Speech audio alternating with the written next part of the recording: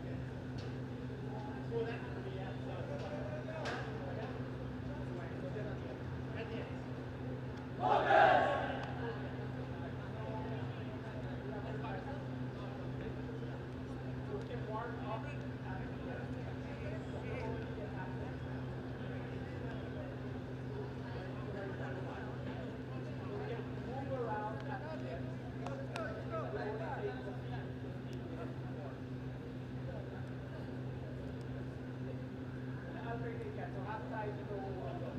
Kasi natin doon sa size na yun. Hindi natin pwede gamitin ito habang ano. Kailan yan?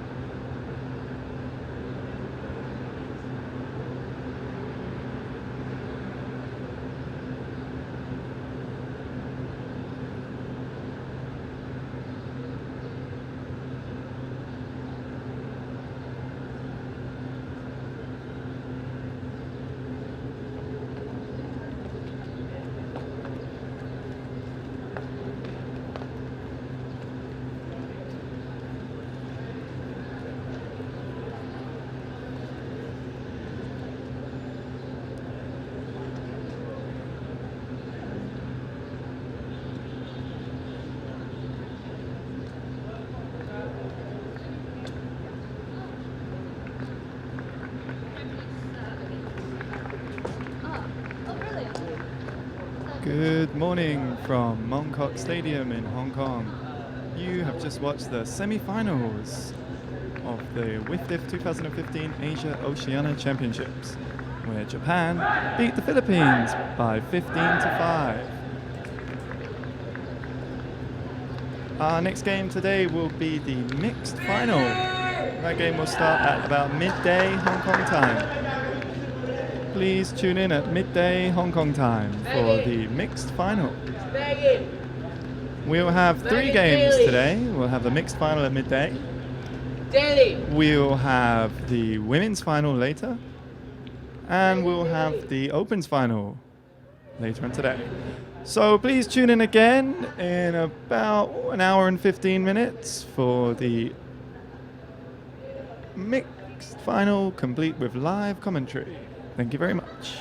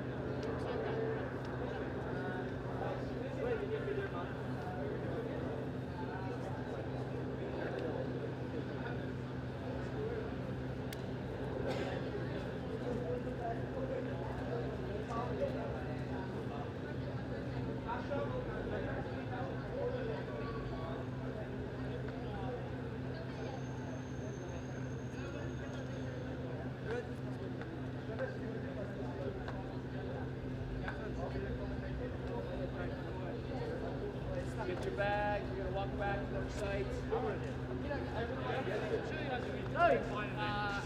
just give it to me at the end of the day. Yeah. But let's go. You guys know how to get I do. Go out.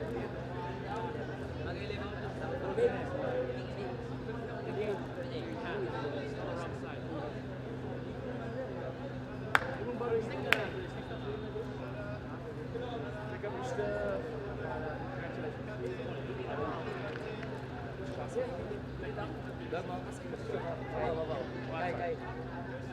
You have to play well, but they will. You will have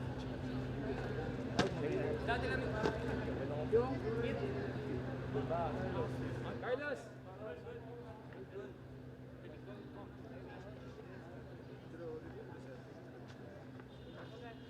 I'll let you know when they got here.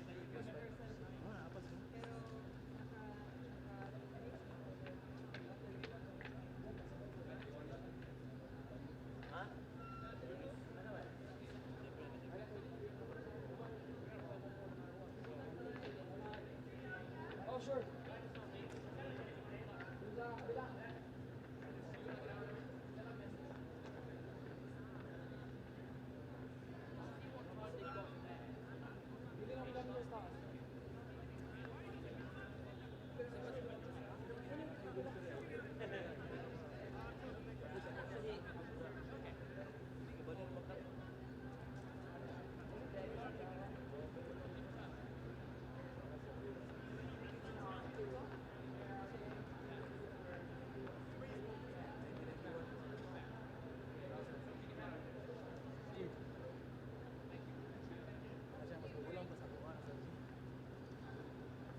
Oo, ilan man. Oo, mga panahon nila. Di ba, ang 1992, mas go sa June 93. Iwan na ta. Go Philippines! Go, go.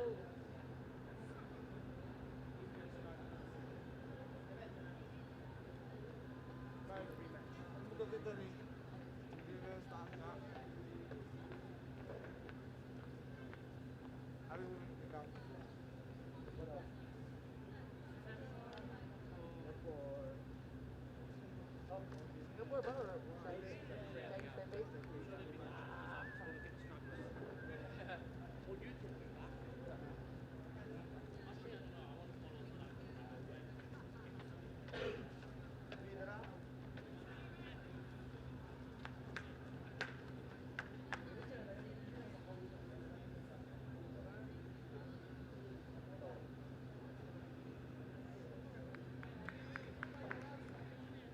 Okay? Here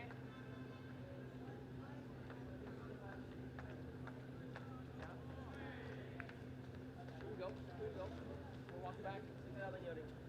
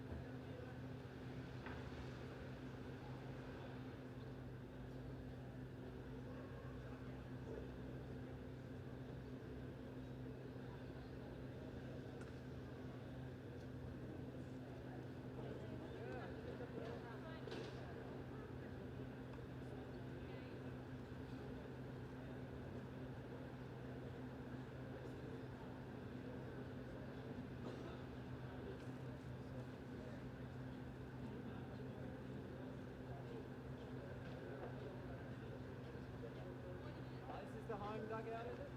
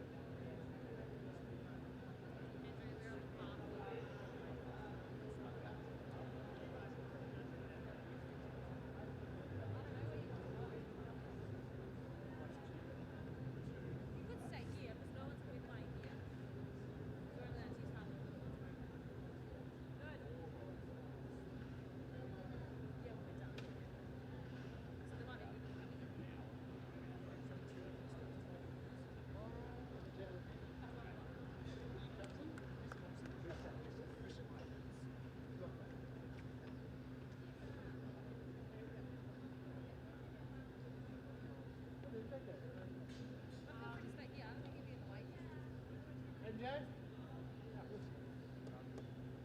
Good job.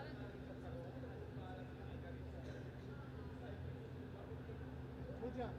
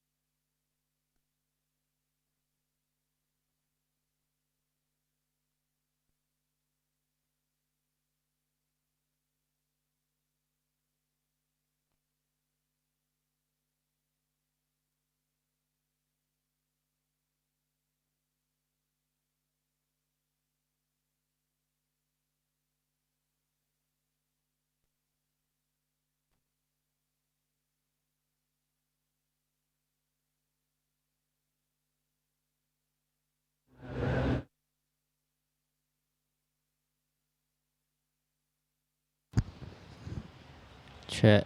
Check 1, 2. Hey.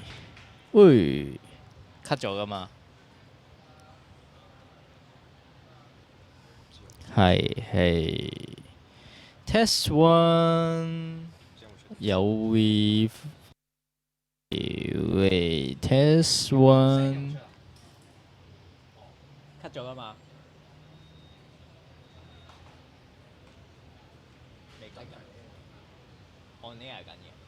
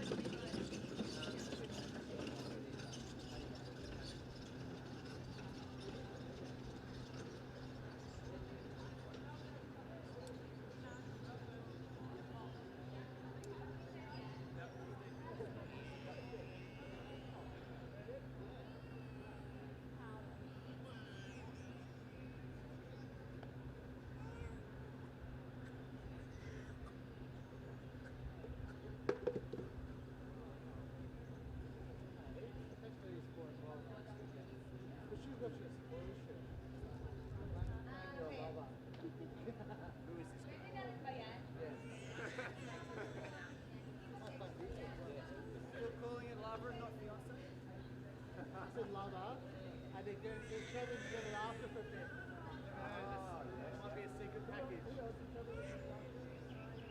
yeah, what was the other one?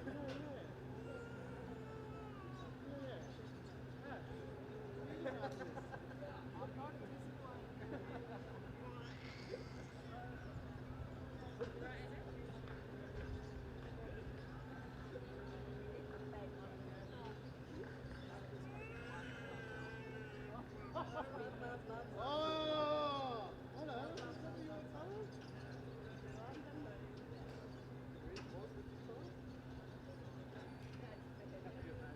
I like food.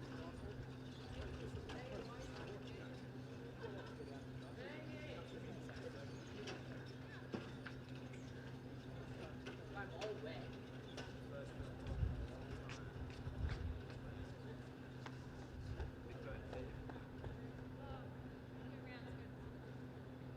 There's toilets just there.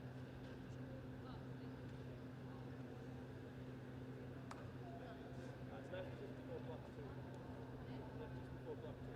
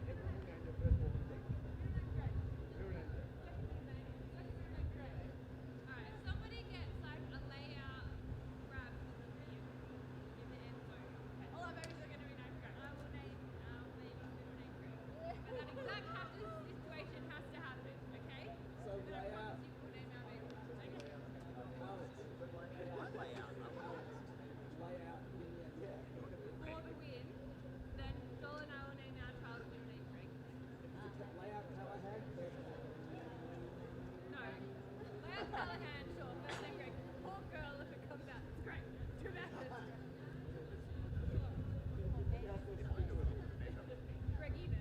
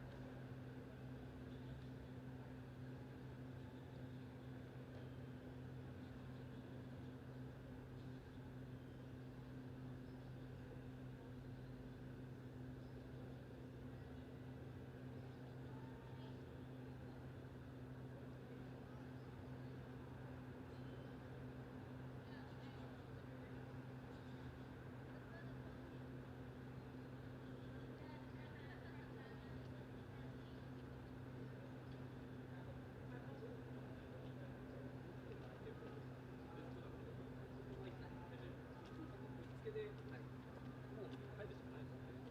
ホテル近くだと。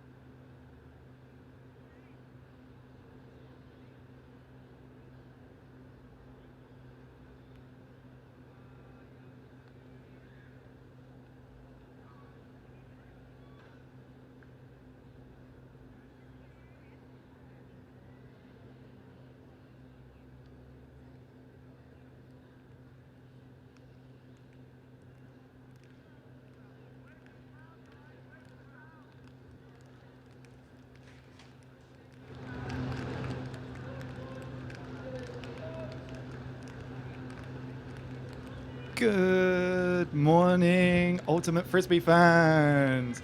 Welcome to Mongkok Stadium in Hong Kong. We're proud to present to you live coverage of our mixed final for the Wfdf 2015 Asia Oceania Ultimate Championships. My name is Connor Quigley, and join with me in the commentary box right now is Jared. How you doing, Jared? Hey, I'm doing great. Thanks for having me. No problem, anytime. So, Jared, our game coming up today, going to start in about 3 minutes, is the Australia mixed versus Philippines mixed. What are you expecting to happen here in this one? To be honest, the biggest question going in, and probably the thousands of fans who are watching right now are wondering, is where is Japan? That's probably the biggest question right now. Yeah, totally. Philippines took out Japan on Universe Point in semis, call an upset. Other folks did predict that happening. It was a fantastic game, so we do a final of Australia versus Philippines. Both teams have a decent amount of international experience. This is going to be an absolute battle. Yeah. Well, you're right when you say that. Australia were hotly tipped favourites coming into this one, and everyone had their eyes on an Australia-Japan final, the way the pools worked out. But now we've got the Philippines here. So you can see the players on the field now, just going through their last-minute warm-ups, prayers, getting ready for the game ahead. The weather here is very hot and sunny. It's 24 degrees here in Mongkok Stadium, not a cloud in the sky. We'll be using the far field this morning for this game. Jared, do you think that gives us any advantage for one team over the other with the weather conditions here? That's a good question. I have no idea. I know, talking to some of the Philippine players, they've been really bundled up, thinking this is absolutely freezing. The Aussies are in summer, so maybe they're in summer, right? Yeah, they're just coming in summer down in the Southern Hemisphere. So they probably think it's cold too. No advantage. I think this is a wash. Okay, so you can see Australia taking 7 on the line here. Philippines just getting their way onto the line. Our game is scheduled to start at midday, and we're running by official Wfdf rules. We've got a 100-minute game. That's a game to 17. Halftime will be called at 9 points. There's a halftime gap here of 55 minutes. Those of you not familiar with the halftime cap, that means once 55 minutes are played, if we haven't had halftime, we finish the point, we add 1 to the top score, and that becomes the first team to reach that total, takes half. We don't use the halftime cap very much in Asia, but I am a definite fan of it. I think it's a lot fairer than other time cap formats that I've seen used for halftime.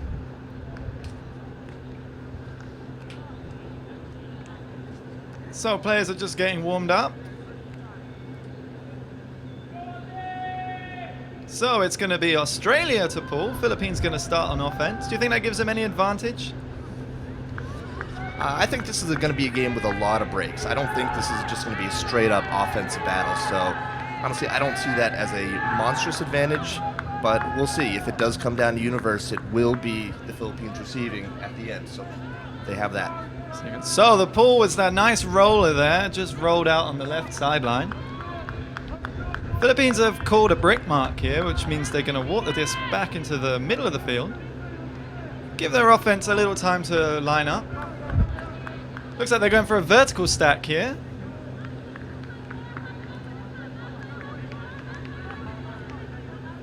Oh, they're taking it from the sideline, okay. So Handler's just looking to swing it back into the middle of the field.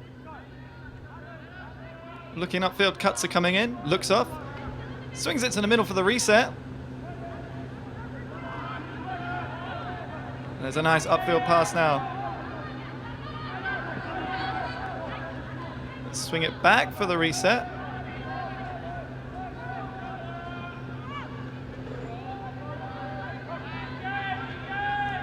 There we go, finally getting their cutters free. And there's a nice hook, number 5 is under it. Oh, and a nice catch for the score. There's a lot of patience there by the Philippines. If they are able to take that time, they will have a lot of open folks there. But if they begin to rush it, they might find some trouble dealing with these very tall Australian players. But that was a beautifully played patient point there.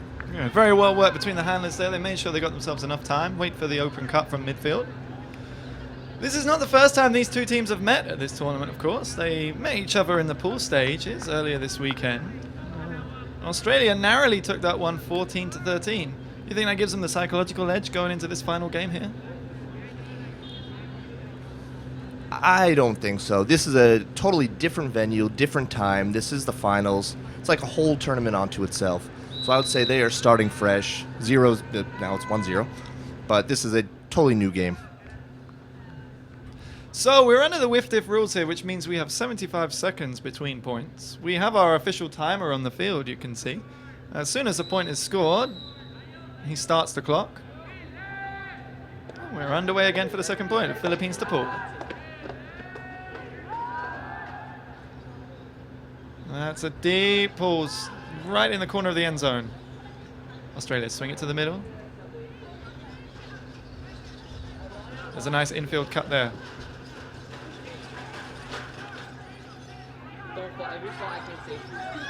Oh, there's a very lofty stump swing there.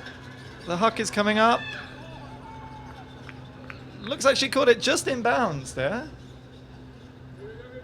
Players on the field discussing. Oh, and they've ruled that was out of bounds. That was some good spirit there, Jared. That's great to see. And this is WFDF, so those of you who are maybe more familiar watching Ultimate States will see there aren't observers either in the WFDF. There's a system they used in Lecco, which was remind me what that was called. I think you're right. We'll come back to that in just a minute. The huck's gone up, and there's a great D there by the Australians. Philippines were looking to advance that disc really quickly there. But Australians just got back and managed to knock that one out of bounds there. Yeah, in Lecco for the 2014 Worlds, they had 2 observers on the sidelines here. But for Wfdf rules, the players are totally in charge of what's going on. And this has been a very spirited tournament. It's very spirited. It's been great to watch. Hard battles, body to body, fun, hard running, but very, very spirited. So Australia, they're just looking for the upline cut. That one just got away from them and went out of bounds on the sidelines. So Philippines will start the disc. Looks like J-Lo's going to pick it up on the sideline. He's looking for a nice upfield cut. Oh, there's a call on the play. Players have 45 seconds to settle any disputes that they might have.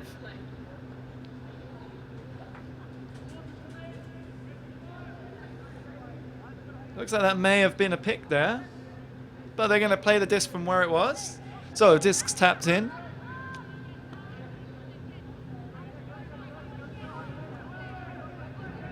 So swing back into the middle of the field now. Nice upline cut.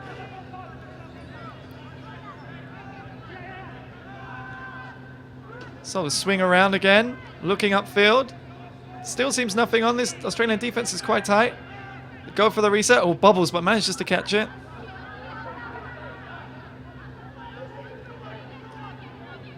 There's a nice bid on that, but Will manages to bring that down. Quick pass to J-Lo, quick give and go.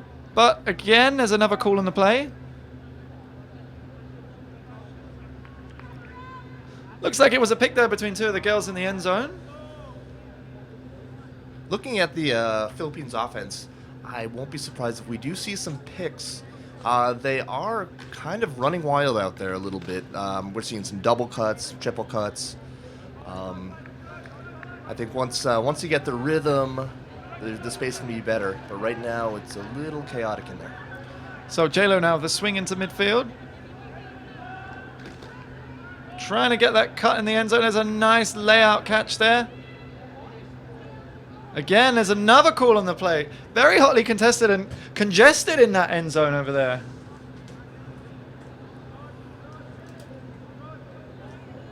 So again, the players on the field have 45 seconds to work it out. Try and discuss the infraction, see what's going on. Philippines will have the disc about 2 meters outside the end zone. That line you can see there on the screen, that's the Australian end zone.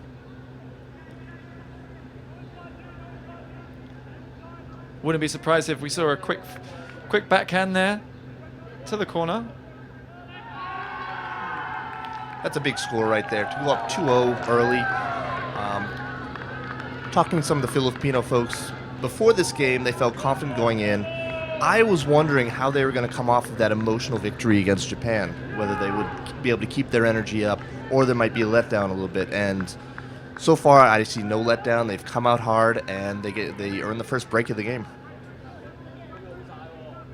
Philippines, I'd say, definitely the more favored team here by the crowd. We do have rather a large crowd here underneath your TV cameras. The stadium has slowly been filling up during the day. Of course, we've had other series of games going on at the field across the road here. Thanks to the unique setup here at Hong Kong. We're using the Mongkok Stadium just exclusively for the finals. And our other games will be held at Tang Tung, which is just across the road here. So, no, quick head count. Just looking at the fans below us, I'm seeing about, what do you say, about 1,500, 2,000? I guess, yeah, it's kind of hard to tell. This stadium is starting to warm up now as the sun beats down upon us. So Philippines are going to start on defense now. They're up a break.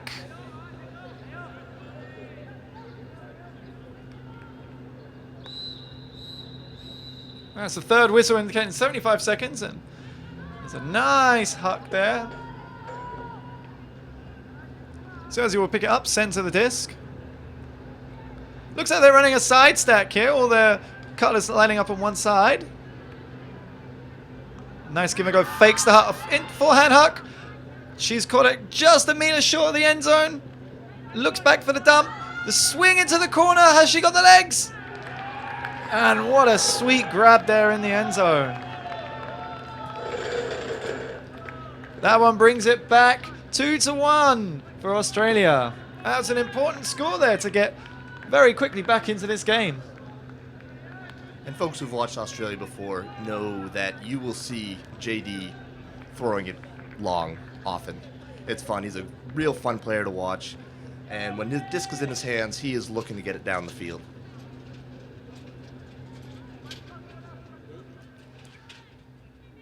Yeah, so Australia tend to use their physicality a bit in these games. They're certainly quite a big, strong team, and they have that height advantage over most teams going into this tournament.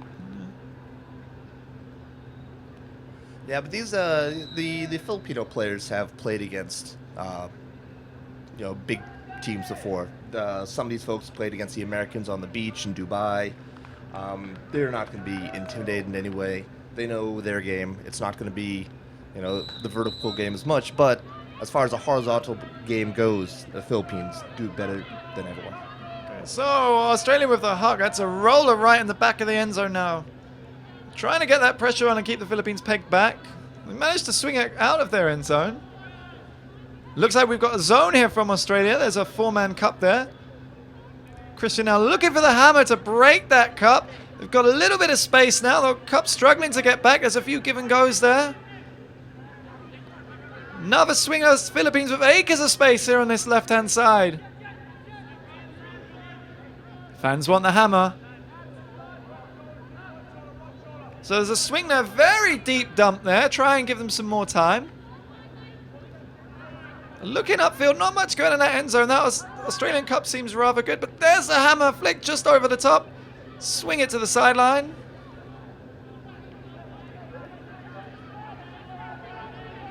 There's a crash coming in the cup now. Australia not picking that one up.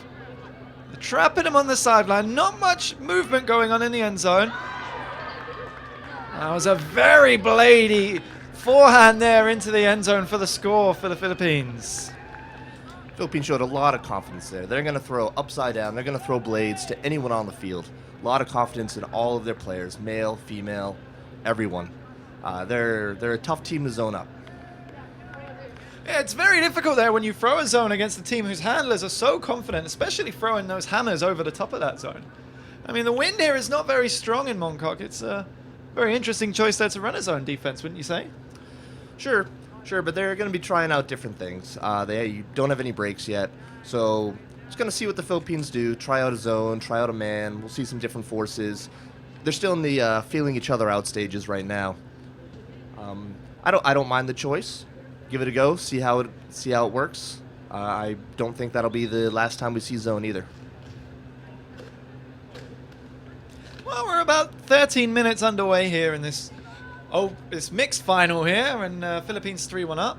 They're going to be pulling now. Let's see how their defense matches up. We just saw a zone from Australia. Well, the Philippines going to bring to us. Let's find out. So the wind up in the pool. That's deep into the heart of the Australian end zone now. A couple of swings just reset into the middle, looking upfield. Looks like they got a vertical stack going on. There's a lot of movement there from Australia.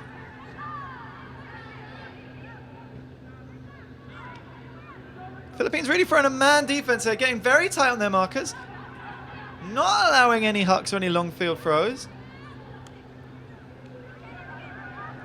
Jello there though, good straight up forcing Australia back into the middle. The handler's having to do a lot of work here. Oh, and it was just thrown away. Bit of a miscommunication there. J-Lo picks it up, pops it straight deep. Oh, and Australia just got back to cover that one. Was that an example of the physicality we're talking about earlier? Yeah, they're not going to want to be floating too many discs with these big trees of the Australians running around like that. They're really going to want to put a little bit more juice on those hooks. It's a very interesting choice, though. Oftentimes when you get the turnover, you do look deep, trying to get a quick score, a quick break. On that occasion, I guess there was two men covering the Filipino receiver, and just got beaten to the disc there. But I like it. I like the aggression, showing a lot of confidence early in this game. So Australia walking it back up to the goal line.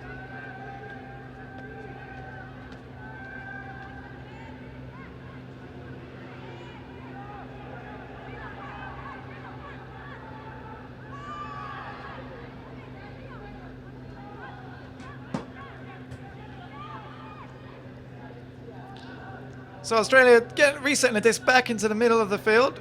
There's a nice flick up the line. Quick dump there. They're looking for the huck. It's gone up. It's 2-on-1 now.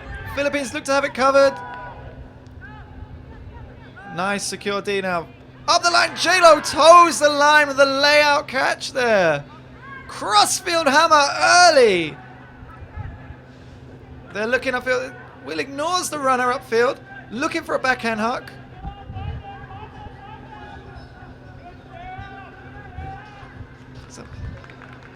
And there's a timeout call from the Philippines there. Good decision, wouldn't you say, Jared? Yeah, nothing wrong with that at all. They got the disc near the end zone. Calm it down a little bit. Yeah, that's a fine choice. So for our timeouts in this game, each team gets 3 timeouts during the game. You can only take 2 each half. Timeouts last for 2 minutes. Our timekeepers there will blow the whistle after a minute and a half, just to remind the players to get ready back into the game. And after 2 minutes, our players get ready on the line. Of course, with Ultimate, it's unique to most sports. Timekeeper's more just of an advisor. Players are under no obligation to follow the timekeeper, but we have it there just so we know what's going on in the game. It's quite a unique situation to Ultimate, wouldn't you say, Jared? It's great. I mean, that's one thing that makes Ultimate the sport that it is. A lot of responsibilities on the player. We're not worried as much about penalties, referees, any of these things. It's up to the individual players to referee themselves, to behave, to keep the game fun, flowing, and exciting. And that's why we love this game.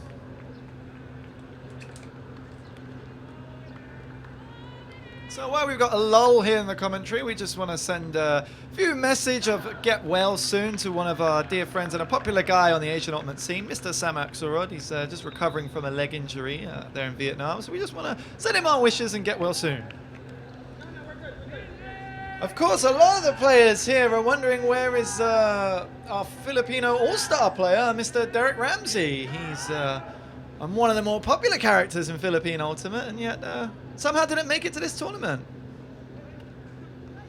Could be filming a commercial somewhere, movie, TV, working on his next single. Well, we wish he was here and hope he's watching and supporting the Filipino team wherever he is. So the offense are going to line up first here. They're just trying to work out their vertical stack. Staying just short of the end zone there. The Australians are going to wait for them to get all ready, and then they'll set up the defense. Then we'll tap the disc in and we'll get underway.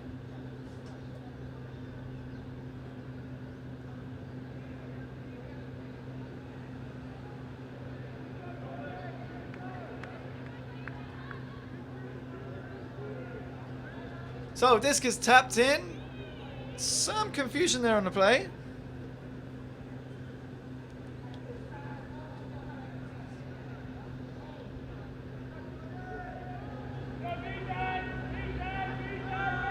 Nice upfield driving pass there. JLo's making the handler cut. Oh, and what a layout D there from the Australians. That's going to be a fun matchup all game. J-Lo and JD, these guys know each other very, very well. Yeah, J-Lo, having played with the Australian team in a few tournaments past, they'll be very familiar. He's certainly one of the standout characters here for the Filipino team. They'll be looking to get the disc to him as often as they can. So Australia with the turn. Swing back into center of the field. Nice reset. A little driving forehand pass there. First receiver missed it, but it's towed the line. Forehand into the end zone. Oh, and that's just too much for her into the corner. Yeah, another shot by JD into the end zone. You will see more. Anyone who's actually taken a look at some of the stats from tournaments often will see JD leading the tournament in assists. And we will see more of that.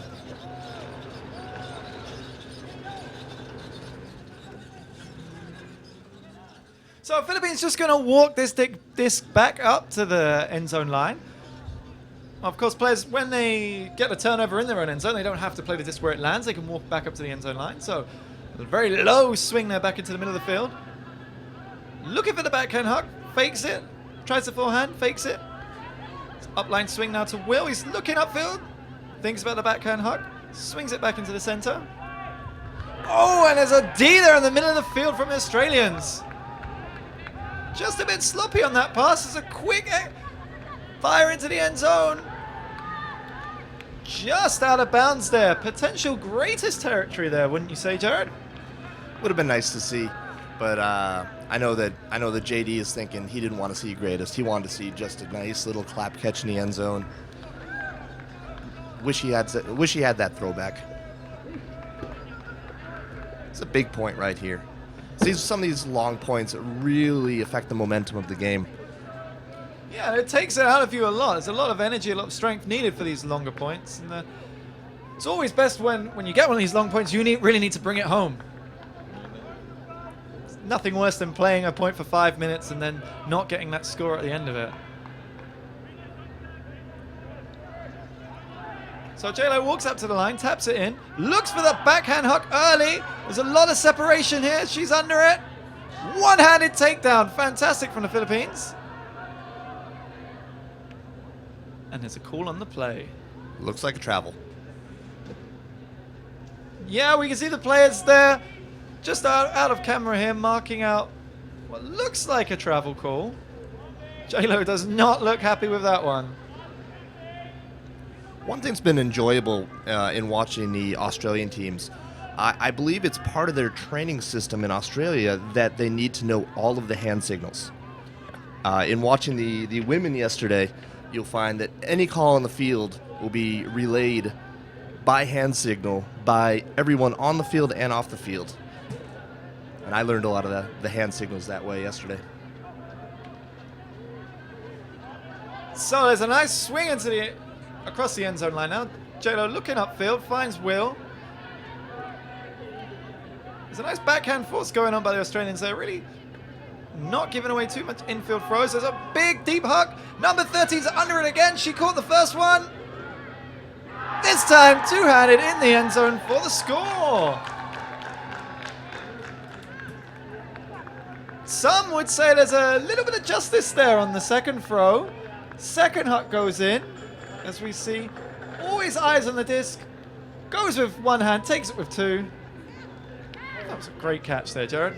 Yeah, it's another break. Australia really wanted that point. They had a couple shots in the end zone. They are not happy that they lost that one. That's a big point to bring it to 4-1. So Philippines now 4-1 up. Yeah, we know the Filipino team, Ultimate, in generally in the Philippines, is very popular. What do you put that success down to, Jared? Why is it so amazingly popular in the Philippines?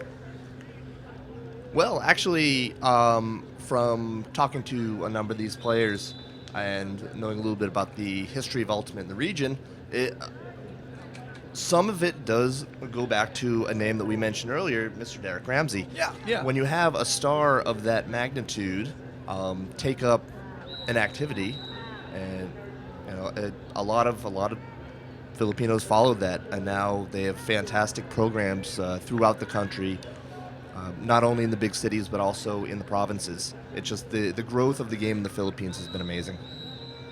Yeah, we know a lot of you watching back home and supporting the Philippines. Let's see how they do in this point now. So it's a nice pull there. Oh, a couple of fumbles there trying to pick it up. Not too worried. Defense is a little slow getting down the field. So reset it back to the center handler. Australia lining up here with two handlers in a sort of vertical stack here. There's a forehand flick. It's going up. That was like a laser. And that was another shot to get a D by the Philippines. But they didn't get it. Australia holds. An important point for Australia right there. That was a great vision there. A comfortable catch there in the end zone. Australia slowly trying to get their way back in the game. That's 4-2 now for the Philippines. Australia's still struggling moving the disc up with medium range throws. They're swinging, still not seeing anything, and they're just being forced to try to go up over the Philippine team. Sometimes it works, sometimes it doesn't. But they're struggling in the middle of the field right now. They're going to have to correct that if they're going to want to keep holding on offense and get those breaks back.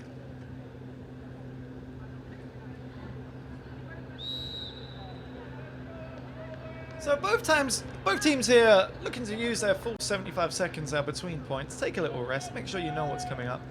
It's always important to make sure you know who you're supposed to be marking when you're on defense.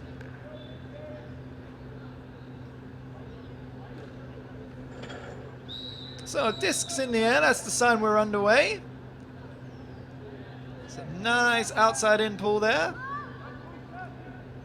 All Philippines just missing the roll. So they'll dump and center it back into the middle of the field. Australia here with a kind of arrowhead zone now. Not really picking up player for player, but sort of trying to shut down that space, forcing those hammers over the top, but Philippines seem quite comfortable to do that. There's a nice grab there in the corner.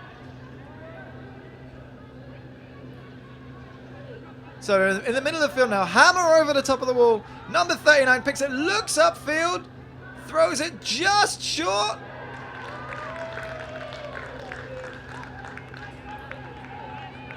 She was just short of the end zone there, but managed to look up, find a teammate in space, and that's another score for the Philippines. That brings us 5-2 to the Philippines. Australia changed up their zone there, trying to find a way to stop the Filipino team right there. Not finding it yet.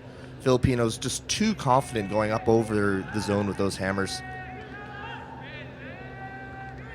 Australia's going to have to find a way to stop that if they're going to break during this game. Well, we're 28 minutes into this game now, and it's a long while to go, but you think with Australia being 3 points down, they're going to have to start getting some breaks early before very soon this game could run away from them. Just underneath it, I'm taking a look. The Singaporean women are just arriving right after this game. We're going to have the women's final between Singapore and Chinese Taipei. Very much looking forward to that one, too. Yeah, we have that one coming up straight after this game, and later on this afternoon we'll have the Opens final between Japan and Australia. So it's a very lofty pool there. Gives the Filipino defense time to run down the field and put on that pressure. Australia seems to be in no hurry to pick up that disc. Oh, complete lack of communication there. The cutter went deep, the throw went short, and it was a D from the Philippines. Some Australian players still struggling to get back into position. J-Lo now looking in the end zone. Hammer there to Will. Will catches it about 1 meter short. Sees the dump cut from the front of the stack. Number 30's looking. The lady coming from the corner. That was very low. Did she get it? The players will discuss. It seems inconclusive whether she caught it or not, so they send it back to the thrower. There's some points where you just know you're not going to agree. Send it on back. Do it again. So disc gets tapped back in. Swings across for the handler. J-Lo's going for the corner. Gets looked off once. Will has it. J-Lo's coming straight back for the disc. Dump it off again. There's a swing to the corner. She was completely wide open there.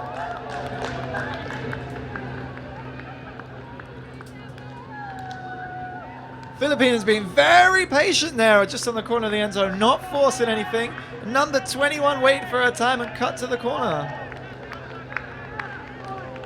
And looks like Australia's going to call timeout here. This is a game to 17, so there is a lot of time to get back into this game. But if Australia doesn't find the offensive rhythm that they need, this could begin to get ugly. Just while we have this halftime break here, we're just going to give a little hello and a little shout out to all our friends from the Hong Kong Frisbee community all around the world. We know we've got people in the States watching us. We'd just like to give a quick shout out to Grant and Christian Frankie. We know they're watching at home with some of their mixed teammates, and they were very, very popular here in the Hong Kong Ultimate scene. And we wish them the best and hope they're enjoying this final. The Hong Kong Ultimate Players Association has put together a fantastic tournament this weekend. We've absolutely enjoyed it. Great venues, great organization, great social events last night. This has just been a great weekend, and we're going to have some great finals today.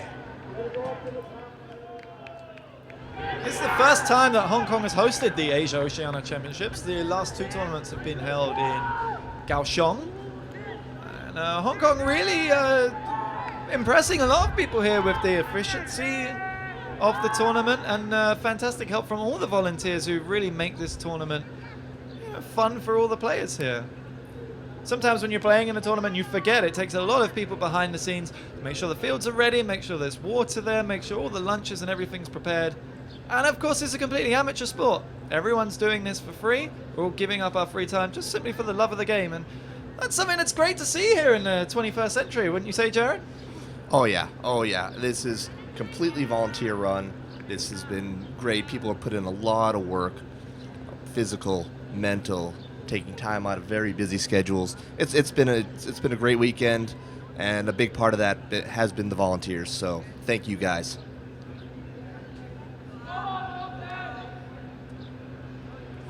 So it's 6-2 to the Philippines to Paul. Let's see what their defense line has in store.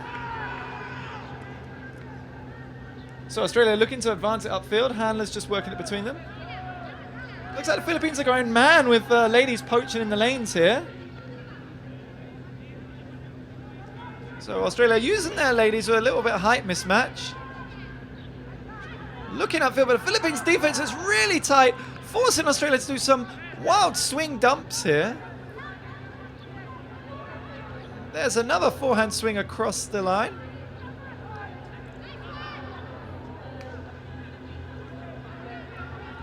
So Australia now 5 meters outside the Philippines end zone. Centers the disc, quick reset here.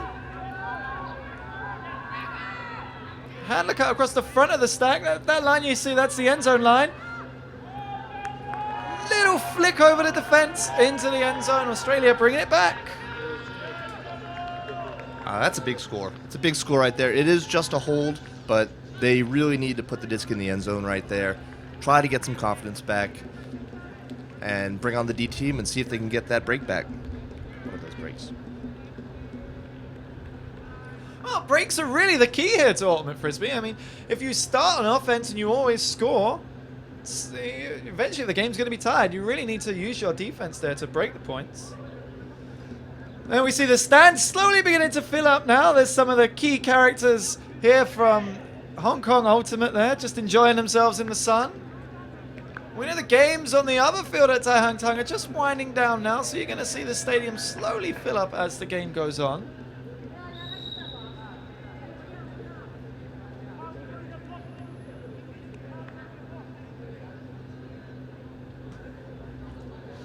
So we're about 35 minutes through this game.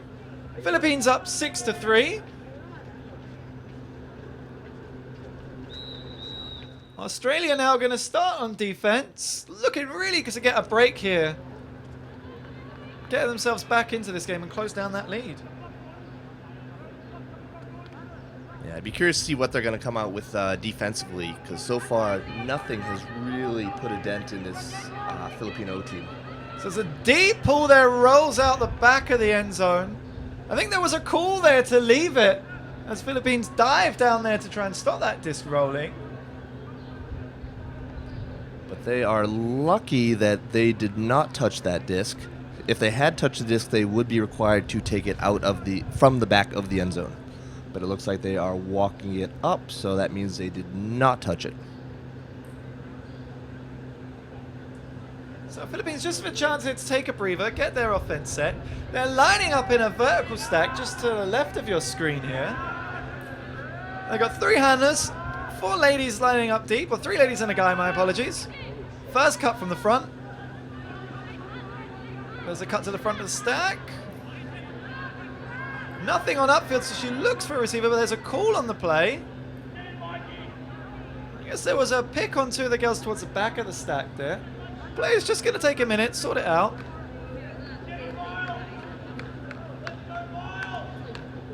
Just discussing what the stall's coming back in on, making sure everyone's ready.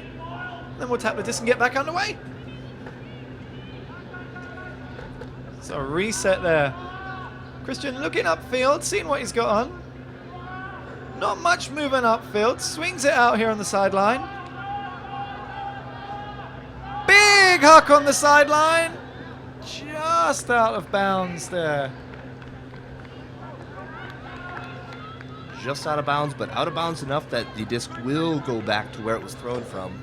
Never did make it to the field of play. So Australia will be playing with a short field. Yeah, this is a big advantage here for Australia. They've really got to make this count. So you can see they're going to walk it back up to, I'd say, about 10 meters outside the Philippine end zone now. They'll be level with a brick mark.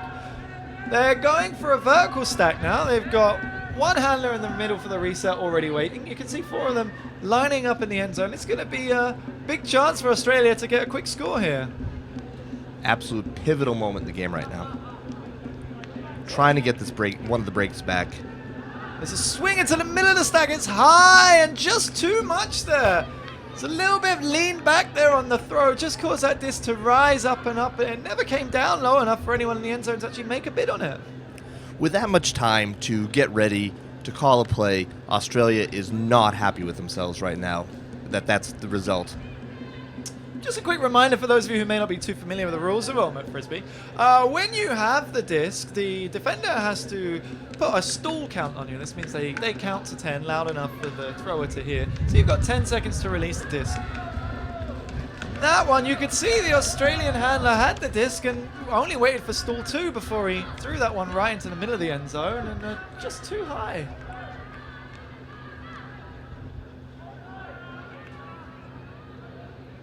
So Philippines going to walk it back to the front of the end zone. They'll get their second chance to play this point. Already cuts are coming in from the stack. There's a quick reset over the defender in the middle. A backhand huck. Again, he never really got a good grip on it, and it goes back out on the sideline. So it looks like we're going to replay this point again. Nice sense of deja vu here, Jared. Yeah, not really the good time. Not really the good type there. Turnovers both ways. Australia is very happy to get this disc back after their last possession near their attacking end zone. So they're going to center it into the middle now, about just in front of halfway line. Looking to reset it to another handler. Again, there's a call on the play here. So we're going to go back one throw.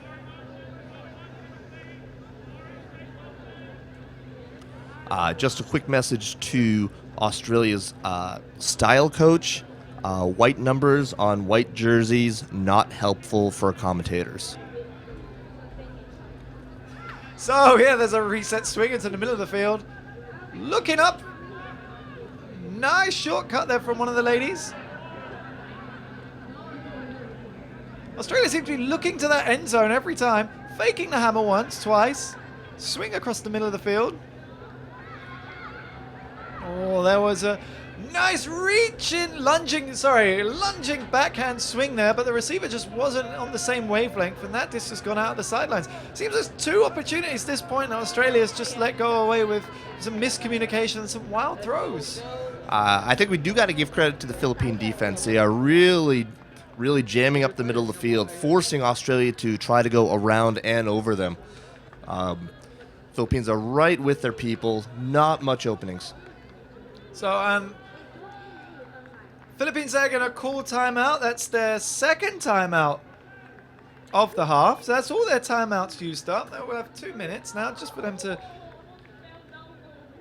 have a little chat and a discussion, get their breath.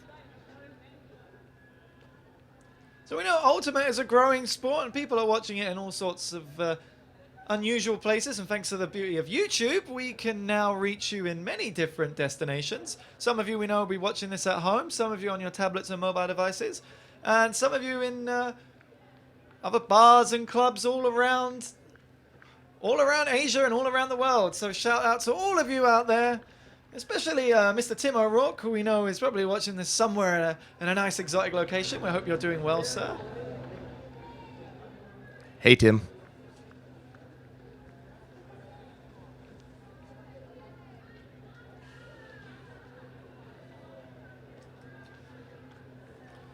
So the weather's really starting to take its toll here. It's about 25 degrees, but out there under that sun, it feels more closer to 30. And you can see some of the Filipino players are already getting a bit hot under the collar there. And yeah, this Hong Kong weather has been tough for a lot of us to adjust to.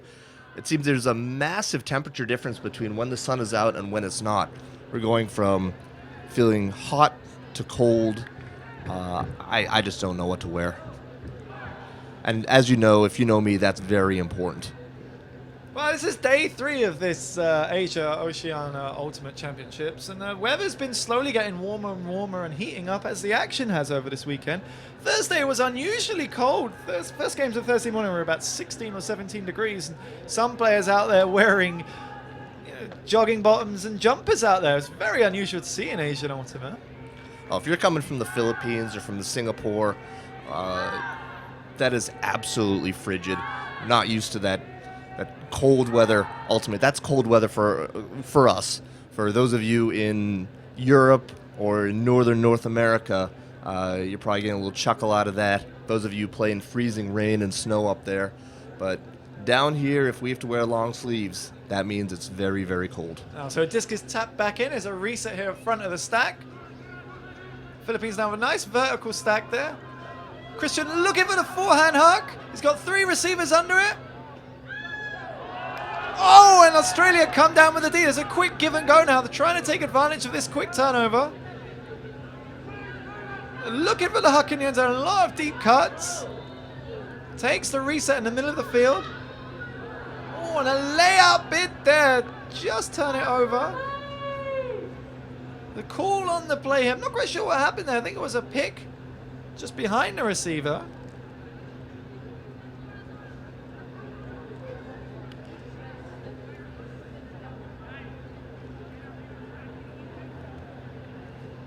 So just to let you know, this is the first of 3 games we have today. Coming up next, we'll have the women's final between Singapore and Chinese Taipei. And our third game will be the open final between Japan and Australia. Open final looking to start off about 5 o'clock. So stay tuned.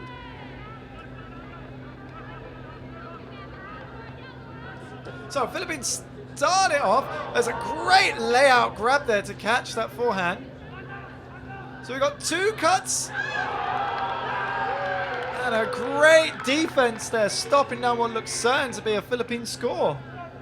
That could be pivotal in this point. This is the 3rd time Australia have had the disc. Just a quick equipment call here. Great sportsmanship there, letting the Filipino defender get himself set. So Australia have the disc on their own end zone line. There's a forehand flick huck. Bit of a mismatch there on the receiver, but oh, there's another call on the play. So that disc will go back to the thrower. Not sure exactly what happened there on that switch, but they are going back, so we will restart it. This has been a very long point. This is another of those important points where Philippines are threatening another break. Australia really wants to put this in right now to keep this close. So upfield forehand there, looking for the deep huck. Oh, it's just fumbled there. Could that be costly for Australia? That was their chance to really advance some yards and get down there towards the end zone. Just a little bit of pressure, maybe a bit of nerve setting in. Never really got his hands on it.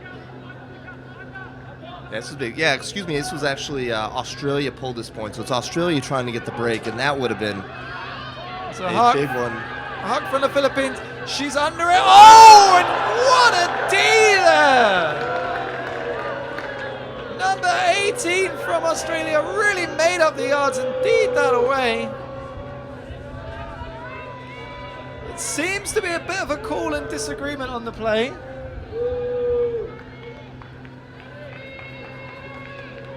Trying to get a replay here. Trying to get a replay on that. See if we can watch that one again. So you can see the huck coming in. Number 5's under it. To me, it looked like she D'd that fair, but we'll see. It as always in ultimates for the players on the field to decide what happened. And it looks like the call was retracted. Great spirit. Some people say, just say foul, just say contest. I'm of the mindset that a little bit of discussion is good. Try to get the other player's perspective on what happened. And sometimes the right call is to just take back the call, say you're sorry, and keep on playing. So Australia get the disc now. There's a bit of a call again going on. I'm not quite sure why. Sometimes when you're watching these games, it can be a little hard to follow what's going on here with players on the field making decisions themselves. We'll try and keep you up to date as much as we can. So Australia have it on their own end zone line. Flick up, gets a few yards. Reset back to the handler. Looking for the long one, nothing on there. Looks again. Tries a backhand, again nothing on. Philippines really tight on their defense. Quick reset now, looking upfield for the forehand. Philippines defender was just too quick to that disc, getting a hand in there and knocking it down. Philippines again with another chance about 15 yards outside the end zone. Goes for the hammer into the corner. J-Lo's under it. That was emphatically swiped down there by the Australian defender. Did have a height advantage, but great positioning there. Yeah, the Philippines are very confident with those hammers. Maybe sometimes a little too confident. So Australia now working it up the field, quickly up to the halfway line. It's a big look deep in the end zone. This just never came back enough. Philippines able to swipe that one out of the air. That's an unfortunate finish for that possession, because that was one of the first times we've seen Australia able to work the disc up the field. And that's, once again, not how they wanted to finish that possession. So we're back with the Philippines now on their own end zone line. They're going to walk it up. So disc is tapped in. Forehand to the front of the stack. Number 25. Little swing dump there. Try and get the disc back in the middle of the field.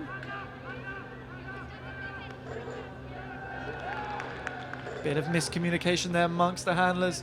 Not quite getting that swing off. Australia now. Back on the sideline. Again looking in the end zone. The hammer goes to the back of the end zone. Oh, and what a layout grab that was. Huge. Absolutely huge. I'm not sure if that one was intended for him.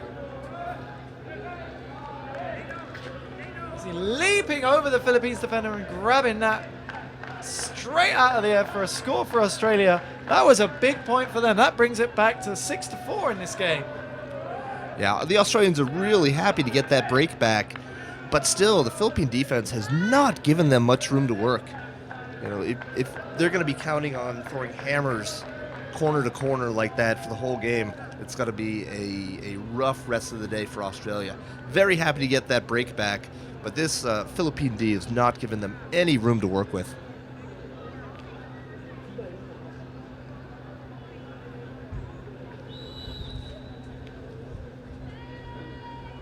So Australia now have a big point, bring this game back to within 2 points. They're going to start on D, and this would be a really important point for them to try and get back into this game. Chants of happy birthday here ringing out throughout the crowd. Just reminds us of what great spirit we have at Ultimate Games. Yeah, it's been great. At Mill Spirits, we had a number of the top Americans come through. It was great to share Asian Ultimate with them, and they all were very impressed by the community that we have within and between the countries here in Asia. So Philippines looking to get back down the field. Send us the disc in the middle. That's a great layout there earlier in this play. Yeah, Australians looking very aggressive right now. Really itching to get back into this game. Up the line now. J-Lo, little bit of space. Give and go with number 6. Looking forward, not much on. Bit of a collision there in the middle of the stack. Doesn't seem any harm done. They're okay to shake hands and get back on with it. So reset swing on the halfway line. Cuts back in. There's a swing dump there around the field. Nice layout grab, but I think that one just went down. So Australia have the disc again. There's a bit of separation deep in the end zone. The huck comes up.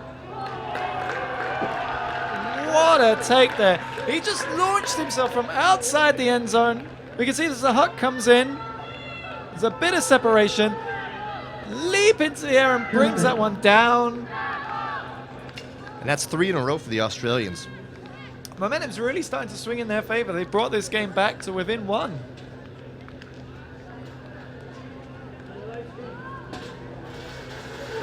And that's another break they just got back. So they're still down 1 break, but a lot of momentum right now. And the Philippines are walking back to the line, heads down a little bit. You know, being on the O team and having 2 just scored on you, it's tough. This is going to be a real challenge for the Philippines to pull it together right here, with the Australians looking very excited to try to get another break.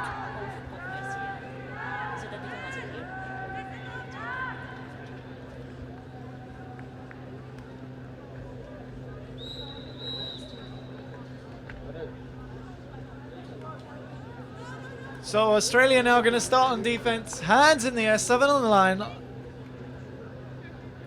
So here's the pull. Nice outside in. Bit of a roll on it. Philippines happy to let that one go out the back of the end zone again. So it really gives the Philippines another time to walk the disc back up to the front of their end zone. Sometimes with a pull, you know, you always want to throw a deep pull down there, put the offense under a bit of pressure, but you can go too deep, Jared, wouldn't you say? Yeah, definitely. Another big point right here. Another big point. Australians got a decent bit of jump in their step right now. very big moment in this game.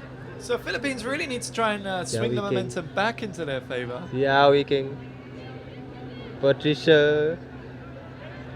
Yeah, we can. Patrick. It's a bit of feedback there from the crowd. We apologize about that. So let's go back to the action. The disc is in the middle of the field. So Philippines on the halfway line now, looking up into the end zone. Oh my God! Oh my God! So Philippines now swing it onto the sideline. Nice driving backhand there. Bit of a lofty pass. Works it up for the score. That was very nicely played on that sideline. A lot of give and goes, a lot of cuts from the inside coming towards the sideline. Australia just not quite able to shut them down. Oh, that's a big hold. Big hold right there for the Philippines. The offense team needed to get a little confidence. They're really happy to get their D-line Now out the there right Aussies now. walk back to the line. Setting up. So we apologize there for the... Thank you for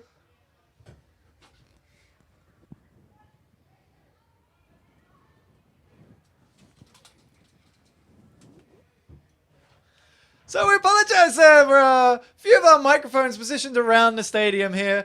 Fans are really keen to be a part of this game, and you can see just at the bottom of your picture there's the Singapore ladies team just getting ready for their final, which is coming up straight after this one.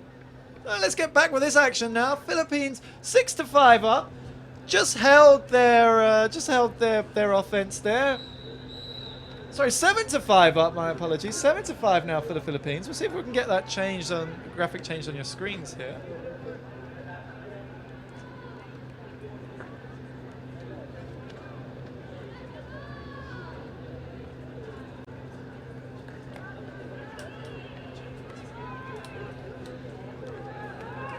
So Australia swing into the middle of the field.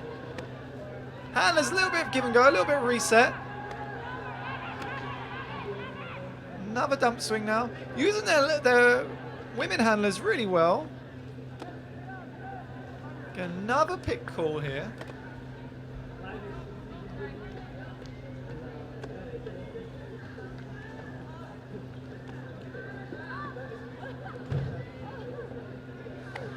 So play restarts. Australia moving that disc back into the middle. A little bit of contact there between the handlers. Not a whole lot upfield right now. Oh, and there's a drop there on a nice upline. That was a low throw there. Australia just not quite able to hold on to it. Gives the disc back to the Philippines. What a nice driving backhand there. Number 19 taking that one in the corner. Really the momentum starting to swing with the Philippines again. The Philippine D is not going to give you very much room. So when they do, you have to take advantage. Unforced errors like that are going to be deadly. So Philippines now up 8-5, which we're 55 minutes into the game, so the halftime cap will be called. Those of you not familiar with the halftime cap, halftime are normally at 9 during this game. But as we've reached 55 minutes, neither team has reached 9 points. We're going to add 1 to the top score, and that's going to be half. So Philippines on 8 now, so half is going to be called at 9 anyway. So Australia really need to get back into this game quickly. Yeah, they definitely have the talent to do so, and the athleticism. They just need to find a way to get through this Philippine defense.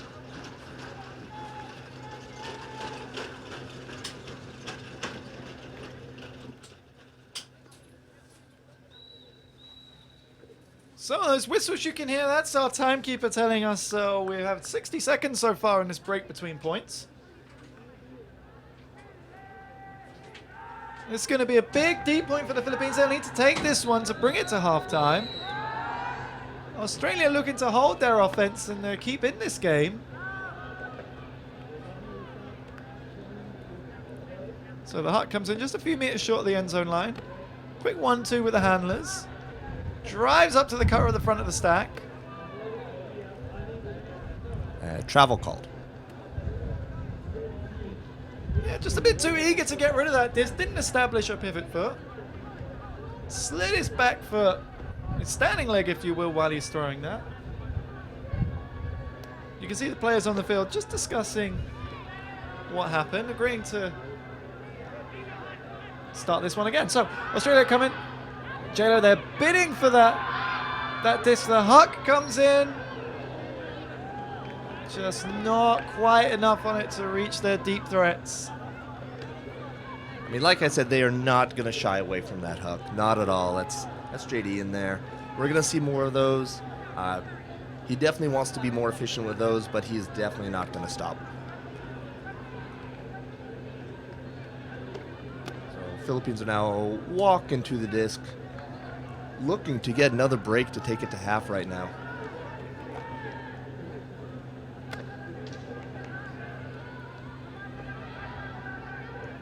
So Philippines just taking their time to get this disc over here. JLo just giving us a few instructions as he walks over to pick up the disc. So you can see they've got two handlers back there, lining up in a very short vertical stack, looking for a quick deep throw. JLo just not taking that disc from the corner. So disc is tapped in. It's forehand huck at the back. Oh, a layout bid there. Fingertips on it, but just not enough to bring it down.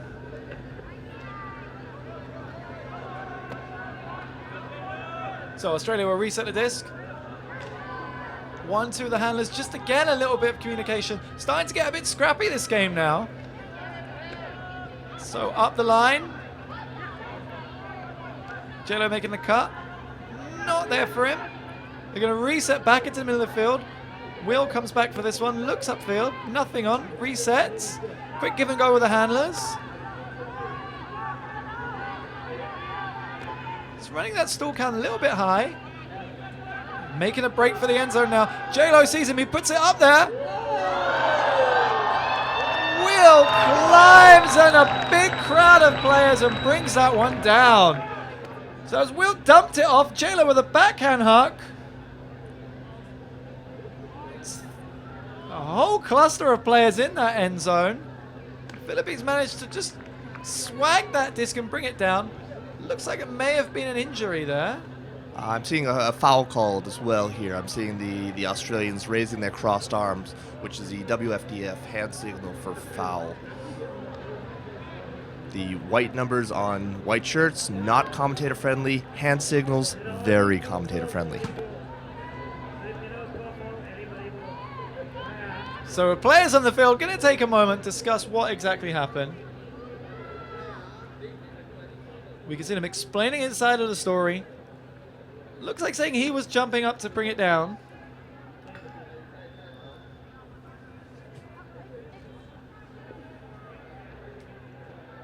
Yeah, that's a big moment right here. Let's see how this works itself out. But this is a great, once again, a great, unique part of our game here, that these players can discuss this on the field, try to find common ground. If not, it will be going back to the thrower. Let's see how this works itself out. So players still, they get 45 seconds to work this out between them.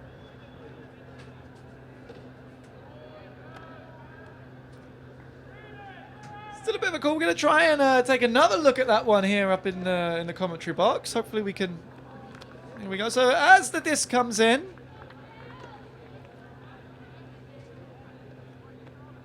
well, it looks like he rose fairly and brought that one down. It was on the landing that there was contact, but it's for the players on the field to decide. We're just observers. It's their game, and they've decided the disc's going to go back. Yep, that's what's going to happen. No instant replay in this game. So, yep, we're going to go back and we're going to get to see them play it out again. The motto, of course, being in Asian Ultimate, the disc never lies. And we'll see what happens after this point. So, JLo swings it. That was just a little bit of a lofty pass.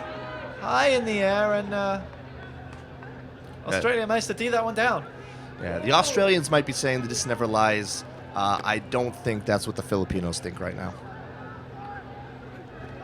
Big possession. Well, everyone's playing with great spirit now. Let's see. So Australia swing it in, and that first throw was just not enough. Another big huck into the end zone. bit lofty and gives the Australians a chance to run back in and make a play on that disc, knock it out of bounds. I mean, I love the aggression, but the Philippines are not going to want to be floating the disc up with all these very, very tall Australians out there. So the crowd's starting to get behind the Philippines. Australia looking to advance the disc upfield. About 10 meters short of halfway now. There's a lot of players close to the disc. Backhand hook comes in. It's 1-on-1 in the end zone. Snags that one down. How key will this play be towards the end of the game? That's huge. That was, with the Filipinos catching what they thought was a goal to take it to half, having to send the disc back, turning it over, and the Australians scoring. That is a monstrous point right there. So that brings us back 8-6 now. Half will be at 9.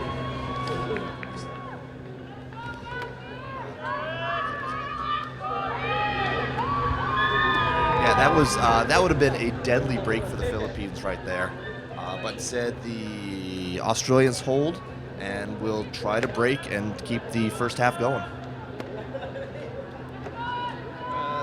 We're about 63 minutes into this game. This is scheduled to be a 100-minute game.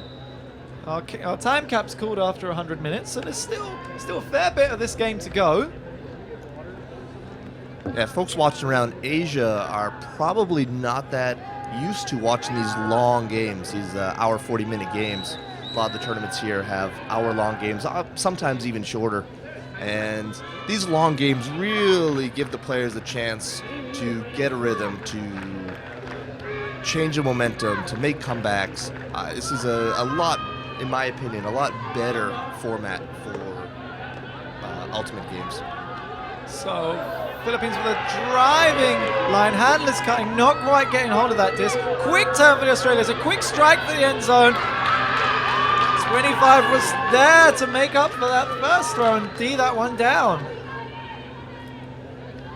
It's funny, right now, both teams are playing to the other's strength, with the Australians putting a low huck out there, trying to outrun the quick Philippines. And with the Philippines, when the Philippines have the disc, they're putting up high floaty discs and trying to go over the tall Australians.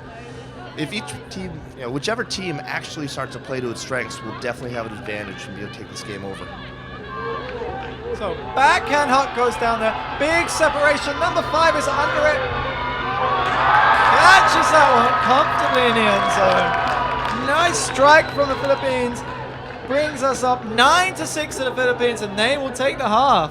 As we watch this one again, 5 reads it all the way, just to hop over the end zone and brings it down. Nice to see a round of applause there from the Australian defender there.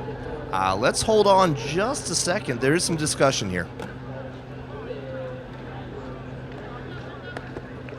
This is coming back.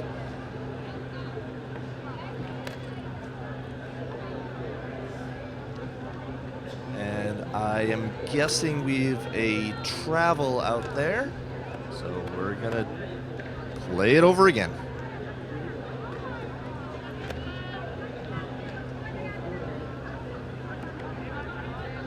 So sometimes in this game you do get these long hucks go in. There can be calls on the play, so we'll go back. It is still 8-6. Philippines have this back again, halfway in their own half. So reset out to the sideline. Another backhand. Number 3 is running deep. Australian defenders chasing. Left-handed snag out of the air, brings it down. Doesn't look like there's a call this time. The Philippines are celebrating. As we watch that one again in our replay, just out of your screens, number 3 just snags that one down, and that will be half time. So, Jared, your thoughts on the first half in this game? Philippines 9-6 up. Australia's shown that they can definitely run with the Philippines. They can go up over the Philippines. They do have to get a couple breaks back, but the Australians are athletic enough that they can get those Ds in there. It's going to be a matter of them trying to set a rhythm on offense right now and trying to work through a very tight Philippine D right now. So we'll have a 5-minute halftime break for the players in the field. And it's our special privilege to bring you a We have a guest up here in our commentary box, the tournament executive for this year's AOUC 2015 Wfdf tournament. I'd like to introduce you to Mr. Michael Su. Michael Su, why don't you come over and say a few words to the fans watching around the world? Hello everybody, hello world, hello Asia. Welcome to Asia Oceanic Ultimate Championships 2015. We are very, very honored that to host this tournament. I feel that everybody is enjoying the tournament. I've been talking to pretty much 20, 30 players, and all of them said everything's running smoothly. We're having fun. The weather is great. Everybody's happy. So I think everything's running well, and hopefully the viewers out there in the world are viewing our finals and seeing how much fun we're having here. So, Michael, you were the executive for this tournament, and I know you put a lot of hard work, a lot of hours trying to bring this tournament to Hong Kong. Tell us a little bit about the story of how we got here. Well, we have a few people to thank, and that's probably Wfdf is probably the first one. They are partners and supporters of Hong Kong Ultimate Players Association, and in getting us this bid to host this tournament. It is a very complicated tournament, and I'm very happy they accepted our bid, because as you know, we go through 4 venues and through different fields, and to have their trust in letting us host is a great honor. So we sent this bid probably over a year ago, and at least we had an interest there at the last AFDF Wfdf meeting, and they asked us, do we want to host the AOUCs at the AOUCC in Singapore? That's probably 2 years ago, and I said, let's do it.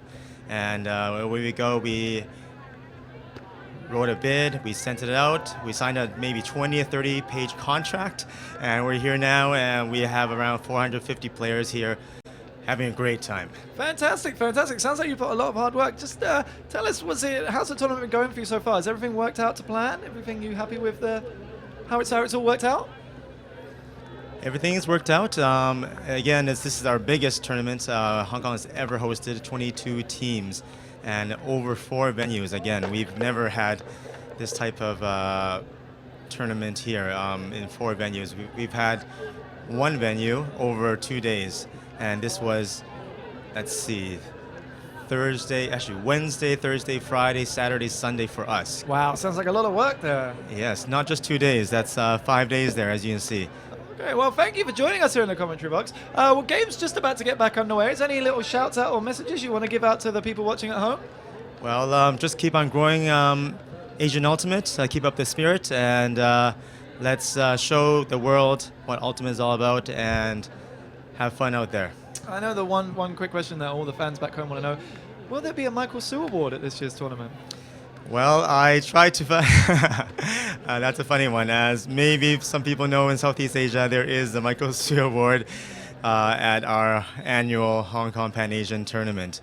But unfortunately, we do have very stringent and sophisticated rules with Wfdf and the government here, and we can't give any awards to me. I'm very sorry. I'm devastated, but everybody else is a winner here at this tournament. I think no matter what you place, myself, I played, and everybody's on my team, and everybody here, 22 teams, they're all winners here. So congratulations to winners to all. Thank you very much, Michael Su, for joining us here in the commentary box. We know you're very busy with your tournament direction, so we'll let you get back to doing what you do best. Thank you very much. Enjoy, everybody. Mr. Michael Su there, the tournament executive for the 2015 AOUC Championships. So we're going to get back underway here in the second half. Australia to start on offense. Jared, your thoughts? We have a lot of ultimate to go here. Australia knows they're going to have to put together some offensive rhythm right here. Be huge for them to go ahead, just hold right now, score this first point, and they really want to get their D-line out there and try to get these breaks back. But they definitely have the ability to do it. We have a lot of the game to go here. So give and go from the handlers now, working out halfway in their own half. Swing, reset back into the middle. Work up the forehand up the sideline. Looking deep, nothing much on. Trying to reset that back in the middle.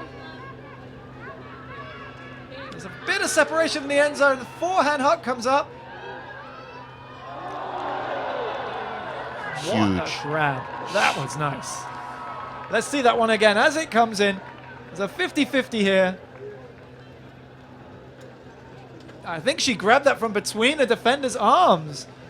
Eyes on the prize. The Filipino defender not quite sure where the disc was. Still trying to make a play on it. That was a big point for Australia. That's a huge grab and a huge throw for JD to get some of his confidence back right there after a few turnovers. Like I said, we are going to see a lot of JD throwing discs down the field. And that's a huge grab and a huge point right now. They are bringing out their D-line, looking to get one of these breaks back and looking to get right back into this game. So that brings us back to 7-9, Australia against Philippines in the final of the 2015 Asia Oceania Mixed Championships. So Australia really trying to get back into this game. They're going to need a break or two on this, or a break on this point, certainly.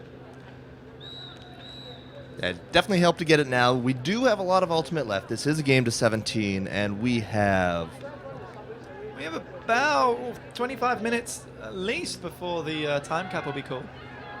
We got a lot of time left, but Australia's gonna have to break pretty soon. So Philippines get the disc back just in front of their own end zone. Straight up force being applied here by Australia. Swing out towards the sideline. Bit tight there for the handler dump cut.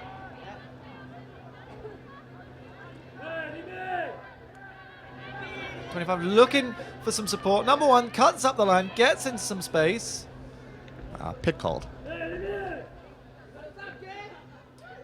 Something a bit further up the field, just outside of your screens here, someone in the stack.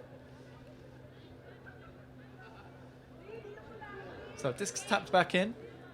Philippines not much available upfield. Handler cuts back in for it. So there's a lofty dump there into the middle. Backhand hook with momentum. 21 is going for it, just too far for her, and that just rolls out the sideline. Both teams seem to really like sending it deep to their women. And they should. Both teams have very strong, athletic women. And it's exciting. Mixed, it's another unique aspect of Ultimate that the mixed division is on par with the single gender divisions as well. That we can have this exciting of a mixed game really says a lot about our sport and is another reason why we love it. Of course, it's that spirit of the game that keeps us all coming back now. So Australia really looking to capitalize on this turn. Swing back into the middle of the field. Returns it back to the sideline. Big backhand hook. 2-on-2 here for underneath this one. Everyone seems to miss that one, and it goes towards the sideline. Big Philippines contesting the tall Australians in the air game. That is a huge D right there. So Philippines take the disc, center it back into the middle of the field. About halfway in their own half. Swing back to the middle, reset the count. Looking upfield. Nothing much on, takes the sideline dump. Up the line. Fakes once, fakes twice. Not many options. Oh, lofty. Very tight D by the Australians all over the field. Not many options to work with. Lofty swing there. Couldn't quite bring that one down. Seems to be a call on the play over here. I'm looking to the Australian sideline for a hand gesture, not getting anything right now. Certainly a stoppage in play. You can see the Australians walking the disc back to where the throw was.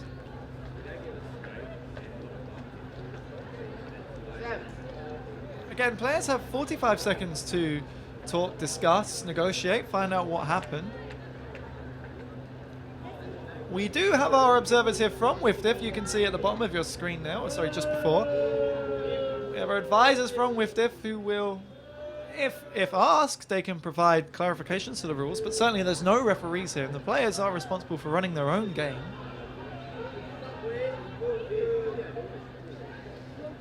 And actually present in the stadium today, we also have Patrick Vanderval, who is the Spirit of the Game director of this tournament, and I'm not sure of his official position, but for me, he's Spirit of the Game guru. Really showing that this is a very important part of our sport.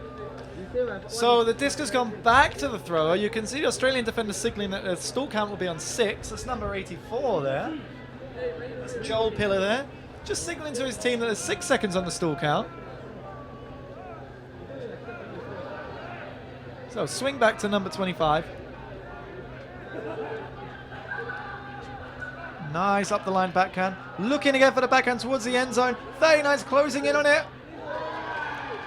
Australian there just managed to get the D. Little fingertips on it. Lobs it over the oncoming Philippine offense. Yeah, it was a great effort by the Australian defender to get right in there. We are looking at another call, though. You can see just outside of your screen to the left-hand side, you can see Australian players have stopped moving on the field. Looks like a foul call. So foul on the thrower. That's going to go back. Players return to their positions they were at when the foul was made.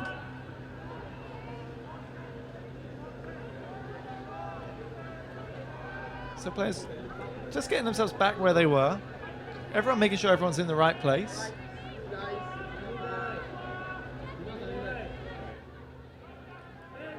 This just adds what you said earlier about jersey design there. White on white numbers is really not easy to see. And the Philippines will call a timeout. That's their 3rd timeout of the game. So Philippines using up all their timeouts now. Again, each team has 3 timeouts for the whole game, but can only use 2 in one half. So we're about 80 minutes into this game. We've got 20 minutes left. We'll take a 2-minute break here. Yeah, nothing wrong with this timeout call. Settle the offense down. This is still a close game. Definitely a close game. They want to make sure that they have the right offensive set right now and try to minimize chaos. Try to get something set, ready to go. Meanwhile, the Australians are really itching to get this disc back, trying to find a way.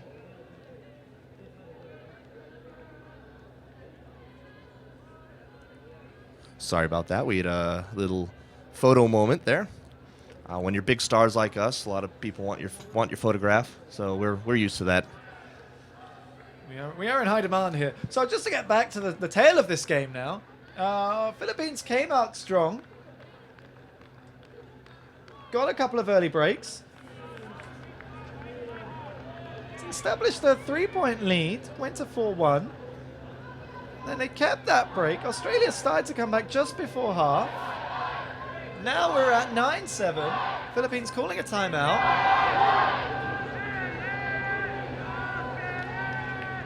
What do you think Philippines are doing here? Are they discussing a set play or just trying to get their momentum back? It's definitely a little bit of both. You're going to want to come out of the timeout knowing who's cutting, knowing where you're going with the disc. But also there was a little bit of talk on what they can do if their play does break down or even if they turn a disc over. So they are ready for any circumstance now, but they definitely have a play set right now.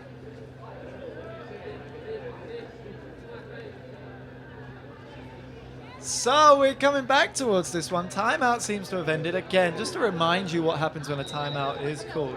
The offense needs to take their positions on the field first. Then the defense matches up against them.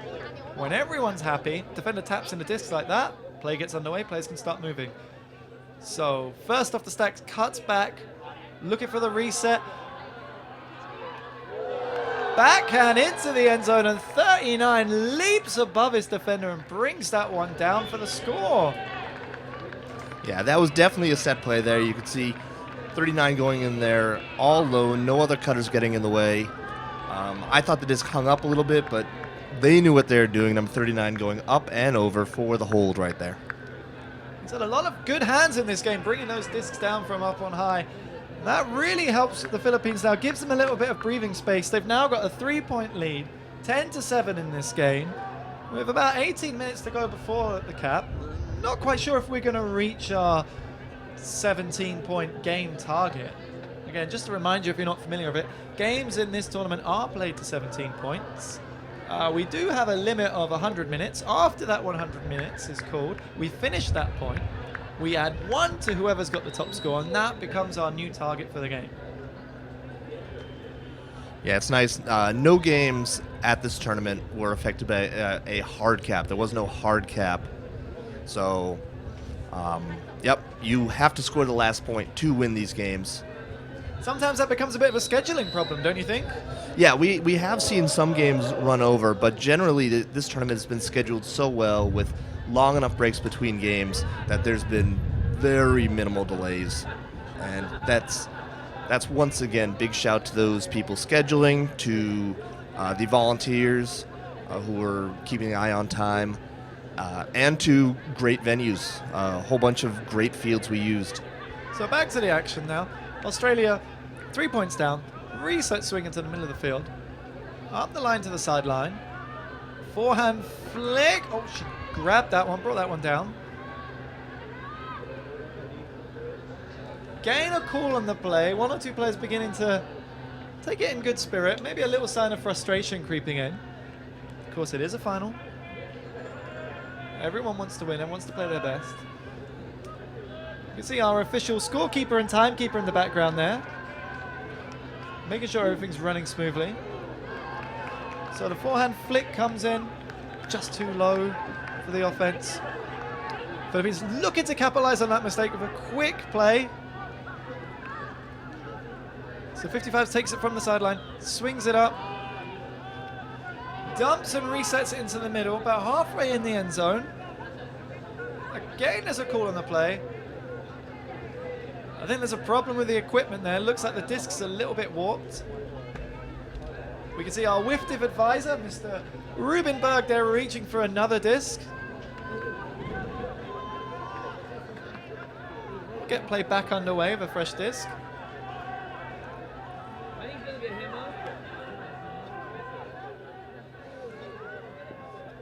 So the swing up the line.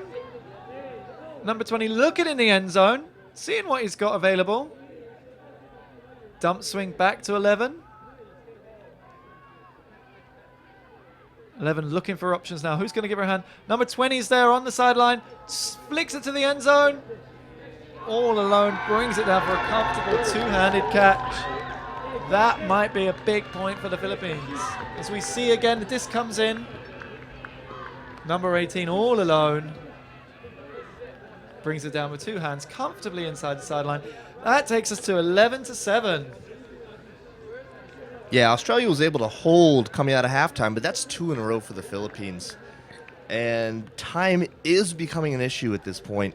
We're at 11-7, and that is becoming a large gap. I think the Australians need to put together a streak very, very soon, or this might get out of reach.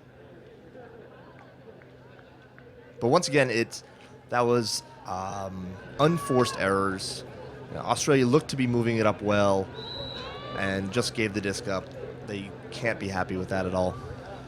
So 4-point lead now for the Philippines. We have about 15 minutes to go before our time cap's call. We can see just at the bottom of the field here, just outside your picture, we can see the Chinese Taipei and Singapore women's teams just beginning to warm up. They'll be playing on the field just after this game is finished. That's scheduled to start at 2 o'clock. So it's 2 o'clock Hong Kong time. Yeah, I'm really excited for that game. Chinese Taipei did beat Singapore earlier in the tournament, but like I said, this is finals. It's a brand new day. So Australia take the disc now just in front of their own end line. That's a scuba there for the dump swing. Looks like a little bit of collision there. Swings it back to the handler. Looking up the line, not many cuts. Australia being patient, swinging it across the field. Quick give and go with their cutters there.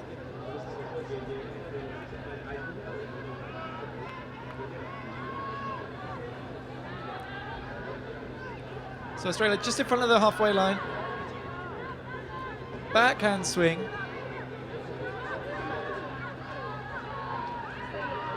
So working it very patiently. Philippines is having to try really hard to keep up with them on defense. Looking for options in the end zone now, about 15 meters out. Swings it to the middle. Looking for cuts. Nice high release forehand flick there.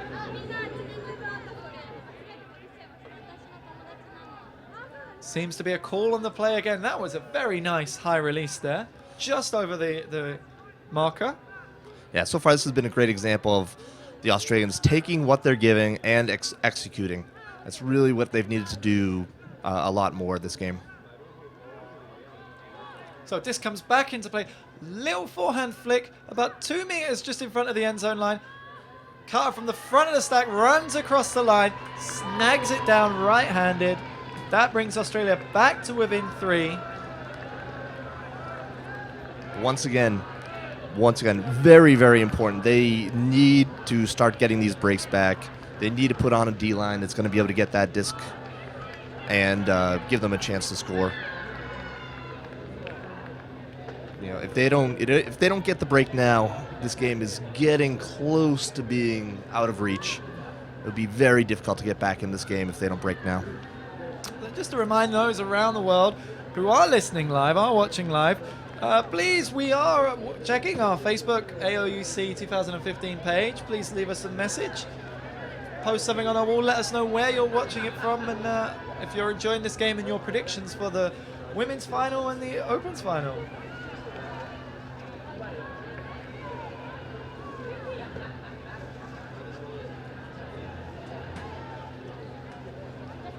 So again, the women's final will be coming up at 2 o'clock Hong Kong time. That's GMT +8. Men's final due to start later on this afternoon, 5 o'clock we're aiming for. So back to the action. Philippines swinging it inside their own half. Australia going back to their zone they had earlier. Nice cross-field hammer there, pops it over the top of the wall. Another hammer to just reset. Philippines really swinging it around this Australia. Well, it looks like the wall they have a chaser on the disc, and then you can see 3 defenders taking up any up-line throws. Another crossfield hammer into space.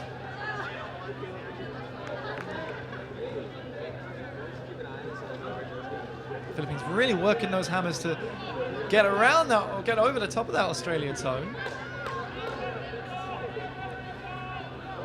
Yeah, this earlier on the Australians tried a zone which was not very successful in stopping the Philippines, but I don't mind this call right here. Change up the D, give a different look, try to find a way to get these breaks back.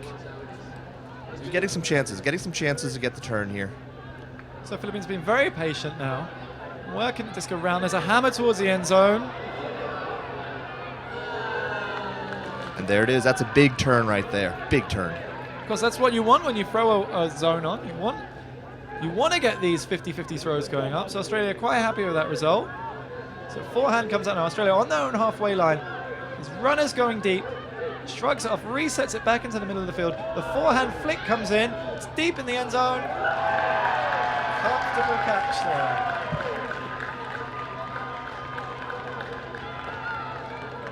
So we watch that one again. Our camera's just not quite picking it up.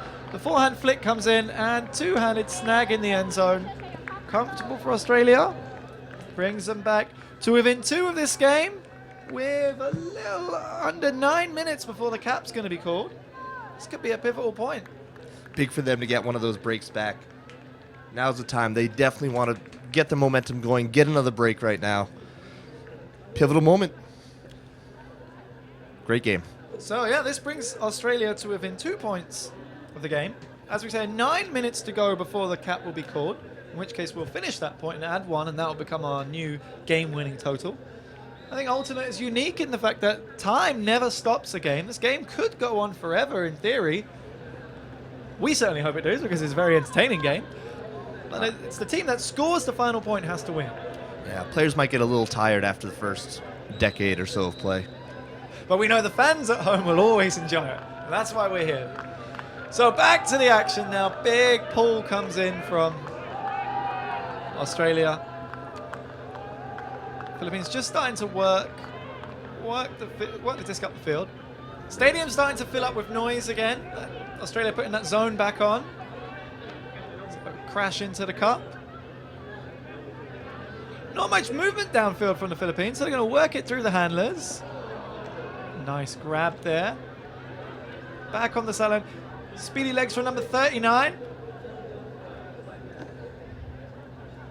Quick give and go, and just over the line. You can see there was a lot of quick throws there from the Philippines. Once they got around that cup, they moved that disc really quickly, wouldn't you say, Jared? Yes, they definitely did. At this level of Ultimate, though the Australians didn't get a turn there, they had the opportunities. That's what you want to get out of the zone. They weren't able to get the turn there, but that was actually, they played a very solid point of defense right there. Just unable to get the turn. And that might prove to be a big point for the Philippines. Again, extending their lead now. 3 points up over Australia. Time very much on the side of the Philippines now.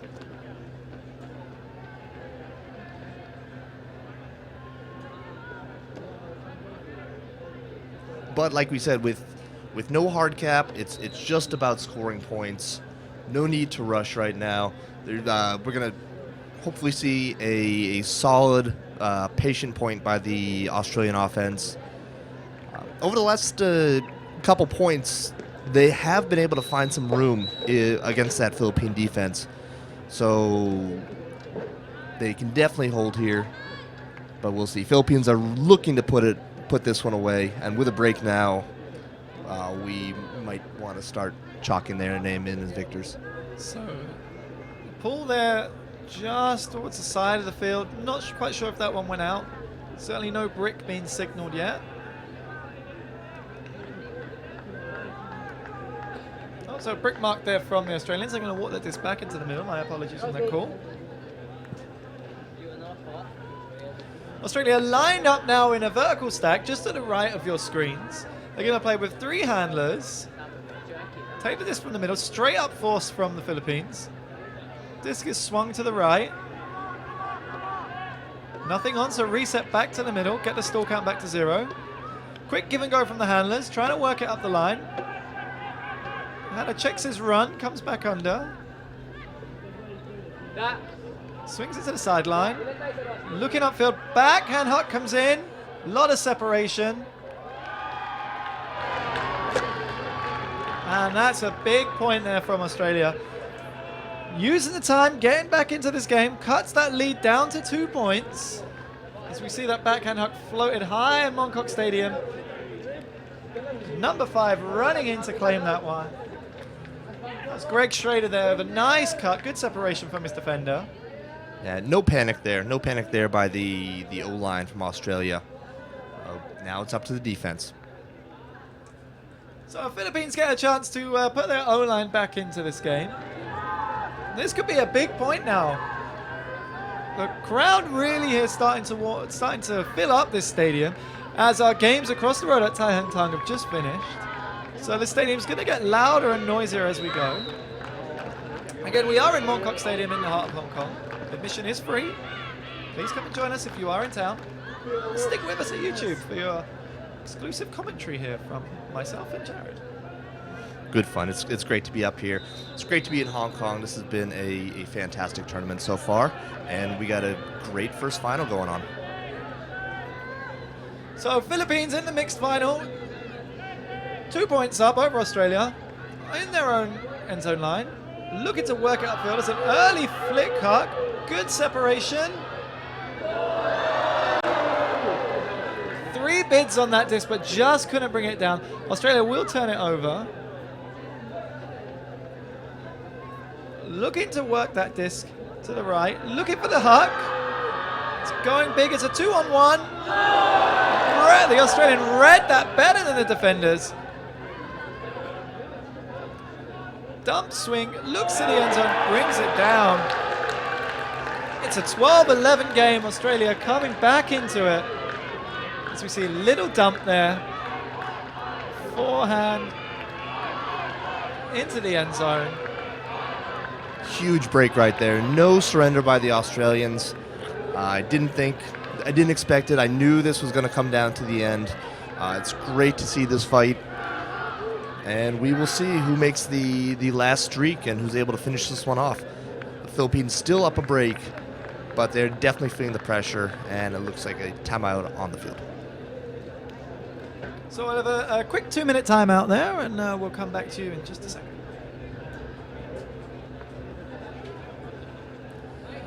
So during this time, I'd love to give a quick shout out to Cambodia. Not sure any of you are tuning in right now. Hope you are. Love you guys, and I'll be home soon. So during this timeout, we have the women's teams getting ready for their final, Chinese Taipei and the Philippines. It's going to be a great game. But right now, we are still here in the mixed final, and one that is turning into a great game. Australia to pull and will attempt to get one of these breaks back.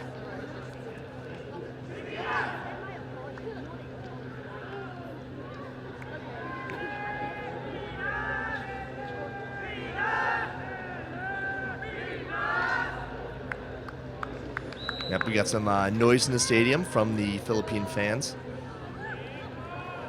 I think we definitely see a home field advantage. Even though we are in Hong Kong, there's a lot of support from other Asian countries for the Philippines team.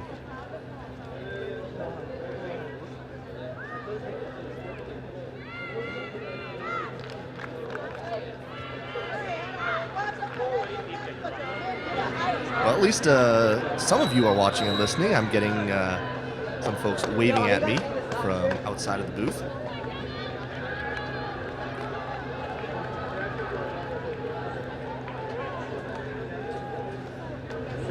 And we are back. Philippines receive the pull.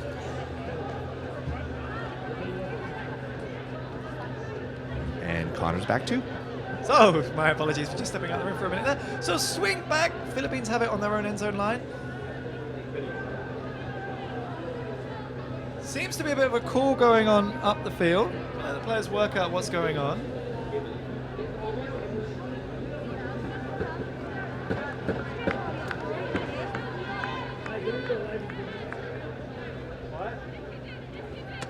So, play gets back underway. Philippines swing it out to the sidelines. There's a forehand reset back in the middle of the field. Australia playing a man defense this time. Yeah, I like it. Changing up the Ds, giving different looks, not letting the Philippines settle into an offensive rhythm. Right in their faces. So there's a looking upfield for a cut. There's nothing much going on. Reset back into the sideline. This comes up. It's one-on-one.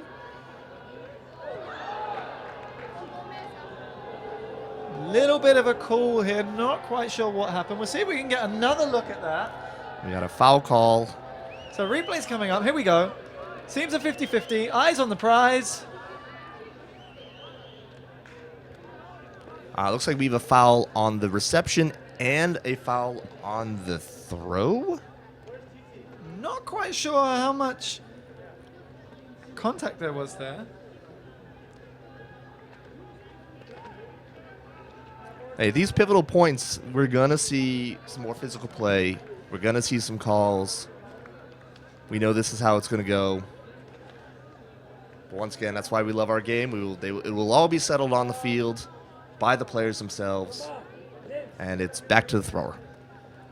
So yeah, after that discussion, then the disc will come back. Still trying to work out where everyone was. Players just to the left of your picture. Just coming back to this original starting position. So it's back, tapped in with the Philippines. Swing back to the center of the field. Looking back up the sideline. Australia doing a good job of keeping the Philippines trapped on the sideline. Bit of a call there on the play, not quite sure what happened. Both teams know how important this point is right now. You can feel the intensity even up here in the booth. This is huge right now.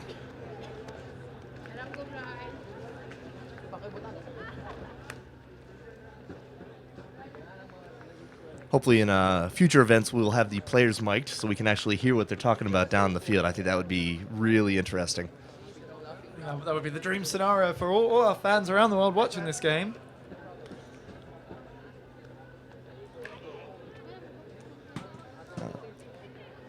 So play gets back underway. Philippines on their sideline. Looking upfield. Backhand comes in.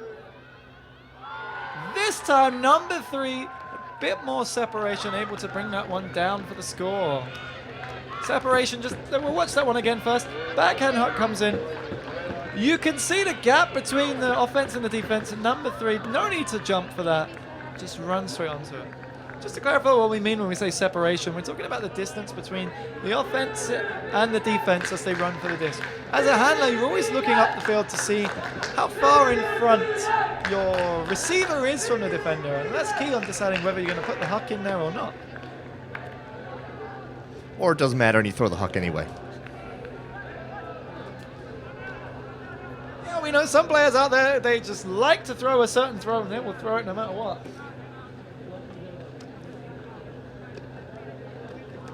So this game, we're really starting to get down to the business end of things. It's 13-11 to the Philippines. We are at 43 minutes, which means during that last point, the time cap should have been called, which means we will finish this point and we'll add 1 to the total. So we're looking at a game to 14, just waiting for confirmation on the field from Wfdf. Excuse us, sir. Our Wfdf technical director, Mr. Rubenberg, who's done a fantastic job educating players and spectators around this tournament about the rules. There you can see him in the red hat there on the field, and he's signaling this is a game point. That signal there with his one hand raised shows us that this could be a game point. Philippines can score this one, this will be the game. Well, Australians know what they have to do now. They got to get 3 in a row. And this Australian team, they can do it. They can do it. This game is not over. So if you're just joining us now, this is the Wfdf 2015 Asia Oceania Ultimate Championships. You are watching the mixed finals between Philippines and Australia. This is now a game to 14. Philippines 13-11 up. They're going to start on defense. As we see the stadium start to fill up. Crowd ready for a great game. 2 more games coming up today, but we'll stick with this one.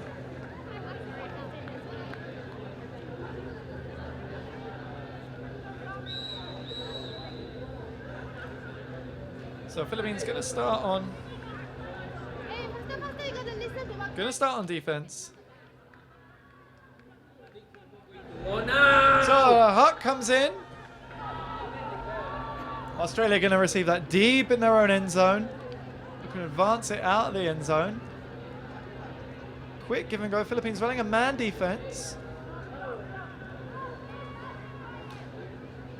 As the Huck comes in, it's a flick deep in the end zone. 1-on-1. I think the Australian might have been put off a little bit by the incoming defender. Raises his hand for a call. Perhaps a foul call there, Jared? That's what the call is. I did not see a whole lot of contact there. But that's the thing. There's a difference between watching from afar and being right there on the field. The Australians saying that there was contact. Crowd not too happy with that call. Oh, retracted. So that'll go down as a drop. Philippines will get the disc, turn it over on their own end zone line. This could be a big point for the Philippines. So J-Lo now with his game face on. Looking upfield, taps the disc in. Handler cuts. Lofty swing out there to the sideline. Number 6 gets it, looks upfield, swings it back to J-Lo, who jumps high to bring that one down. Not much pressure from the defense now. He's got plenty of time. Looks upfield. Looking to reset. Backhand Huck. Wheels under it. Can he get it? Layout score for the win. Not quite yet. Oh. As we see that run. Disc is coming back. Layout. And as what's great with Ultimate, the players on the field decide what happens. So that disc will go back to J-Lo.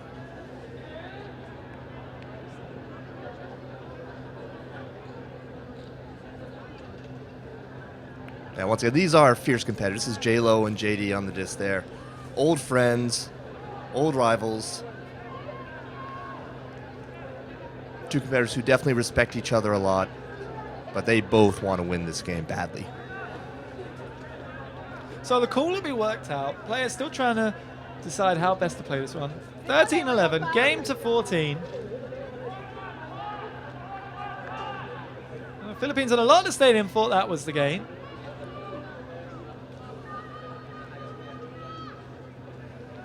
So reset now. A little bit of contact there from the handlers. Will gets it, looking upfield. Fakes the forehand. Looking back for a handler for a reset. Super dump there. Little scuba over the top. Backhand hook comes in. 6 is under it. Layout one-handed. I think he got fingertips onto it, but just not enough to bring it down. That certainly would have been a spectacular catch. Yeah, he had it till the ground started rushing up on him there. Separated the disc from his hand. Fantastic bid. God, I love this game. So Australia with the disc now. I mean, to say that this point is important is obviously an understatement. Australia needs to score the next 3 points.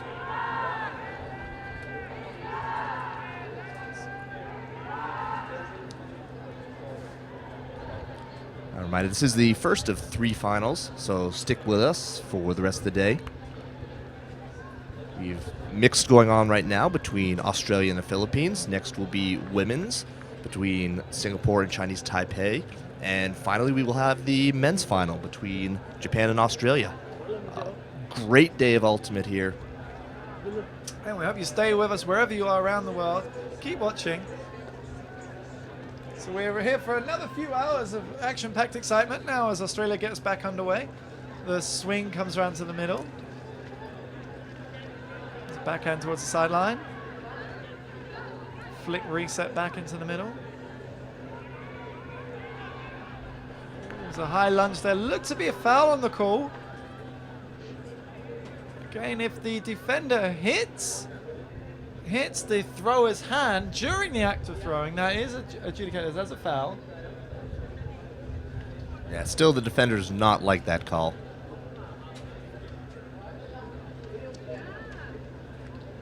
But I don't think he's going to win this argument. We are looking at a foul contest.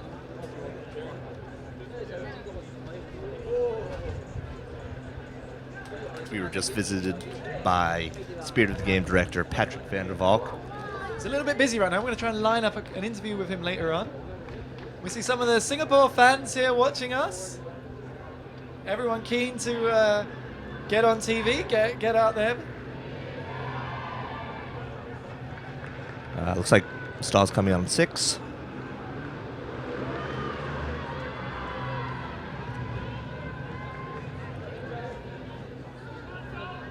So Australia back in the game. Forehand works it up the field.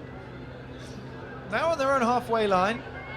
Seems to be something called on the far end of the field on your screens. The defense there won't interfere the play. Yeah, that disc is going to go back. There was an injury well before that. Again, players on the field working it out. It's their game. They decide what happens. We are just observers watching it. So there seemed to be some sort of contact or collision earlier in the play, about 2 throws before that D on the near side of the field. And another great thing about our sport is we will award champions and runners-up and bronze medalists in all divisions. We'll also award spirit champions.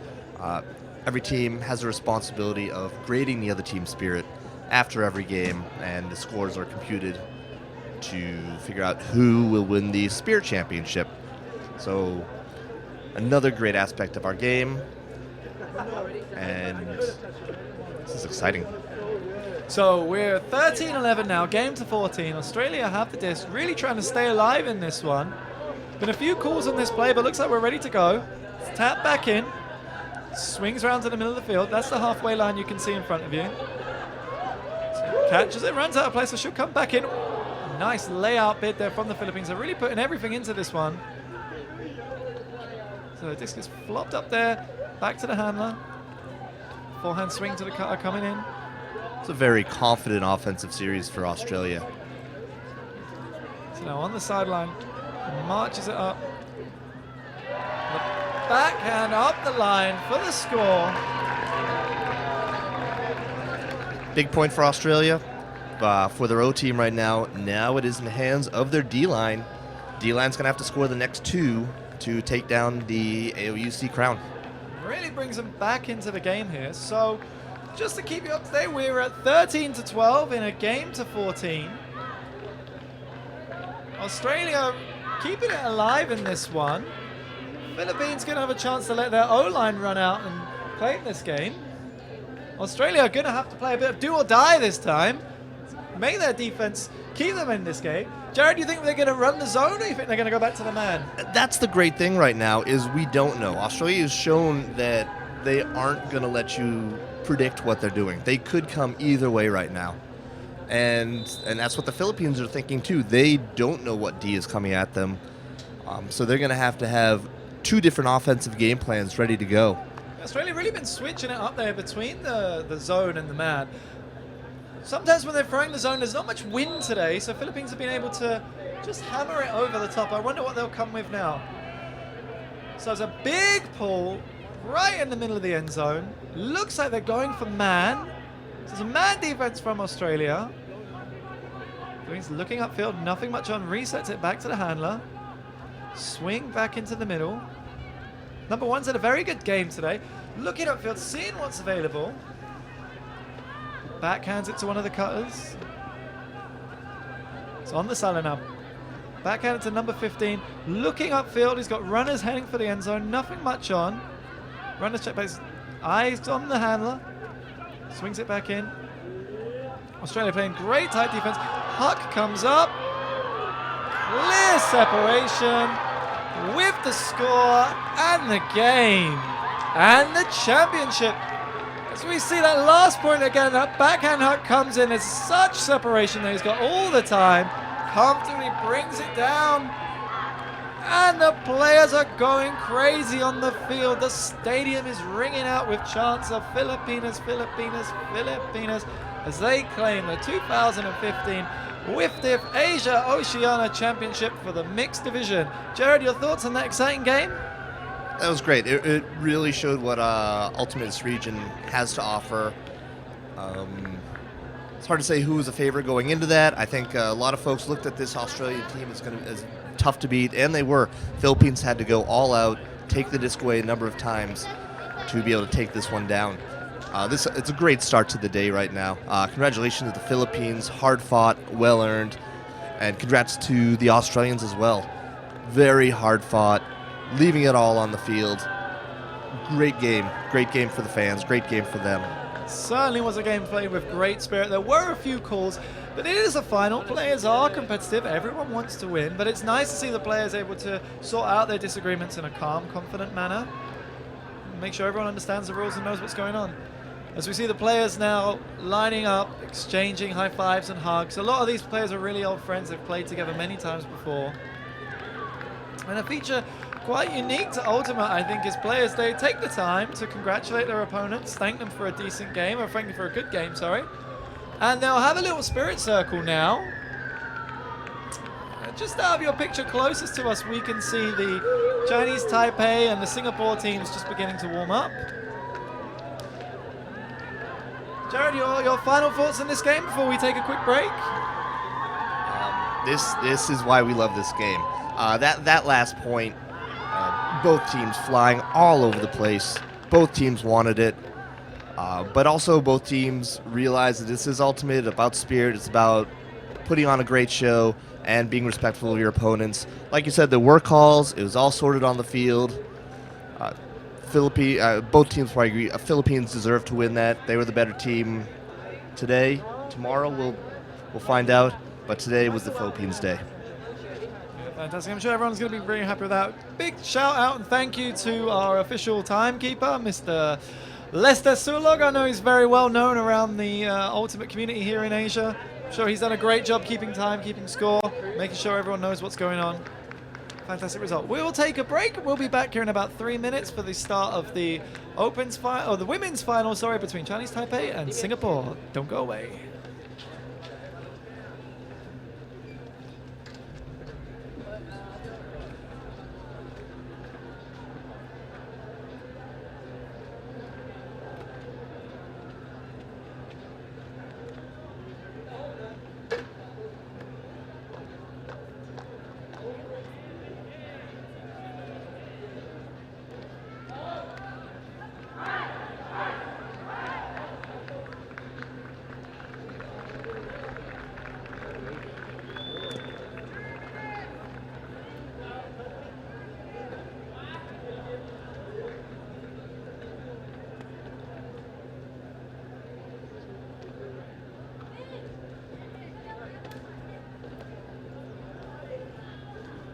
Hey, Jihan. Actually, we do have.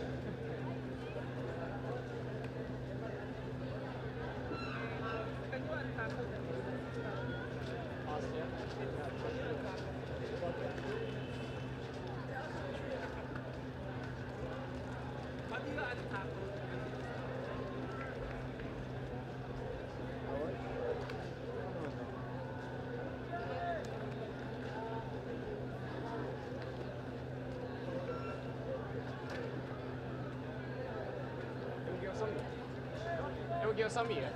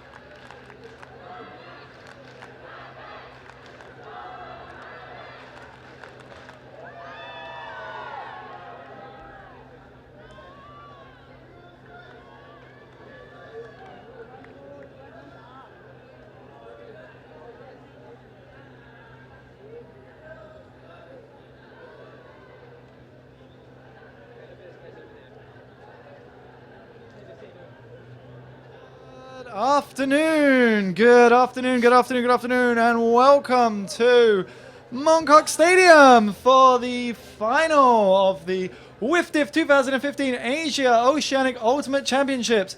This game between Chinese Taipei and Singapore. My name is Connor Quigley. I'll be taking you through the game, and joining me here in the commentary box is Jared. How are you doing, Jared? Hey, I'm doing great. I've been looking forward to this game all tournament. So this one is a final big matchup now between Chinese Taipei and Singapore in this women's division. It's been a very hotly contested division this year. We've had many teams representing all over Asia. Singapore and Chinese Taipei about to get us underway. We'll keep you up to speed as we go along. So here's the pool. And we'll just hope that we can take that graphic off the screen now. Apologies for that one. So Chinese Taipei is the strongest team going into this final. They led the group, led the pool. Singapore start off with, looks like a zone going in there. We're going to see a lot of this zone. They played this all weekend, and they know how to play this well. The Singapore team, except for one of their players, all comes from Aouc, the current top Singaporean club team. So they all know each other, and they've played together a lot. We will see a lot of this zone during this game. Chinese Taipei somewhat of a I don't want to say anonymous, but they're kind of a new team to the Asian Ultimate Circuit. They don't really play in many tournaments outside of their country, and so I think it's the first time representing in Hong Kong. So somewhat of a surprise coming into this tournament that they did so well and were so strong. But they actually did send a couple good teams down to Singapore Open this year. So Singapore women's team knows this team well and knew what they were getting into earlier on. They have played already in this tournament with Chinese Taipei taking win by a few points. It was 8-5 in that one. It was a very closely fought game. Yeah, it was a battle. Low scoring, back and forth. This is going to be a great final. So Chinese Taipei working it up the field against this zone, swinging it around. So their hand is rather confident in directing the play. So the swing comes back round, centers it in the middle of the field. A little bit of give and go. Number 52 really calling for this disc. You can see she's there very close. That cup's a little bit wide. And inches from the goal line now. This disc gets dumped and swung back. It's going to try and go around this cup. Singapore doing a good job of keeping them trapped on the sideline, but a little up the line forehand. Chinese Taipei get us off with 1-0. Yeah, coming into this game on the Chinese Taipei 0 points, when Singapore comes with that zone, during their last matchup, Chinese Taipei really went right through the cup with crashes, crash, over and over again. Not so much swinging, not so much of a wide game, really looked to go through. So the big question is, how was Singapore going to attempt to stop those crashes? Looks like they have the mark moving around a lot more. Definitely not a static mark, moving around, trying to stop those crashes. Not successful that time, but they're going to get a whole bunch more chances. So just to give you the story of how we got here, it was a hotly contested pool in the women's division. Every team got to play everyone else in the run-up to the final. Singapore had a close game with the Philippines in the semi-final, which Singapore managed to take by just a few points. It was a 2-point in it late last night. So both teams fresh and ready to go. And Chinese Taipei get us underway with a nice pull. Singapore advance up the field. It's number 53, Rachel. She had a great game yesterday in the semi-finals. Not the best start there as she tries to swing it up the field to Andrew. Just can't quite connect with it. So Chinese Taipei with the turnover. Centers it back into the middle. the call on the play just outside of your shot. As far as the Taipei players go, for those of you who have seen some Ultimate in Asia, you probably know number 13 there, Cheng Yishan. Lot of fire. We're going to see a lot of her. So the backhand comes in up the line. You got number 13 looking again upfield, not much going on. Dumps it back to the handler. There's another call on the play. And let the players just work that one out. Yeah, this one's going to be a battle. There's going to be calls. There's going to be talking. And in this one, most of the on-field conversation will actually be in Mandarin, whereas the last game was all in English. There's going to be a lot of the talk, a lot of discussion going on will actually be in Mandarin Chinese. So little backhand there, just too high for the oncoming Chinese Taipei cutter. Singapore will get it. Rachel will pick it up, looks upfield. This time Andrea cuts away from her. Needs a bit of support there at the back of the field. It's nice to see Yu Hao out on the field. She's cramping real bad during the semifinal against Philippines. Great to see her back on the field. She's going to be very important for this Singapore team in this final. So reset back into the middle. Again, there's another call. Very competitive first point here.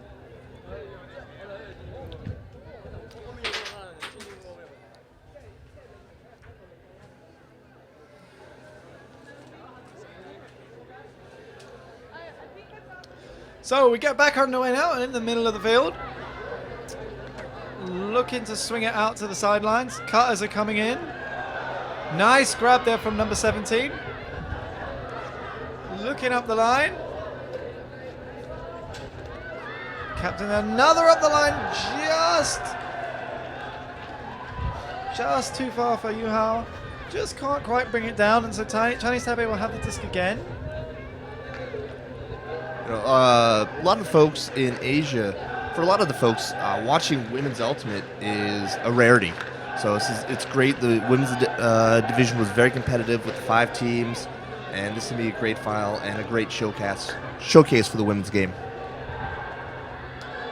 So there's a hand block there on the line, but handler manages to catch it again. That's great reactions there. Chinese Taipei works into the middle of the field, swing it out to the sidelines. Not much going on upfield, very clustered upfield. Tries to swing it back into the middle. Backhand comes into the middle of the field, just enough time to reset. Chinese Taipei very good on their timing, making sure there's always an option for the handler looking upfield.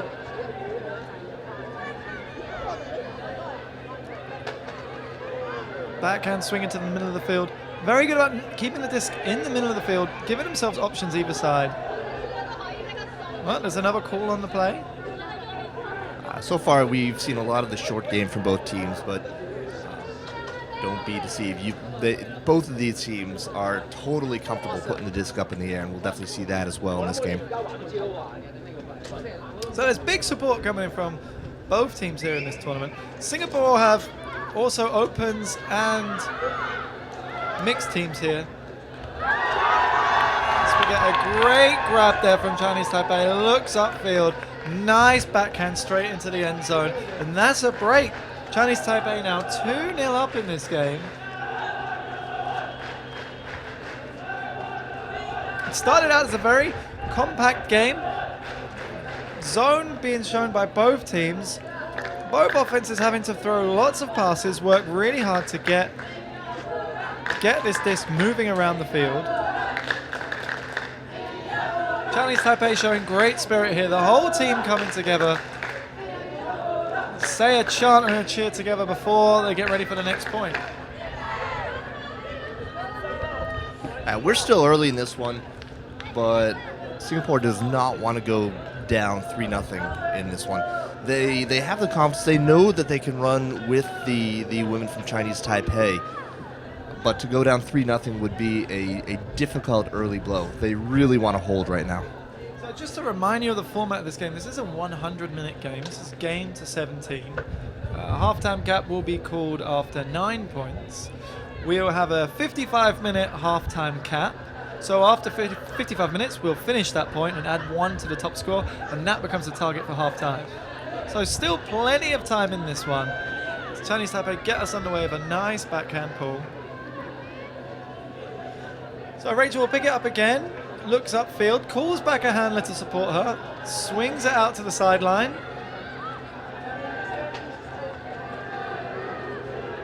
Swing back into the middle of the field. Nice fake, just not quite the hands there from Singapore, letting that one slip through her fingers. Chinese Taipei looking to capitalize on this one. Swing it back into the middle of the field. Looking for options in the end zone. Looks like there's a call there between the handlers, some sort of contact during this one.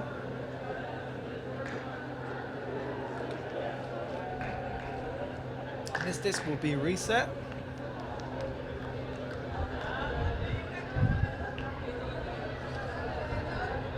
So looking upfield, looking for the strike, nothing much on. Checks a handler, no dump support, high stall count, just throws it in the end zone. I think that was a bit of wishful thinking rather than tactics there. Looking to make something happen. Oh yeah, she was faced with a high stall count there. She was just trying to get the disc up there. That was a big defensive stand in their end zone by the Singaporeans. Looks like It was a stall out, in fact. So that will go back to where the disc was thrown. So Rachel now looking upfield. Swings it around, great cut from number 18. Looking for the continuation pass. It's too lofty for her receiver. Chinese Taipei bring it down, a quick give and go. Get it straight back up to the halfway line. There's another turn for Chinese Taipei. So swing comes back into the middle of the field. Looking up. Dump swing out to the sideline. Another call on the play here. you don't want to give the Chinese Taipei team too many opportunities here. They love punishing mistakes. Singapore needs to get this disc back. So this game started very compact in the middle of the field. Not much running space for the players for their cuts. That's why we're seeing a lot of contact, a lot of pick calls earlier on. So reset to the handler on the sideline. 45 runs in, clapping, claiming for it. Looks upfield, nothing on. Quick give and go. 28 looking upfield. Finds number 2, looking towards the end zone, about 10 meters outside of the goal line.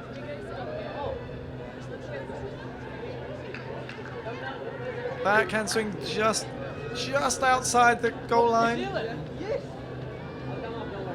Again, there's another call on the play.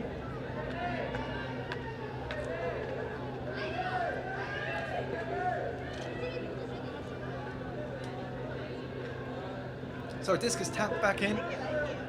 Tries to play with the backhand into the end zone for the score. That's 3-0 up now to Chinese Taipei. We're really starting to get ahead of Singapore in this one. Singapore are going to have to start working hard on offense to get back into this game. Yeah, it's 3-0 with 2 breaks, and not a huge surprise we're seeing a timeout by the Singaporean team right now.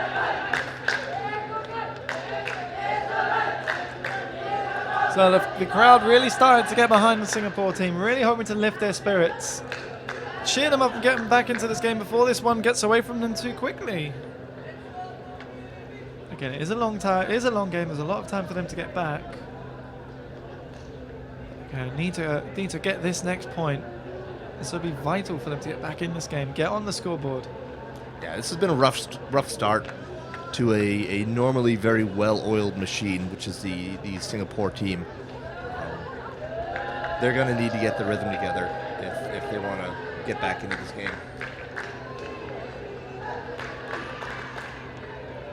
And that the Taipei defense has been really tough. There hasn't been a lot of room to work. They've been running that zone very well, not allowing very much space there. And once again, this is the finals of the Asian Oceanic Ultimate Championships from Hong Kong. It's been a great event. This is the second of 3 finals we're going to be covering today. In the mixed division earlier on, we saw the Philippines take out Australia. So Philippines are the mixed champions for this tournament. And now we are in our second game. This is the women's final between Chinese Taipei and Singapore.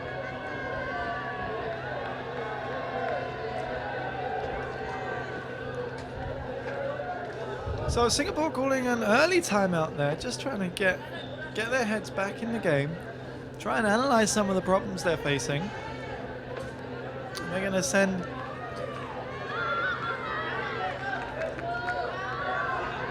their offense back out there now, try and get some momentum.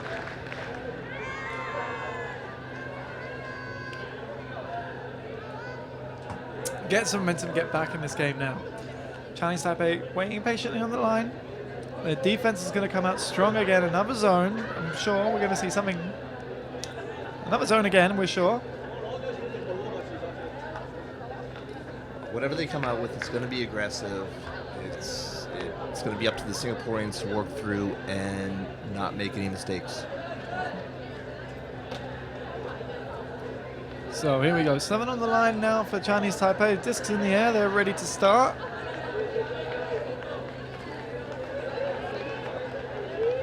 Definitely some great energy in the stadium right now. People are beginning to pour in a little bit from getting lunch, wherever else they've been. Been here, it's great. So the pool comes in about halfway through the Singaporean half. Rachel, their main handler, number 53, she's going to claim that disc. No one else in the backfield with her. Great cut, great continuation. Looking up the line. Not much on. Rachel will come back and claim that one. Okay, and only one handler back there for Singapore. So there's another dump. Rachel again looking into the end zone. Not much there. Swings it back round to Yanling.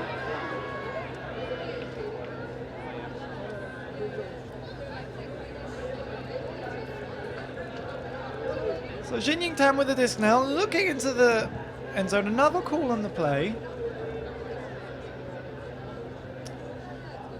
Been a few calls in this one, but good seeker spirit from both teams working out when the disc coming back in, what the call was, making sure everyone's okay. So great fake there. Losing a marker. Again, a lovely backhand fake, but the disc is just too far in front of a receiver.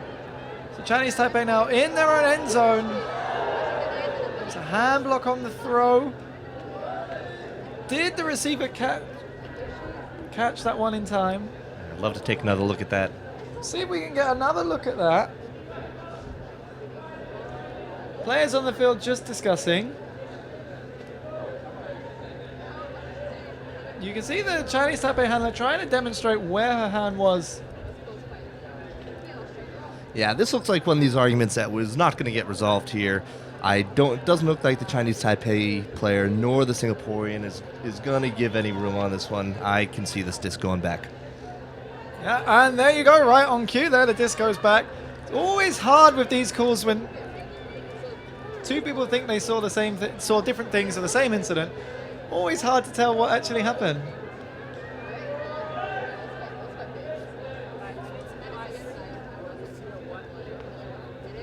And that's a big thing you have to understand with Spirit of the Game, that players do have different perspectives. Just because two players are claiming something different happened, neither of them is lying. A lot of times both players do absolutely believe that they're in the right, and sometimes you have to realize that. So on. Quick restart there from Chinese Taipei. Tries to throw the backhand. That disc was dropped just outside the end zone. Singapore came along, picked it up, and quickly threw it into the end zone. Gives them back 3-1. As we see that score again coming in. Huge point for Singapore right there. They needed that badly. So that was great work there by their offense. Brings them back 3-1. Gives their defense a chance to run out now. Let's see if they can shut down the Chinese Taipei offense early. Yeah, their D team has been itching to get back out there. Let's see what they have to offer.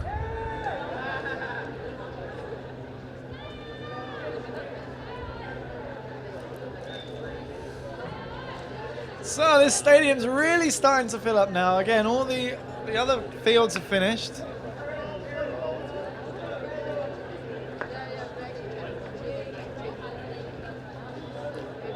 The stadium directly below our cameras now. I'd say it's almost half full, almost 3/4 full here. Yeah, we have the shady section beneath us here, so that's where the crowd's going to be for now. So you're going to see the other stands in the background. It's going to seem kind of empty, but trust me, it's filling up right beneath us. So Singapore to get us back underway. Nice lofty ball there, gives their defense a chance to run down and put on some pressure. Back to the zone. Back to the zone here for Singapore, trying to trap them on this forehand side. Little bit of collision there as the cup comes in. Disc is tapped in, gets back underway. That cup really trying to force them towards this sideline. Low forehand there just to break the cup. Sends that cup back running to the other side of the field. Chinese Taipei just happy to do short passes within the cup, reset the stall count, give them a chance to look upfield. Few give and goes where they kind of getting trapped on this sideline now. Dump it back behind the cup. Try to swing it back into the middle of the field. Singapore has a chance to get their cup back on, forcing Chinese Taipei back. Chinese Taipei is very, very comfortable with 20, 30 throw possessions. They will just go ahead and throw it 1 meter, 2 meters at a time. And this is what they did in the early game. So forehand there, throw over the top of the cup. Really breaks the defense now. Singapore with a quick break, marching down the field. About 10 meters outside the Singapore end zone now. Singapore has a chance to get their zone back in place. That cup's really working well to keep Chinese Taipei trapped on this near sideline. As that low throw goes under the zone.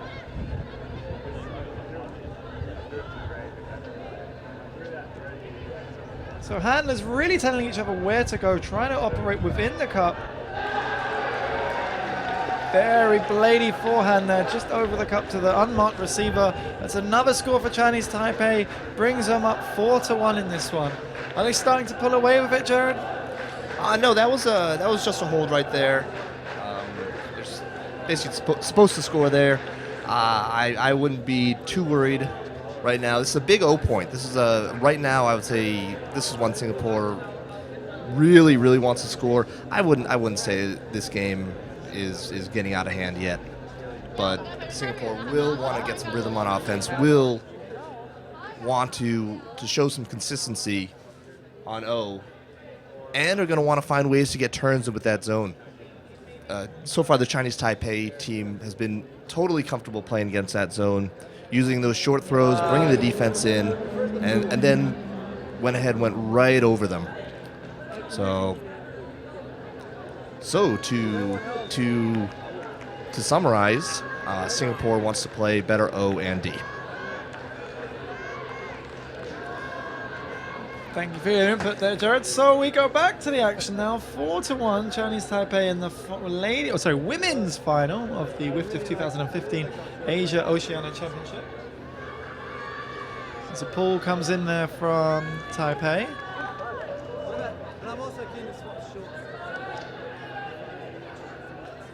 So Singapore pick it up. Deep pass up there to number 9. She's looking upfield. Emily now looking for a receiver. Rachel comes back and claims it, but there's been a call on the play further upfield. Again, both teams playing very compact. It leads to a lot of collision. There's not much space in that field for them to run around. That's why we're getting so many picks and body contact in this game.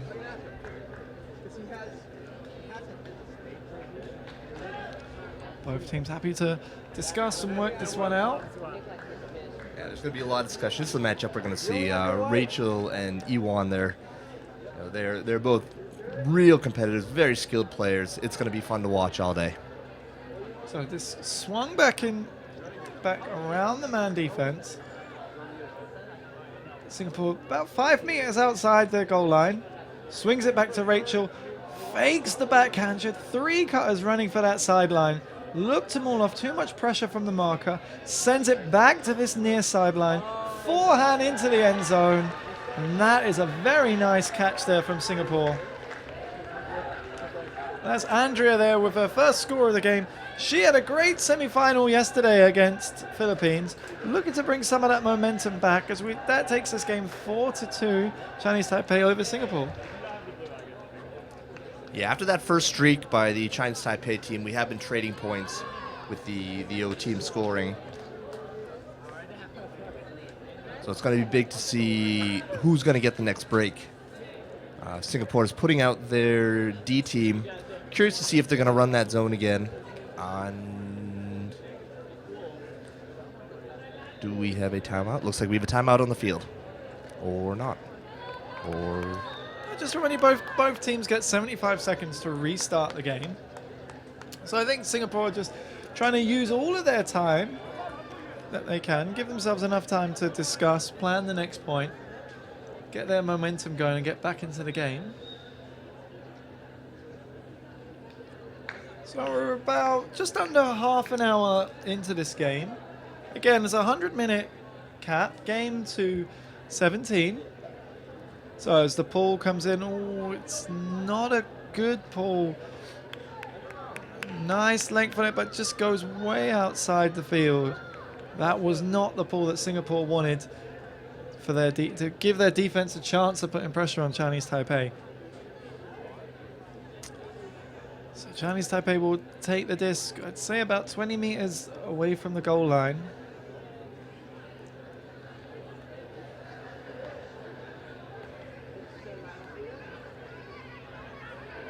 Yep, and they're coming. They are still sticking with that zone. It's their bread and butter. Not giving it up yet. So the zone's really going to have to work hard now, so close to their own end zone. Just Chinese Taipei floating that disc around, not giving that cup time to get back on. That cup really needs to get back around. Stop these throws from Chinese Taipei. Chinese Taipei so good at finding the open player. That throw just missed thrown just a little bit too low. Yeah, you're not going to see many unforced errors from the Chinese Taipei team.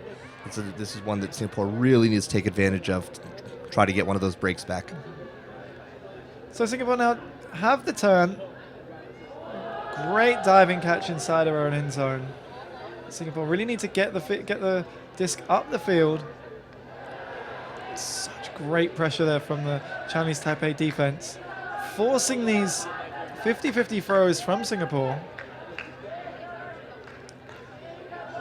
Now Singapore go to man-for-man defense.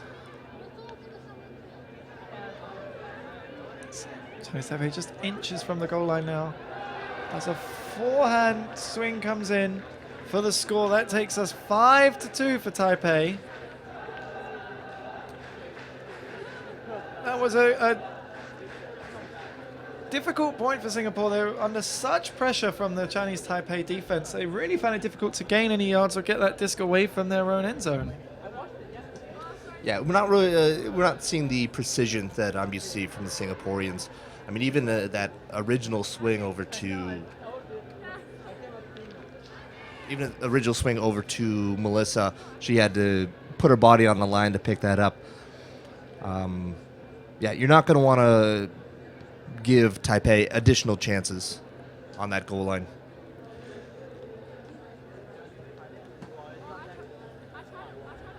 So Singapore back on the line. We just work out a few technical issues here in the commentary booth. Singapore and Taipei now in the the women's final of this 2015 Asia Oceanic Ultimate Championships. In our second game of the day, we've already seen Philippines defeat Australia. Still the open final to come up later on this afternoon as the pull comes in. Just floats out of bounds. Singapore now with a choice of whether to take it from the brick for a loss of a few yards or take it from a sideline.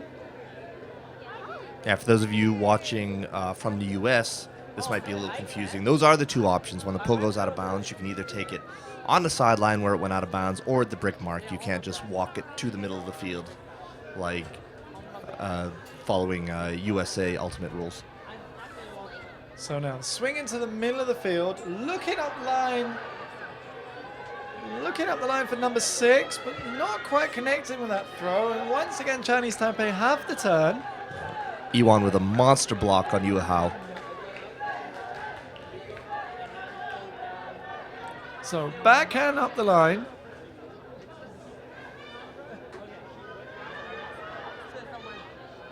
Again, another backhand up the line. Chinese Taipei getting space. They've got 2 in the end zone. Lofted huck. What a battle. Defended by Xin Yingtan. Knocks that one out of the sky. Let's see that one again. As the runner's going deep, the backhand comes in. It's 2-on-1. Everyone's watching the disc. She just reads it better than the other two and knocks it down. That was a great defense. That might be a vital D there for the Singaporean women's team. Yeah, like I said earlier, we've seen a lot of the short game, but neither of these teams are afraid of putting the disc up in the air, as shown right there. So Rachel again gets the disc in the middle, on her own goal line, looking upfield, swings back into the middle. Nice hands there from Elaine, throws it upfield, back into the middle of the field. Singapore finding a bit of space now, moving the disc around. Rachel fakes the huck. Had me going on that fake. Swings it back into the middle. Up the line, just slips through number 6's hands. Andrea, I'm sure, will be furious with herself for that drop, but she'll have to work hard on defense to get it back now as Chinese Taipei call a timeout. It's their first timeout of the game. And we'll have a 2.5-minute break, or 2-minute break here in play. Just a chance to remind you that coming up later today, we'll have the Opens final between Japan and Australia. We've already seen Japan play their semi-final this morning, taking out the Philippines team by 15-5. A very hotly contested game.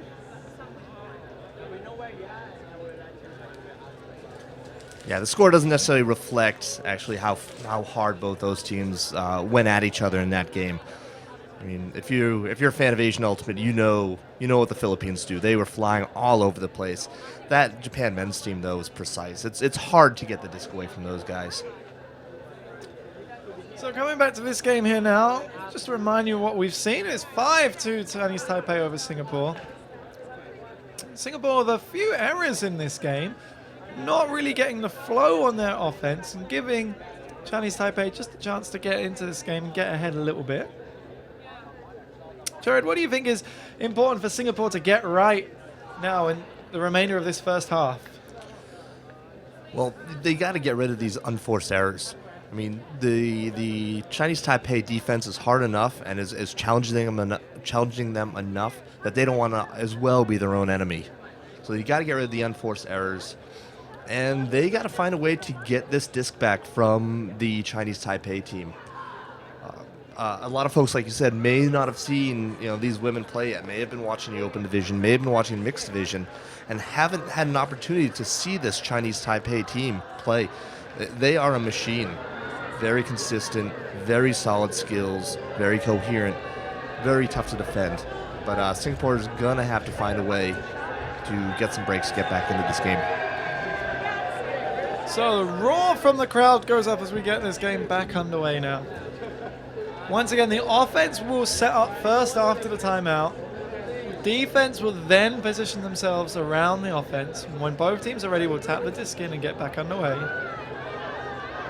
So vertical stack there from Chinese Taipei. Front of the stack comes in to claim the disc. So another call on the play.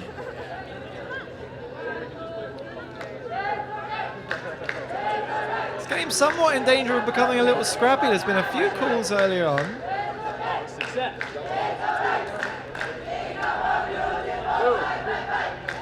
So disc is tapped in, back underway now. Handler cuts up the line, looked off. Number 3 comes back and claims it. Still with a vertical stack. great pressure from the Singapore defense now. Here's the turn. Can they capitalize on it? Looking upfield. Swings it to number 9. Seems to be another call on the play. The handlers stopped moving on that one.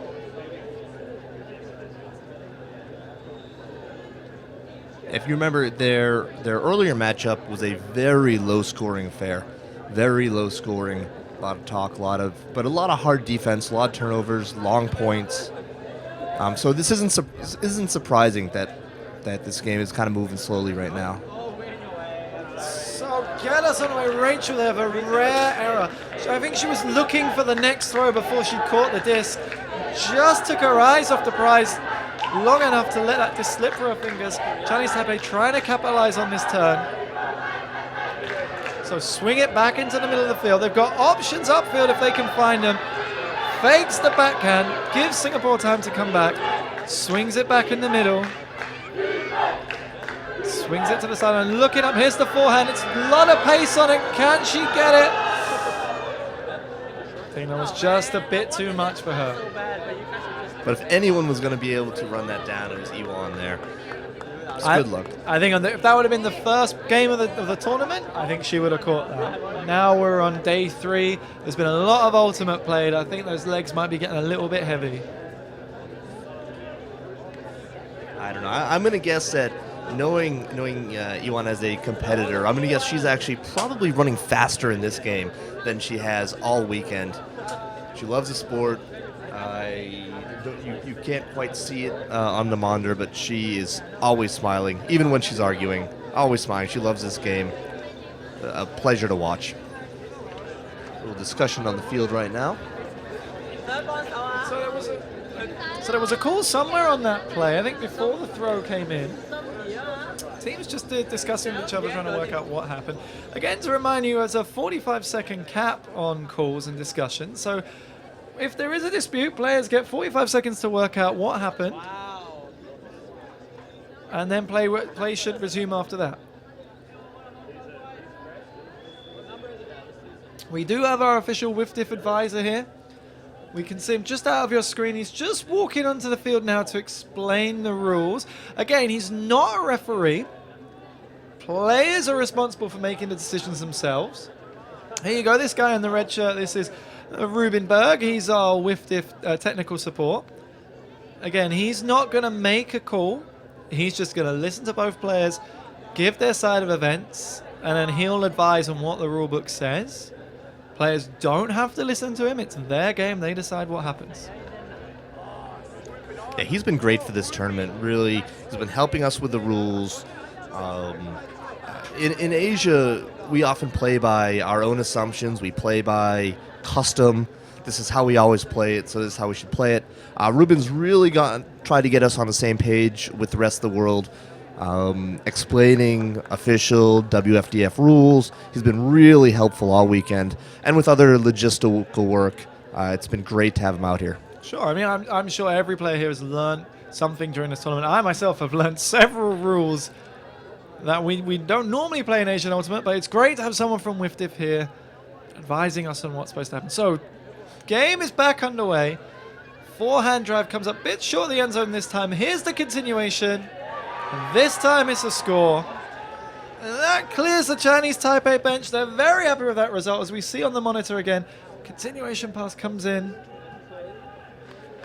Number 9 just diving in for that, but not quite close enough. Chinese Taipei take us now to a 4-point lead at 6-2. We've played 41 minutes, or about 15 minutes shy of halftime cap, and it's starting to look like Chinese Taipei's game in the first half. Singapore definitely has to turn it around. We do have a lot of time left, but Singapore doesn't want to go down by much more than this. They played a very low-scoring game in the last one.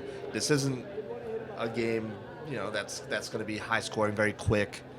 They're going to want to get in this soon. They're going to want to get their D team back on there as soon as possible. As we say, our first game was 8-5, so this one is certainly should be higher scoring than that game. Let's hope we can have a competitive game. I think that's what everyone wants most of all, is to see a close game. So Chinese Taipei ready to get their defense running out there now. They've got 7 on the line. Singapore just working out their players. So it looks like it's going to be a man-on-man, or should we say woman-on-woman defense here, as Chinese Taipei just work out who they're going to mark on the opposite side. Pull comes in. It's quite a deep one, heading about halfway through the Singapore half. Rachel picks it up again. Looks like they're going for 3 handlers now this time. I think Singapore were expecting a zone there on that one. They've dropped 3 handlers back. But that's left a lot of space up the field. Number 17 is kind of isolated here. Not much support. Gets a foul on the fake throw.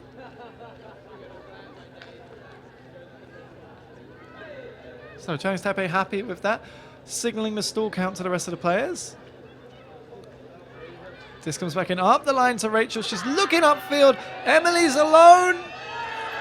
Brings it down with a 2-handed grab.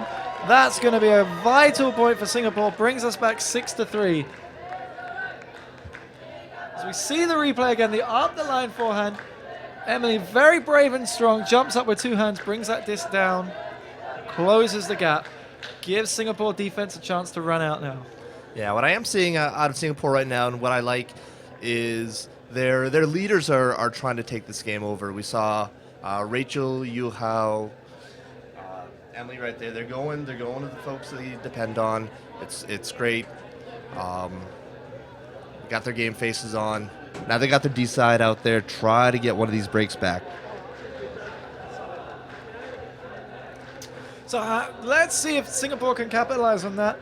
Chinese Taipei will be enjoy this opportunity to give their offense a chance to run out. Both teams getting great support from this stadium. Again, we are in Mongkok Stadium. It's a 6,000-seater stadium right in the heart of Hong Kong. This is the largest venue for any Ultimate tournament ever in Hong Kong. It's actually the second largest stadium in Hong Kong. The stadium has hosted international soccer games, local soccer matches, and now its first international Ultimate Frisbee event. I hope this is not the last time we come back. So, that's a great venue. Yeah, thank you to the Hong Kong. The Ultimate Players Association, Hong Kong Ultimate Players Association. But as well as the Hong Kong Olympic Committee, I believe, the that we've been working with. And the Leisure and Cultural Services Department. Yeah, they've been great, very helpful. Thank you very much to them. So Chinese Taipei find themselves in a lot of space, working the disc up the sideline. Singapore really needed to get back into this one as the swing comes around. Offense works its way up, so we see that one again. The receiver was calling for that, was acres of space at the back of the end zone. Forehand swing comes around, that takes us 7-3. Singapore's starting to ask questions of each other now. It looks like their defense didn't really have a chance to put any pressure on Taipei in that point, Chinese Taipei in that point. Yeah, Chinese Taipei does that sometimes. They can make your defense look very ineffective. But don't count out that D line right there from Singapore. I feel that they will be able to turn it up later on in this game, but better sooner than later. So 7-3. Just to remind you, halftime will be at 9 points, unless we reach our halftime cap. Halftime cap is scheduled to go on 2:55 local time, so that's in about 9 minutes time. I'm sure Singapore will be looking to get a few points back before half. Chinese Taipei just looking to keep momentum with themselves.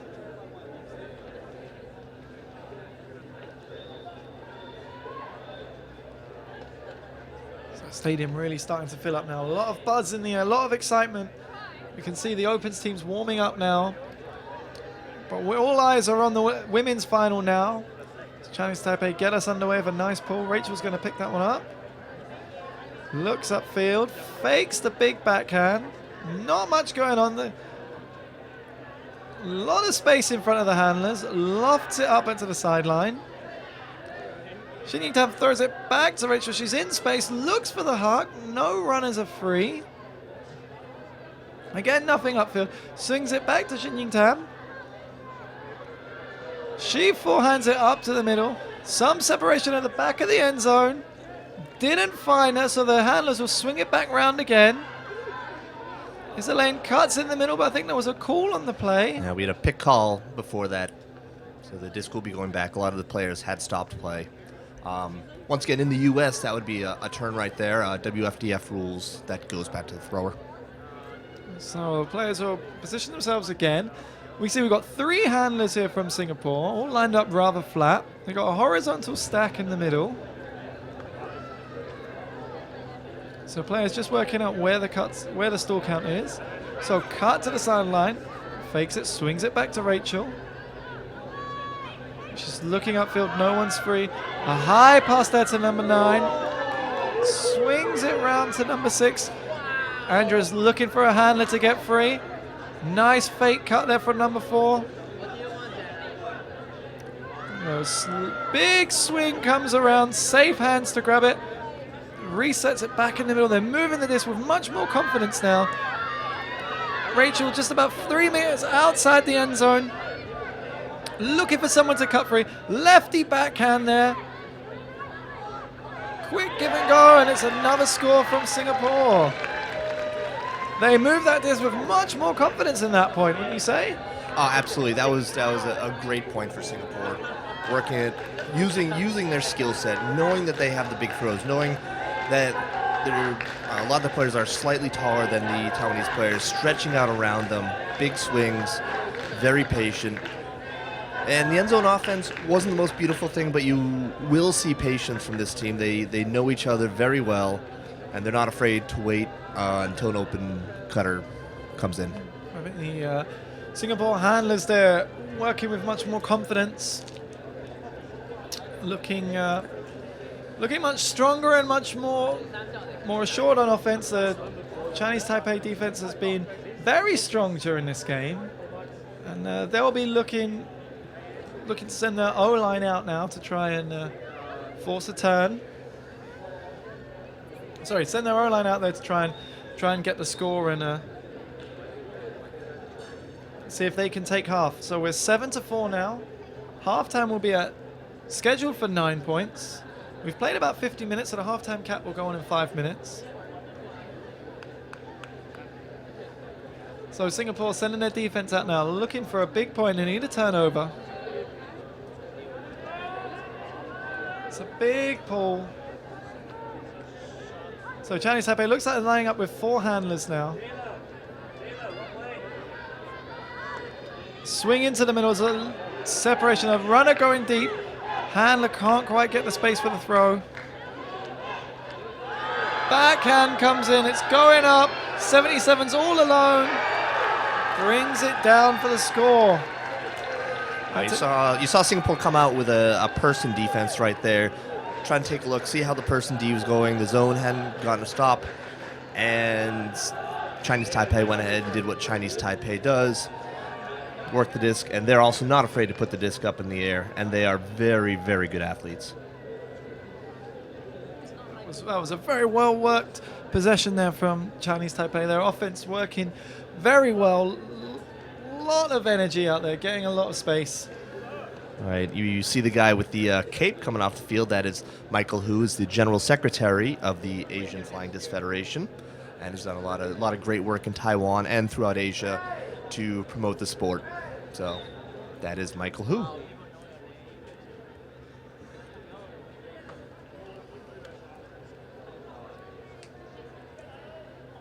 So we just take our full 75-second allotment here between points. Both teams looking to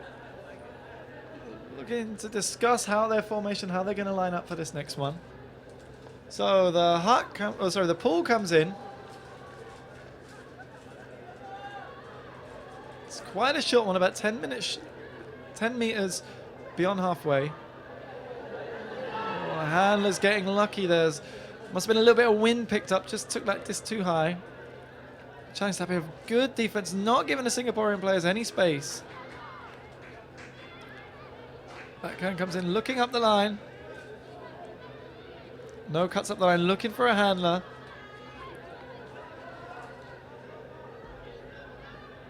So swing back out to Emily on the sideline. Manages to bring that one down. Cuts up there. Number 53, Rachel, looking for up the line cut. No one there. Sends it back to her handler.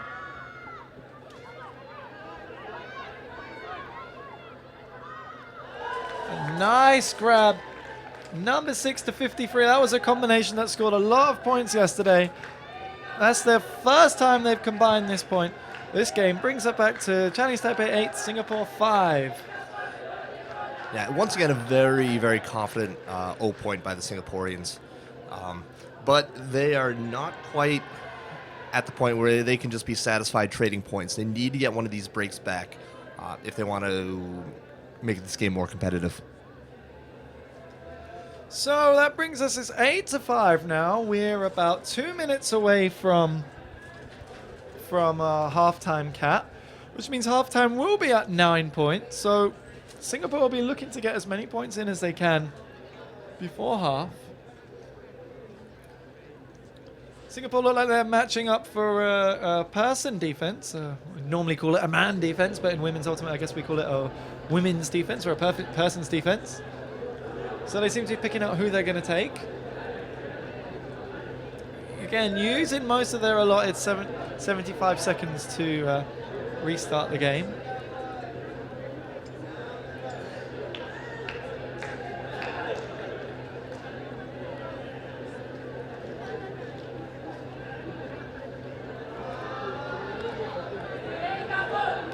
So here we go again. Singapore ready to get us back underway. Here comes the pull.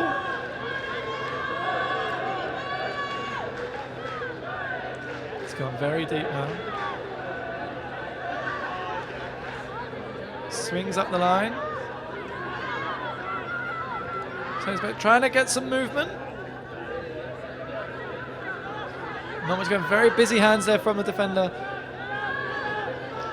He's finding some space with the swing on the other sideline. Looking upfield, swings it to the right. Another continuation. It seems that there's always someone to cut to. And Chinese Taipei will take the half with that point. That brings us 9 to 5. Definitely a Taipei half right there. It's going to leave the Singaporean D team asking questions, trying to figure out what they can do to stop the Taiwan O team. If they don't, then they will not win this game. So with that halftime, we're just going to take a quick break and we'll be back with you in 4 minutes for the start of the second half.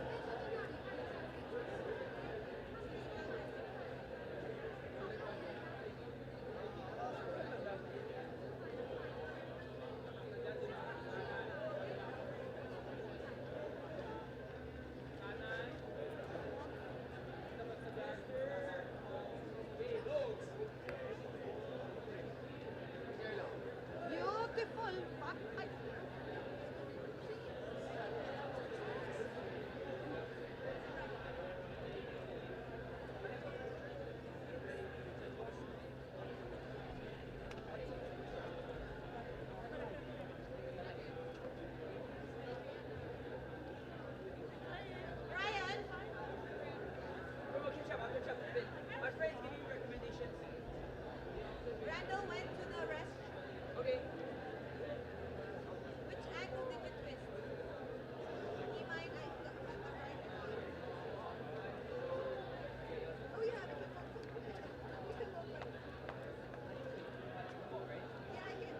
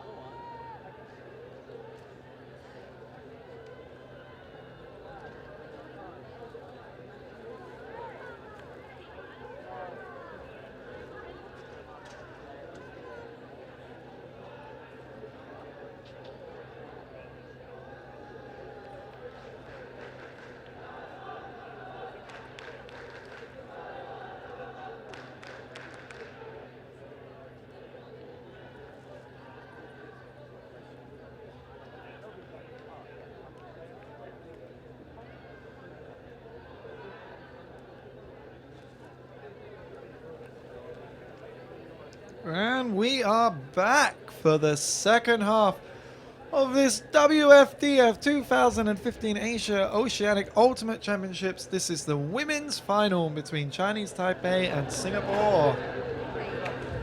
Chinese Taipei are leading this one 9-5 in a game to 17. This game is a 100-minute game, which means we've got about 39 minutes left of this game. Chinese Taipei being very strong on the defense, and Singapore having one or two unforced errors and dropping the disc a few times, giving Chinese Taipei the turnover and letting them get a bit of a lead in this game. Yeah, but we have begun to see a little more confidence from the Singapore O team. They have hammered in their last few points, and that's been good to see. So they're going to need to keep doing that, need to be consistent on offense, and they're going to need to get some help from their D-line to get a couple of these breaks back.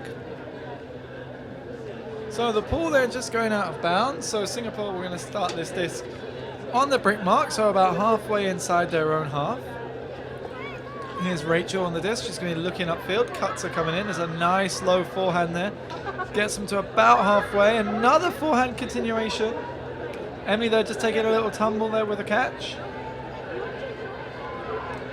So the swing comes back across.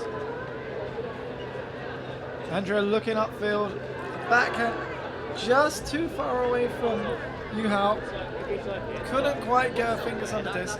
Sorry, that wasn't you. How sorry that was. Shin Ying Tam there. My apologies. Yeah, a little bit of body contact there. No call. Like to see it. Like to see the no call there. So the disc is going to come back in. Chinese Taipei have it near the sideline inside their own half. So swing comes in, finding lots of space on offense. They've got a deep runner, calls for the hug. The disc is going up. A great D there from Singapore. She almost D'd it into the hands of the Chinese Taipei runner, but just got enough of a swipe on it to knock it to the ground. Singapore will get another chance on offense.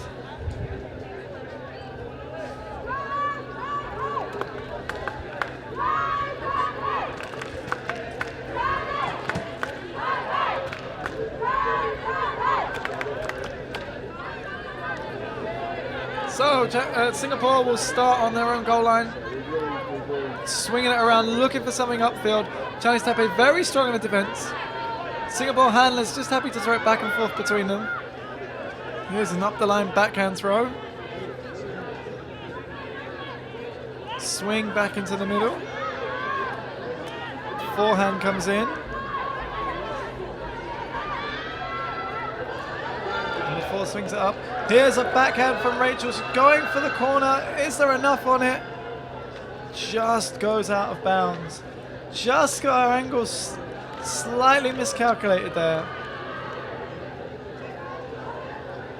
I do like the aggression there. I know we're looking for consistency, but with Emily going deep there, she's been their favorite target going deep. I like the effort, but they're gonna have to get a stop now. So Chinese Taipei in the corner by their own goal line. Misplaced pass from Rachel there, claims the D, knocks it down. So Singapore now will have the disc in a good position. Looks like a foul on the throw. Foul.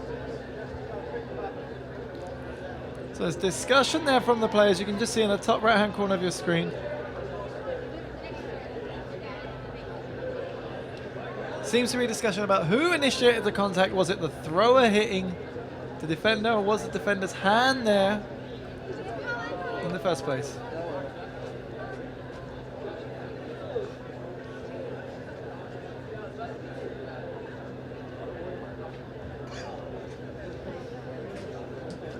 So players just gonna discuss this one. Remember, they have 45 seconds to work out what happened and come to a decision.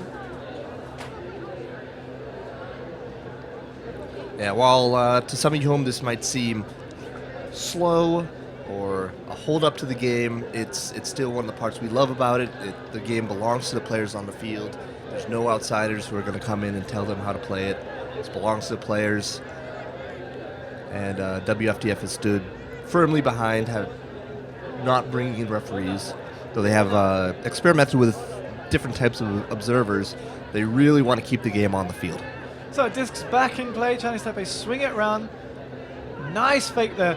Falls to the defenders. Looking upfield, swings it out to the sideline.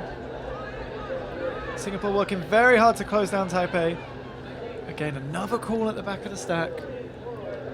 Seems to be another pick.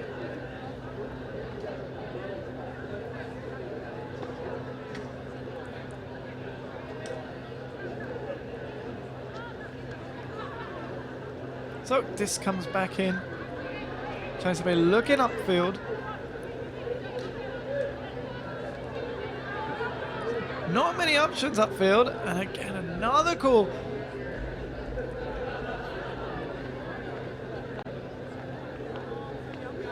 It's a reflection of both these teams are physical. They are not afraid to mark tight, to defend tight, and so it results in a lot of calls. I think that should be. Hong Kong guys should know where we're going. Okay, cool. So we'll ask them and see how it goes. So players still trying to work out where they were at the start of this call. So this comes in, looking up the line, but just too far out of bounds there. Unable to make a play on it. Singapore will get the disc once again. Singapore still trailing by 9-5. Really need this point to get back in the game. This one went out of bounds quite far up the field, so Singapore will march the disc down, advance it up.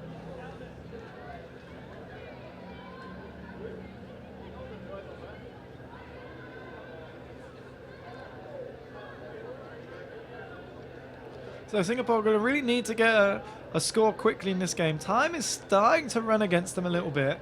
It's now 3 here in Hong Kong. Game scheduled to finish in about 32 minutes. So this comes back in. Rachel looking up the line. Finds number 4 in a lot of space. Good two-handed grab. Looks upfield, not much on. Pass it back. Quick give and go. Resets the clock. No cuts up the field. Handler comes back to claim the disc again, but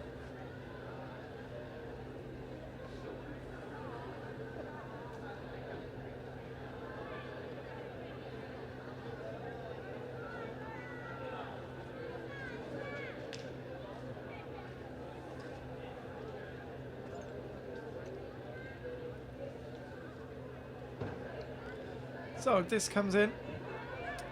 Cutters round there for the dump, looking up the line. Nothing much going on. Rachel there snags the disc, looks for the forehand, but it's just too low.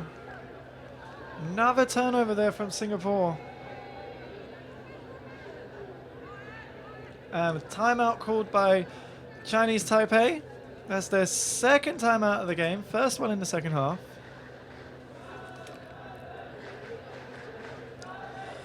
So while we have this little break, I want to give a little bit of a shout, another shout out to Cambodia Ultimate, especially to my little bro Dino. Hope you're doing well, guy. Dino just lost his house and a lot of his possessions to a fire. And if you want to contribute to the cause, head over to the Phnom Penh Ultimate Association Facebook page. You'll see a link to the You Caring site where you can help Dino out. He's a great kid. He's a hard worker. He's become a fantastic Ultimate player, and this is an example of of bad things happening to very good people. So if you have a couple extra dollars to give, help Dino's family begin to build back their life. Thanks. Head over to the Phnom Penh Ultimate Association Facebook page, and you can find the link there. So at this point, we're going to have a quick change in the commentary booth. I'm going to step out and I'm going to introduce you to our new commentator, Mr. Cao Lee. Thank you very much. How's it going here?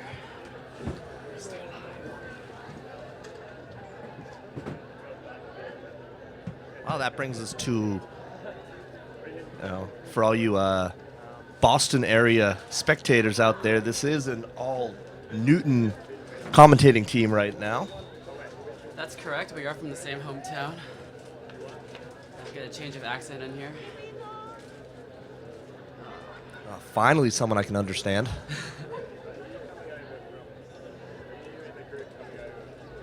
But, so Kat, what do you think about this game so far?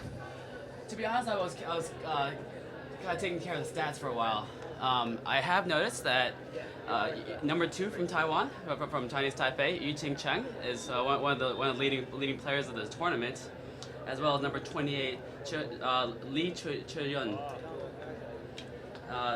So those are some players to watch from Chinese Taipei. And for Singapore here, really, Rachel Bowie, number 53, has been killing it. Yeah, she is a very confident handler, and they're definitely looking for Emily in the end zone, and Yu Hao is also getting a lot of touches.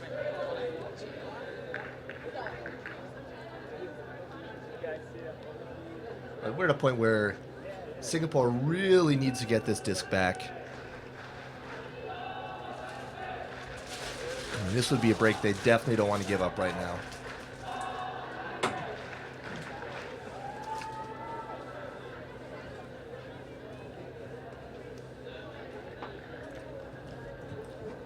And about to restart play. As we mentioned earlier, after a timeout, it is the offense's responsibility to set up first, after which the defense can go ahead and set up. So once the offense has stopped moving, then you will see the defense find their positions. Taipei setting a deep vertical stack without a dump.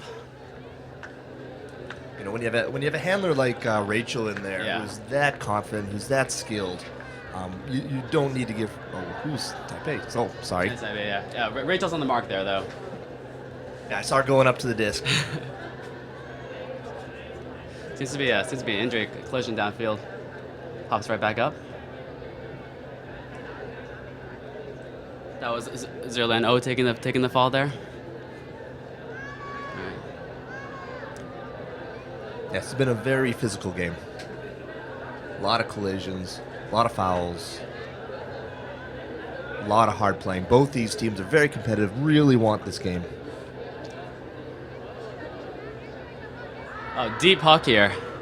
And everybody overcommits. This is Singapore's chance right here. Yeah, that kind of starting in their own possession. That decision is very surprising from Taipei. Yeah. They've really been making the right decision, even whether it's a long shot or short shot. They've been making great decisions all day, and that was a surprise right there.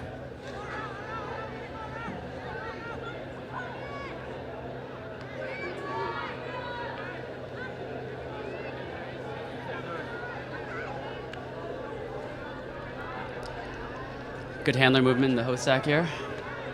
Yep, a lot of patience by Singapore. Yeah. Confident patience. Oh, that's a big break here. Working over you, Aouc.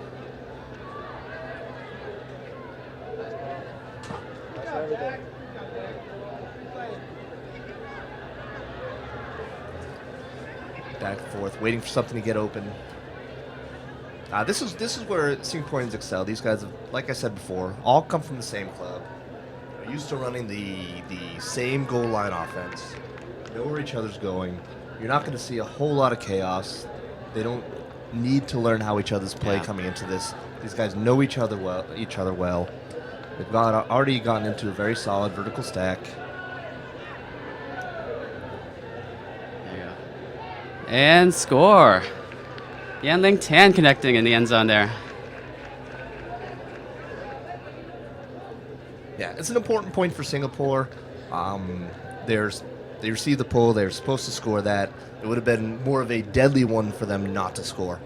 So they did. The O team went ahead, did their job. Now it's time for the D team. The D team has not been able to stop the Chinese Taipei offense yet. And I know coming out of half, that was definitely one of their concerns. Definitely something that they talked about in their huddle, was finding a way for this D team to get a stop and try to stop this very mechanical, very solid and skilled Chinese Taipei offense.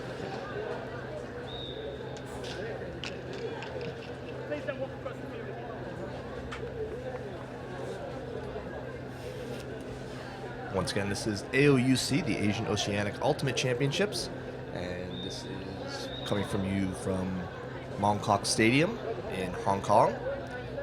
This is the second of 3 finals we're going to be bringing to you today. In the first, we had the Philippines defeat Australia to take down the mixed crown. Now we have the women's between Chinese Taipei and Singapore, and the third final of the day will be Japan-Australia Open. So Singapore goes back to the zone. Let's try to get some success here. This is a very good zone. This is something that they've run with Shoke. They all know each over other. The cup. Yes.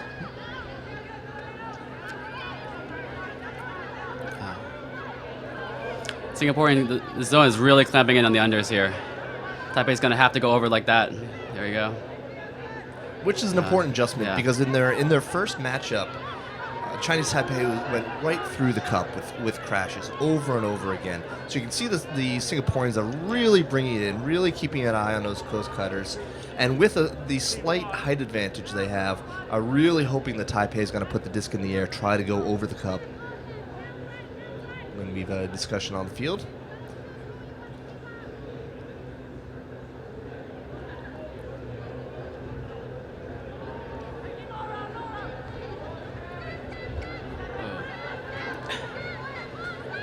Singapore really forcing Chinese Taipei backwards here. Not letting it off the sideline. There's a chance. And not able to toe the line there. It's a tough catch. Yeah, exactly what Singapore was hoping that Taipei would do right there. Big offense possession right now. Singapore has to begin to get these breaks back if they want to get back into this game. Not a whole lot of time left. Now's the time.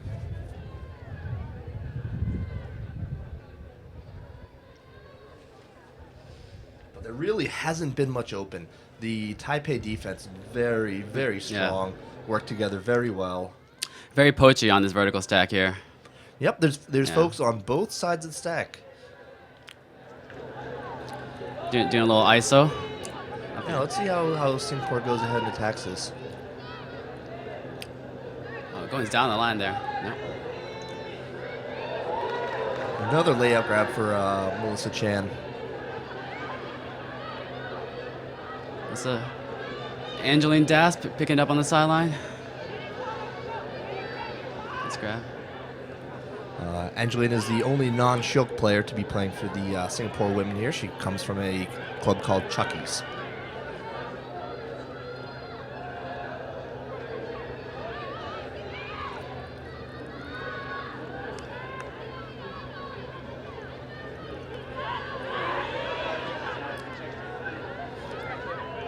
There's so much confidence in every single disc handler on this field here to not have the easy dumps.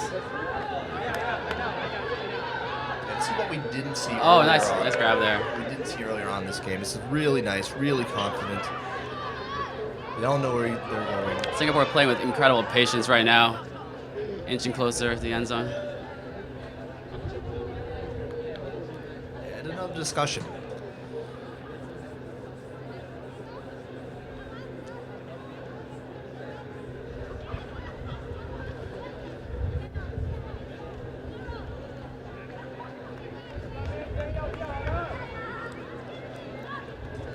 Getting the swing around. No break.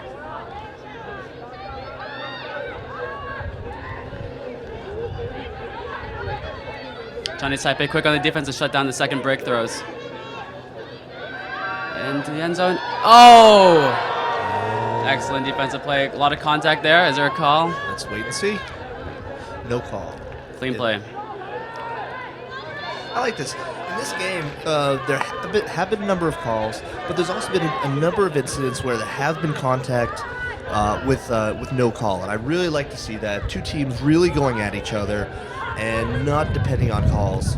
This is a fantastic, really hard-fought game right here. Very physical, but very competitive and very fair.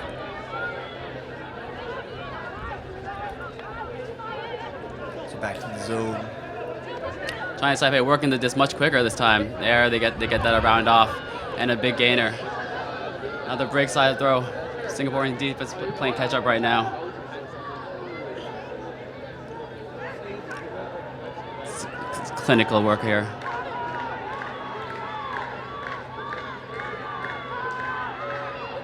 Singapore hasn't quite yet recovered. They haven't gotten that cup as tight as it needs to be.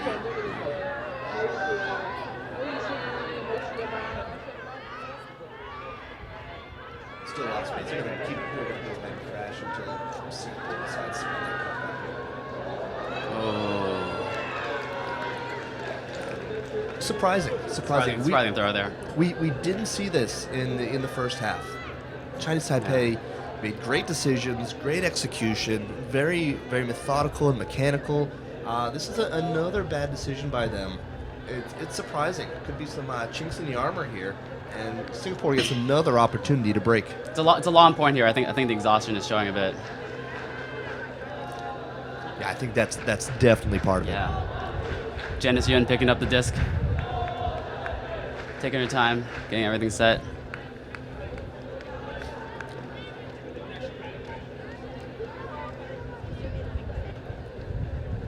So Wilkie, are we going?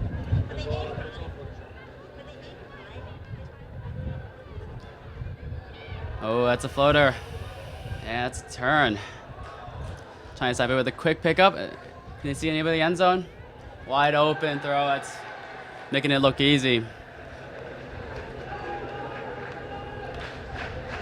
Yeah, Singapore had the opportunity with the Chinese Taipei mistake, but handed the mistake right back to them. But that one was actually forced by the defense. I have to give them some credit because I was watching the downfield cutters and the Singaporean thrower really had no options downfield there. There's really nothing to look at. I believe that Chinese Taipei, Pochi D, is really closing down the lanes.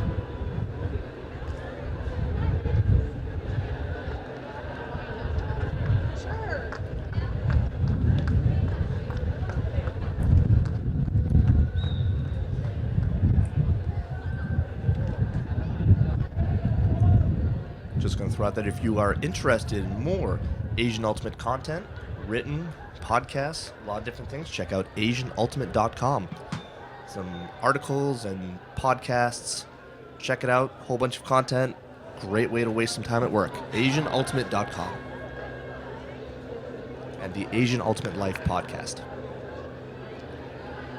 Podcast 5 coming out this week. Indian Ultimate is the subject. Singapore O team back out there. India Ultimate, definitely a great story here at AOUC. Just a pleasure to watch. One of everybody's favorite teams, I think.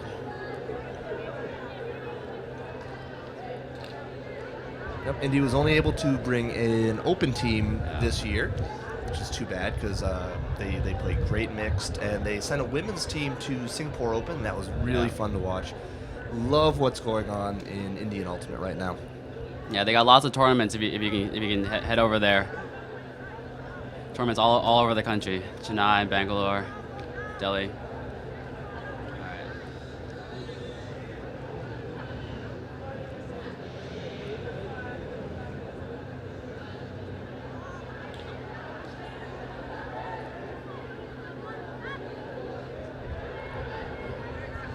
Oh, nice lefty break there. Oh, good D by Ishan Chang. Having a monster game, not a huge surprise. We knew that she was going to be huge on offense and defense for them. It's one of the Taiwanese girls that plays a lot of international ultimate.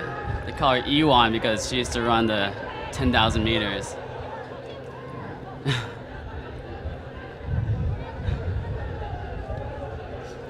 Iwan explaining how she got fouled by Rachel there. This has been a fun matchup to watch, the two of them.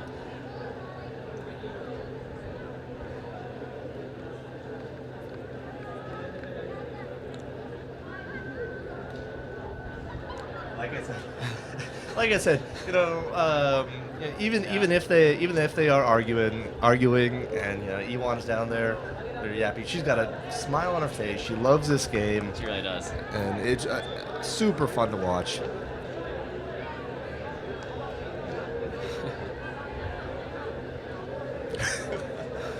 Still going at it.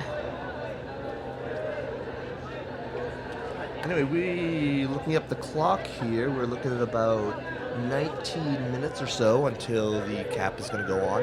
And a reminder, there is no hard cap to this game.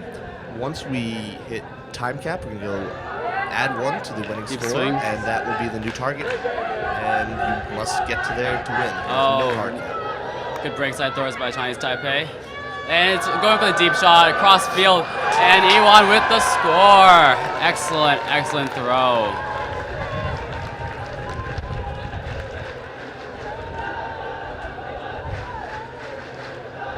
Number 29, Han Ying Lo on the excellent read and OI flick. That's another break for Chinese Taipei. It's experienced handler vision right there to be able to have confidence, first see that look and have confidence in your throw. Yeah, skills, cuts, they'll throw that to anyone, but it's even better when Iwan's going over there. All kinds of confidence in her, rightfully placed. So the Singapore O-line stays out there. You can't see they're walking back to the line right now. Heads are down a little bit. Gonna need to get their energy back up. Now's the time. Last game of the tournament. Gonna need to convert this so they can get their D team out there, try to get these breaks back. If they get broken again, we might need to start chalking in Chinese Taipei as champs here. Singapore needs to hold serve here and start getting these breaks back.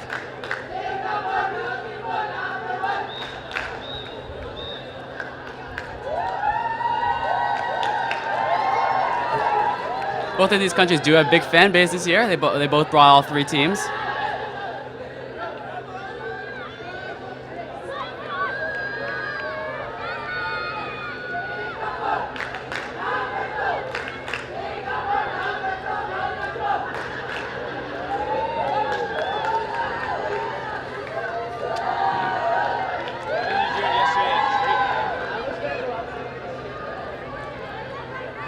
Singapore really spreading this field quite well here. A lot of space to work, a lot of space to work.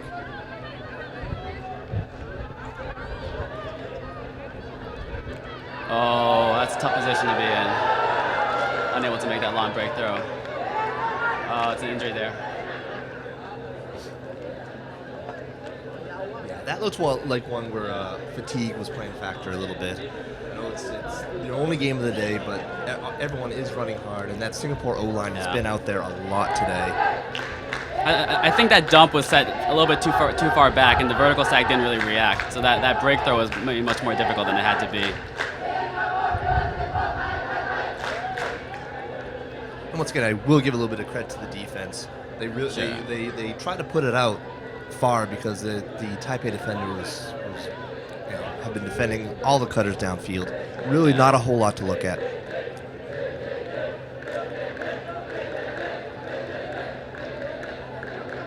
All right, let's see if Singapore can get their defense set here. Chinese Taipei has some deep looks and shut down.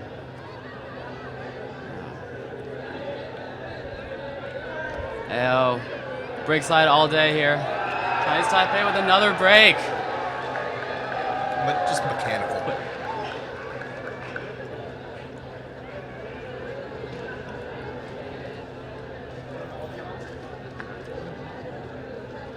And another discussion. Looks like it might be a pick call for that player gets so open in the end zone.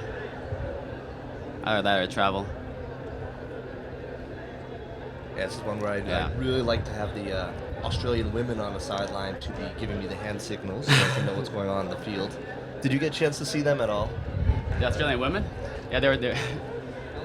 They all know all the Wfdf hand signals, so they relay the call. You just got to see one of them.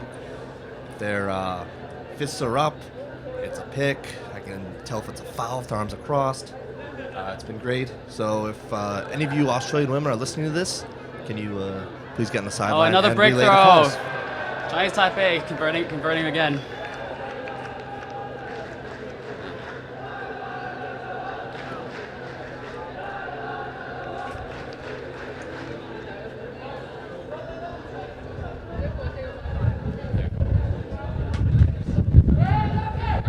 Yeah, to say that now is the time for Singapore's an understatement.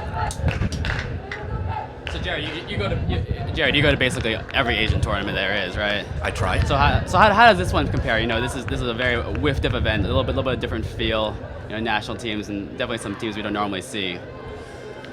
This has been great. It's nice to have something more official feeling, and like we said, Ruben Berg has been a big part of that, helping us out, really standardizing all of our activities here. With rules, with field layouts, with regulations. It's been really helpful. Yep, absolutely more official.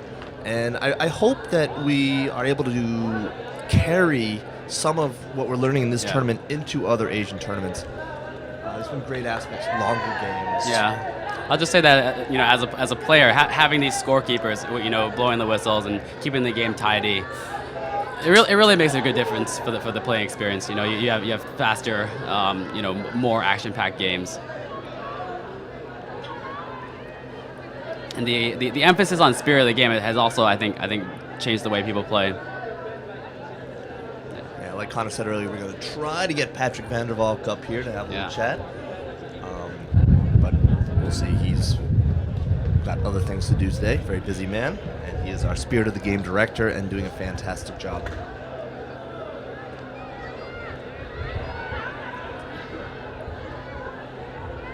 Down the line. Oh, nice grab by Andrea Fua in the end zone.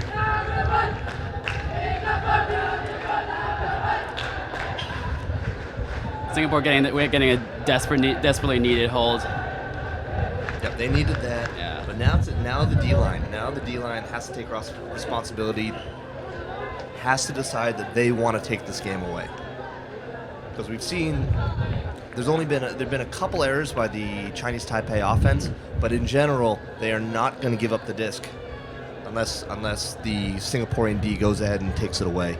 So I'm hoping that Singaporean D knows that, and they're going to go ahead and attack and be aggressive. I think they need a strong pull here. You know, there's a big difference when they get that pull, you know, deep into the other team's second half.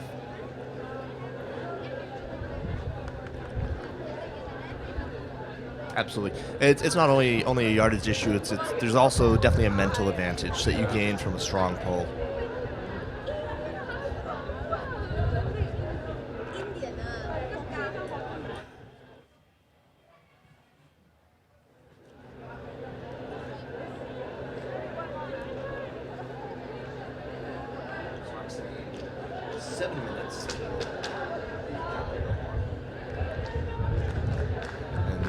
That is a soft cap, some of you might call it, not a hard cap.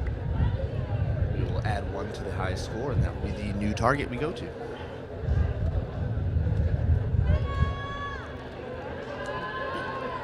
Short pull, get a little bit of a roll. Taipei only has half the field that they need to work through right now. Oh! Emily Wong with the disc, with the D. Huge play. Exactly what they needed. Singapore with decent field position now. Let's see if they can capitalize.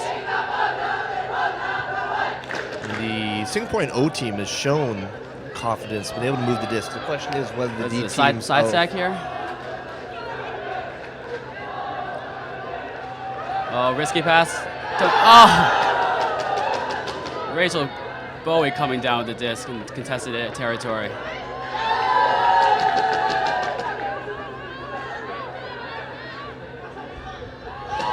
Again.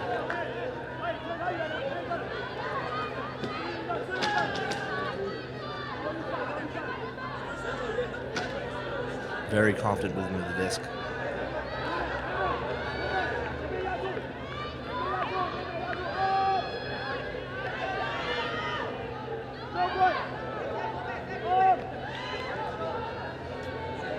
Open the break side, yes.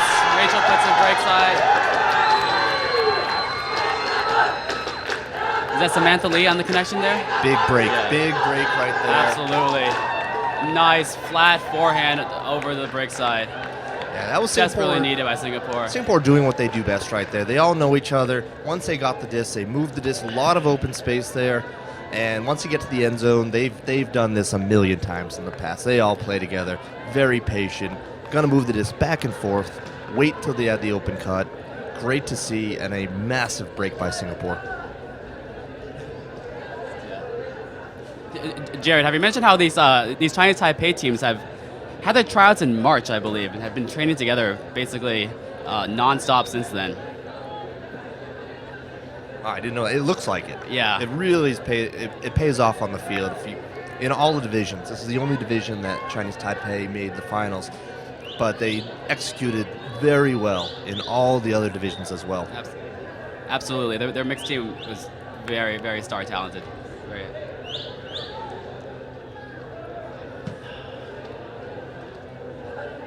Yeah. So first break, the first time that the D team is going to stay out there for Singapore for another run, and the O team is going to stay out there for Chinese Taipei.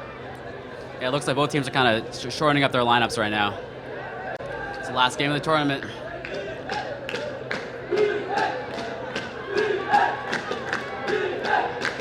You really hear the Singapore contingent in the crowd right now.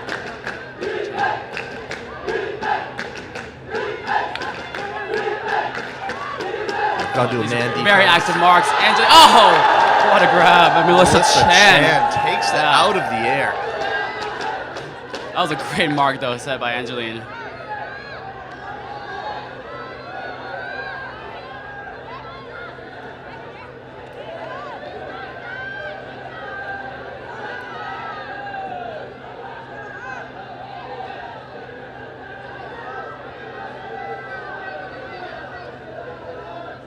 another discussion.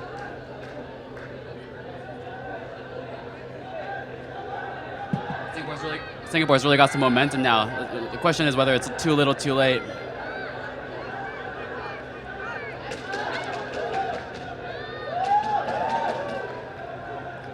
Smith Lee just keeps getting open.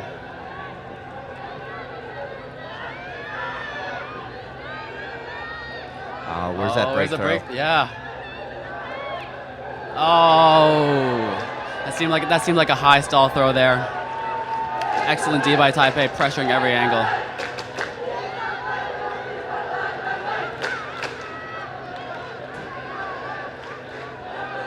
And Chinese Taipei calls timeout.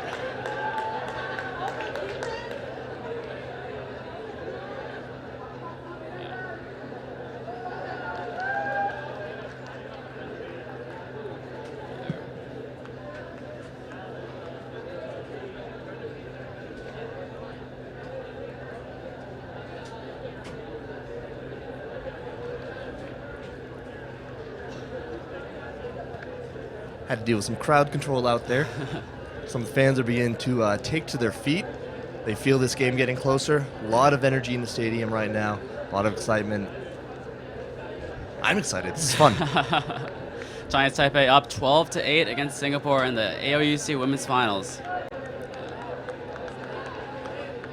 So, Jared, have you mentioned how many more teams we have in this AOUC compared to the last one? The last one was in Kaohsiung in Taipei, or sorry, Kaohsiung in Taiwan, and it had five mixed teams and 4 open teams, I believe. Was that all? Yeah, that was all. Yeah. So this, 22 teams here now. A huge upgrade. And looking ahead, what countries do you think will be entering the mix? Well, I'm excited to see WFDF's one of their newest members. Yeah. Didn't bring any teams, but Malaysia has just put together their national organization, just gained recognition. Looking forward to see them out at these tournaments. I wouldn't be surprised we see Vietnam come out real soon. How's Cambodia looking? We're working on it. We have a great batch of young players. Definitely getting better. You'll see us soon. I'm not sure if you'll see us at the next AOUC, but it's a great batch of folks, and we're working hard. They're getting good. Malaysia, definitely. A lot of players in Malaysia, and they were really hoping to get to this tournament, and just unable to do so. I think Guam now has recognition, so we'll see if they can become a full Wfdf member. And not a lot of people know, but Brunei has an excellent ultimate scene. I think that's a tiny island city, but I think they have about 12 league teams. Oh, a ton of players. Yeah, if you've listened to the Asian Ultimate Life podcast, you know how I feel about Brunei Ultimate. This country has about 300,000 people. They have a tournament every 3 weeks, university level, women's. A lot of pick calls here. Yeah, Brunei, definitely a fan. Great batch of talent. You will definitely be seeing them at an AOUC soon. And then the other countries to look at include Thailand and Indonesia. There's definitely a lot of good players in Thailand. Yeah, we'll be hearing from Thailand soon. More discussion. Like I said, not a huge surprise. Their first game, was a capped game. Went to 8-5 was the final score in that one. Not a huge surprise that this got slowed down. What is going on here? So many calls. This is a very physical game. Both these teams are very physical. They're not afraid to get close, to mark close, to be close to their cutter. So you're going to get calls, you're going to get some discussions. So not a huge surprise.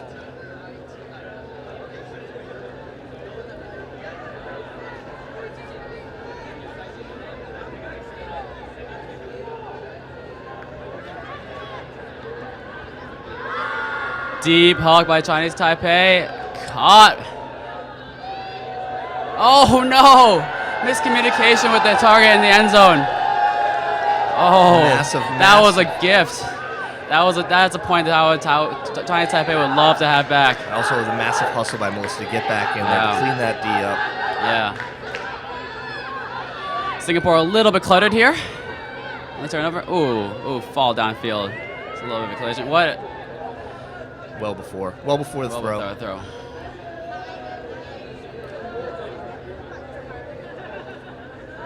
And we have hit the hour 40 mark already. So I believe after this point we will get the signal from Rubenberg that we've hit game points. Depending on who scores this point, this will either be a game to 13 or 14.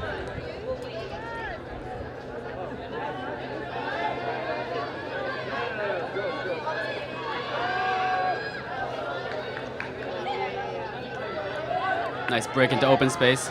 Singapore has some. Angelina's been a great addition to this team. Like I said, she's the only non-Shiok player on this women's team. Andrea Fua directing traffic. Nice breakthrough there. So another call. She kind of reached around with that backhand. I think the Chinese Taipei player thought there was a little contact on that throw.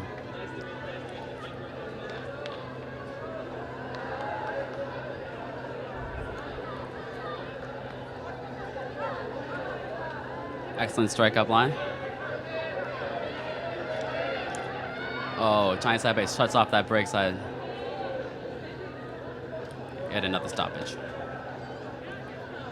So athletic, so well trained. That was a great mark right there. Almost had a lot of room on that break side, but that marker took everything away.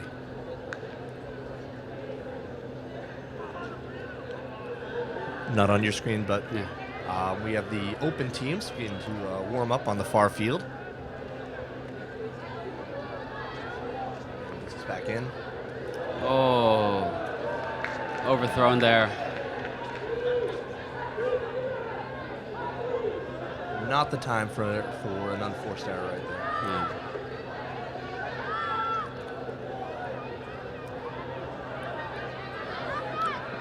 Chinese Taipei has a chance to close the game out right here with the score.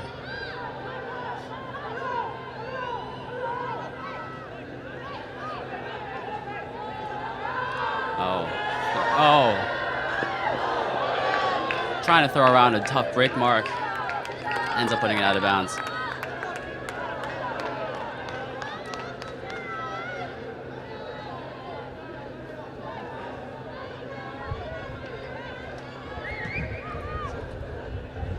If nothing else comes out of this, Singapore can definitely hold their heads high. Towards the end of this game, we're getting towards the end of the game here. Singapore's definitely been fighting on offense and defense. The offense is looking much better now. And looks like we are getting a timeout call. And we are going to... Okay, that's a timeout call. They had to take a second to ask our tournament technical director, Ruben Berg, about some rules. Actually, I'm pretty sure I know what they're asking right there.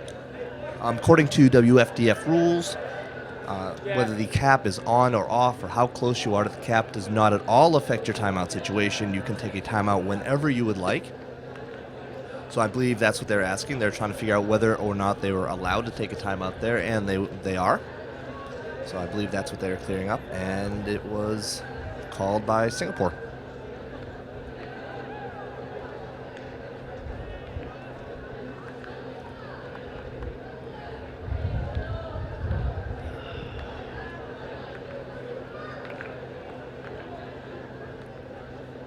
Not that anything is set in stone, but little birdie happened to land on my shoulder and chirp in that perhaps the next AOUC might be in Manila. Is that true? Yeah, that's a logical place to host it. Manila already hosts the biggest tournament in Asia, and they're the defending mixed team champions. It's a great growing program. Absolutely, and so much fun to watch. It's also fun to watch this Japan team warm up right now. This Japan Open team is very clinical, very skilled at a rare throwaway in their warm-ups. All right, about to start back up here. Chinese Taipei waiting for Singapore to set up on offense before they set their defensive players. Singapore's fighting through the exhaustion right now. They've had basically the same line on for 3 points now. At the end of a 3-day tournament. Both these teams did show up at the party last night.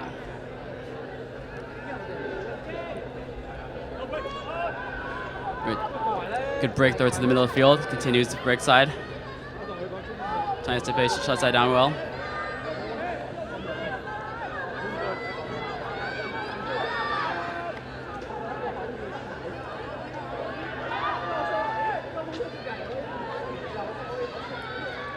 And overthrown there. Tough play. That's tough. I mean, you really want to reward those good cuts. They space the field really nicely there. That's a real tough error right there. Yeah.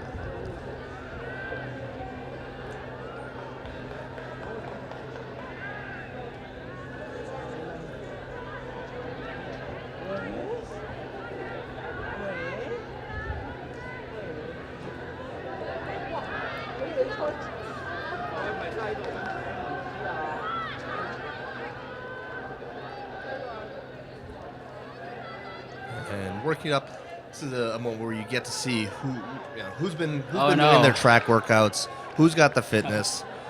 End of the game, long point. Yeah. Who's got the mental endurance as well? I think the exhaustion was really showing on that last throw there. Bit of a throwaway. Singapore setting a dump back. Oh, nice lefty backhand. I didn't know she had that throw. Yeah. Lefty high release over the mark. Ooh. Singapore inching over. Oh, throws it out to space. Too much. There was not good contact there. Do not think the receiver was expecting that throw. Oh. It looks like we have Melissa Chan down there.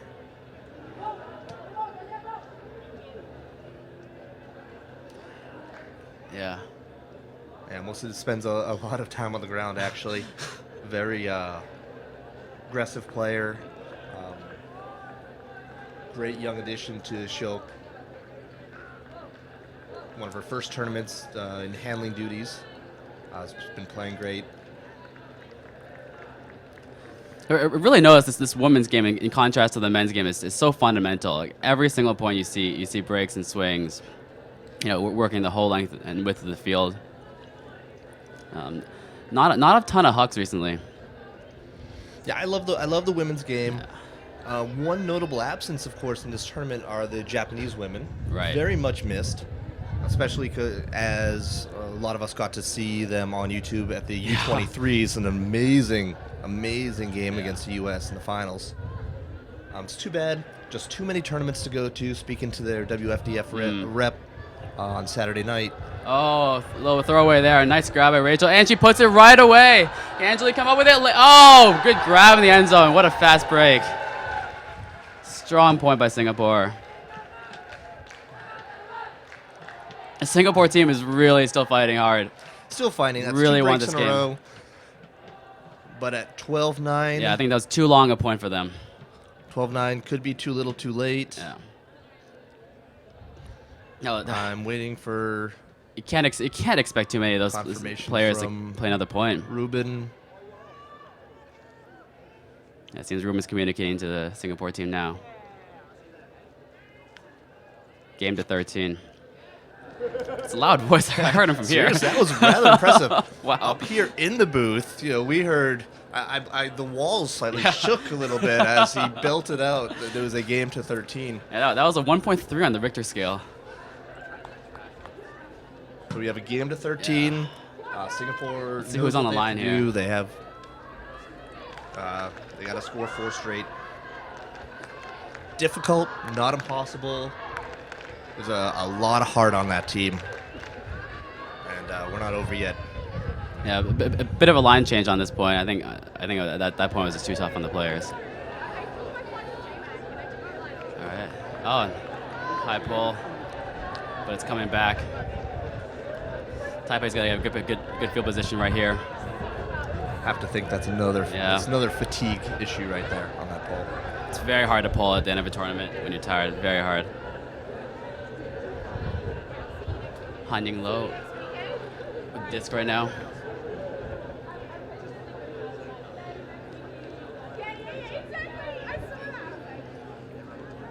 Like I said earlier, most of the on-field discussion is actually in Mandarin in this game. Yeah.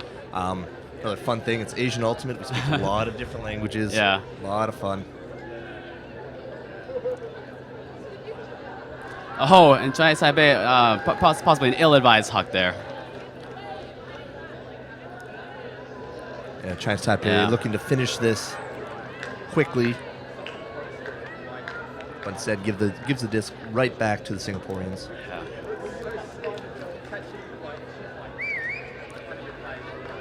The men must be getting anxious over there.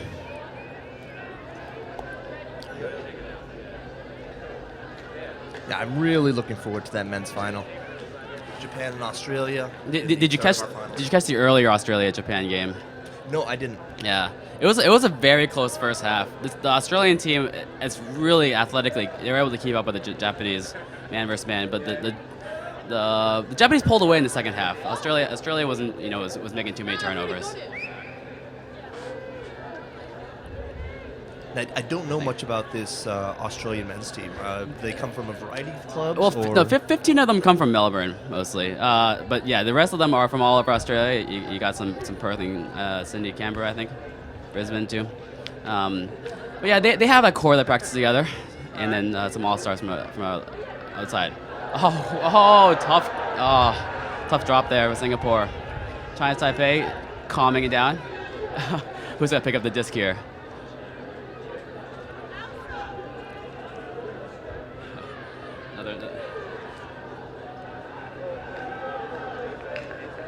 Ewan loves to talk to these Singaporeans.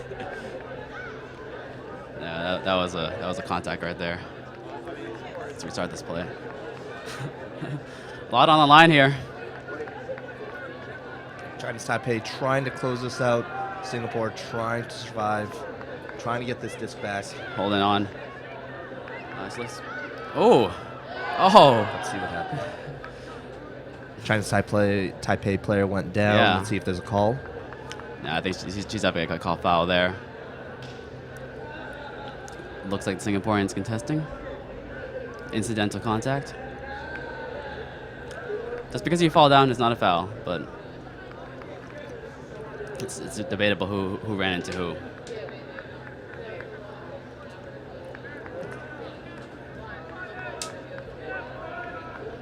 Discussion continues. See what happens here. And it looks like it's going back. Looks like stall on 4 or 5 or something. All right. Oh, well. Catches the disc in traffic. Open side cut, and that's it. That's it. Chinese Taipei is your AOUC Women's Champions. Yeah, they played a great game. Definitely deserving champions. They dominated all weekend. And Singapore just didn't have enough there. Wasn't able to stop that Taipei offense enough. Definitely deserving champions. Chinese Taipei 2015 AOUC Women's Division champions.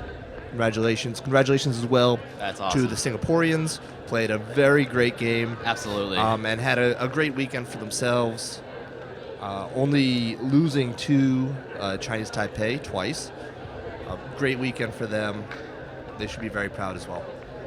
And they're quickly heading off the field now and doing their high fives and spirit circle off the pitch. Yep. Like I said, it's a great thing about this sport. They're gonna slap hands, whatever disagreement. We saw a lot of calls, a lot of talk, but when it comes down to it, they're gonna shake hands. They're gonna get back together in their spirit circle, talk about the game, congratulate each other, and the game will end. This game, like most of them do, will end in smiles. So that's going to bring us to very little of a break, it looks like. Looks like we've got about 3 minutes until the open game is going to start. You're saying? And we are going to sign off for just a few minutes. Thank you for tuning in to the women's division final. Any final thoughts, Cal? I want to give a shout out to JD Patel, who's really helped run this Indian federation, and just recognized my voice on the live stream. So hi JD and Magna. We really liked the Indian participation here. Also shout out to the South Korean team. We got to see a lot of Korean nationals that don't make it to international tournaments very often. So that was very cool to see. It's been a great event, and we still got one more game to go. We're gonna have a great open final, and we will be back in a couple minutes for that one. Cool. So thanks for tuning in, and catch you in a few. See ya.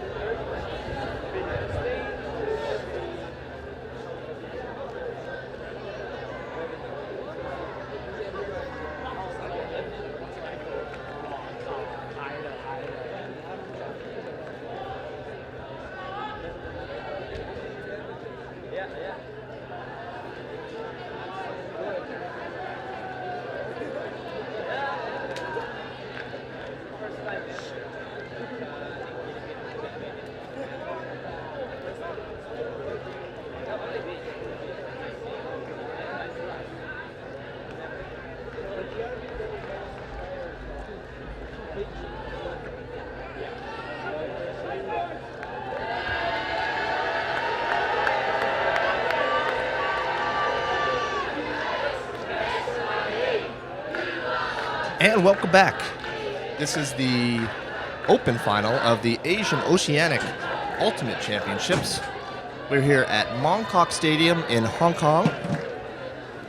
This is the third of our finals. And we have Japan against Australia in this open final. I'm Jared Connors, and I'm here with Cal Lee in the booth. We'll be bringing you what will prove to be a fantastic game. What are you thinking going into this one, Cal? I think the Japanese are favorites based on their performance this weekend. But this Australian team, they've shown they can keep up with them, and they may have some matchup advantages around. But it's gonna be a very fast game. Good hug already by Japan. Near the end zone and score. Excellent fast play by Japan. If there's one thing I've seen about the Japanese team, they make smart decisions so quickly. When you're guarding them and you think you have them beat on the open side, suddenly there's the throw is on the break side. And you didn't even realize it, and your man is already open break side. Yeah, and what I love is what you saw there in that throw. Their hucks, there is no float. Those are ropes going down the field. They are not going to give a chance for those tall Australians to out-jump them. They're going to throw them hard and fast. That's how they do it. That's how they're used to it. Fantastic skills. They practice their blades a lot. They practice their OI hooks, and they got speed on their throws. So it's very difficult to play against if you're not used to that style. And a lot of these Japanese players, they have such a high level of play within the country that they don't come out very often. Now, Cal, you were saying that you had the chance to see the last matchup between these two teams. Yeah. Yeah, this Australian team is very tall, and they love to huck, and they were able to huck against the Japanese.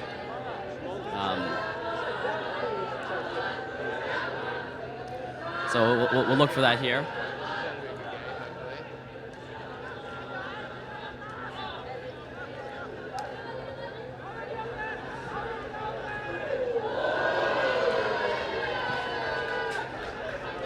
On defense as well, Japan is not going to give much room, so I think we're going to see a lot of layout grabs here on the Australian offense side. And they're in a man. I'm pretty sure that we'll also see some zones, some clammy, crazy mixed-up zones that the Japanese love to run that I still cannot figure out. Seeing the Japanese success internationally, very few teams can figure out. Massive layout D by Japan.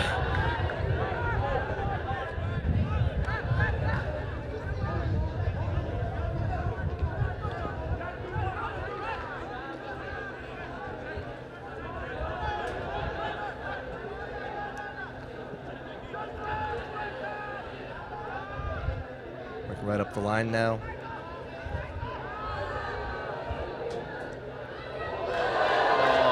Just overthrown there. Big D by Australia. Good bit of body contact, no call. Once again, I love to see that here. Yep, just because there's a little bit of contact doesn't mean you got to make the call. This is going to be a strong, hard, physical game, and the Japanese are already showing that they're not worried about it. They're going to play hard, and they expect the same out of the Australians. We had an interview with the Japanese Open team captain, Yohei Kichikawa. He's number 80. He's been playing for 21 years out of Tokyo. I don't think he's playing a ton on this team, but he's definitely, he's their leader. A bit of a player-coach role, perhaps. Apparently his favorite throw is a low-release flick, and he's a crazy karaoke party king.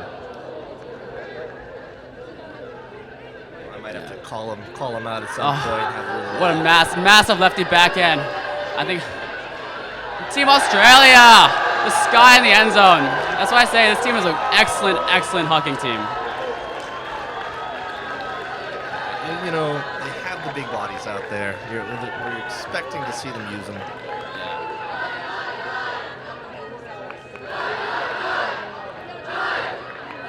And we are on serve.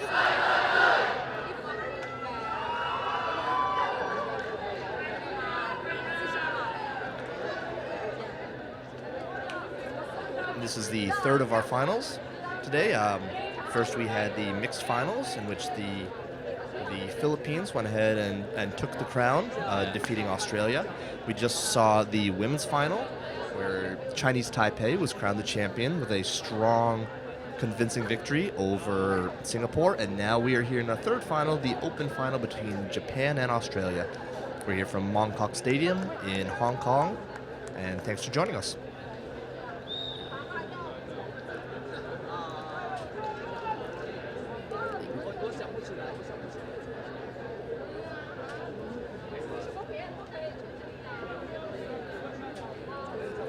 So the Australian team captain is number 57, Lahan McDonald, and this Aussie team is full of nicknames. So he goes by Macca.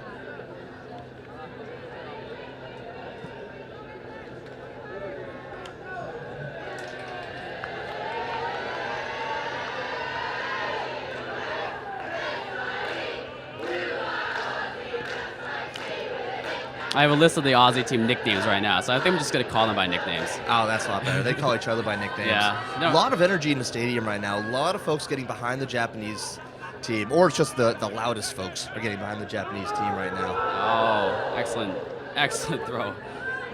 One thing a lot of these Japanese players have, they have is incredible dump throws.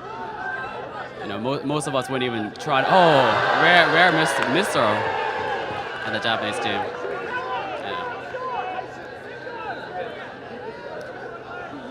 Yeah, this isn't going to be a game you want to make many mistakes. These are very good offensive teams right here.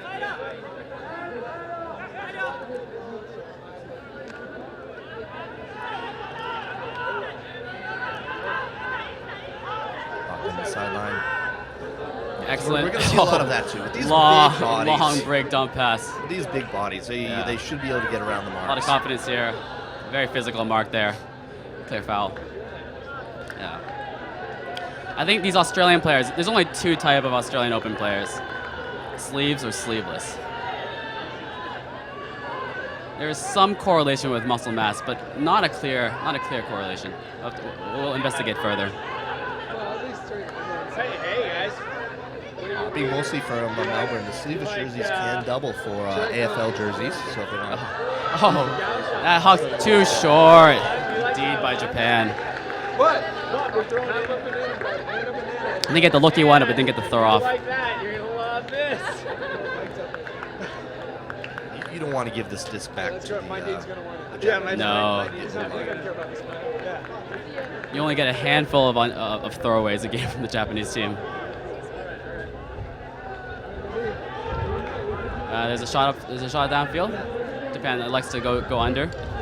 Swings it all the way around. Oh, now you get the backhand break. It's a floater. Australian. Oh, good D.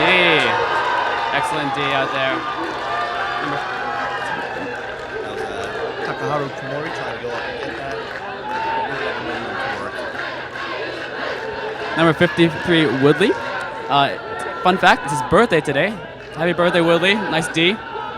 Giving yourself a present.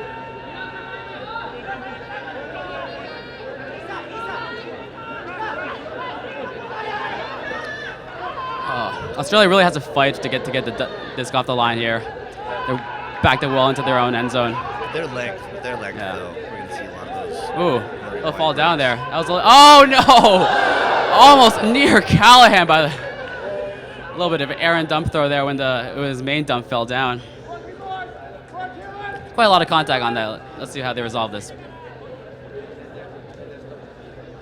A reminder that in the WFDF, there aren't observers, referees, or anything of the sort. This is all handled by the players on the field. What we love about this game. So we're going to let the players sort it out for themselves and see what comes of it.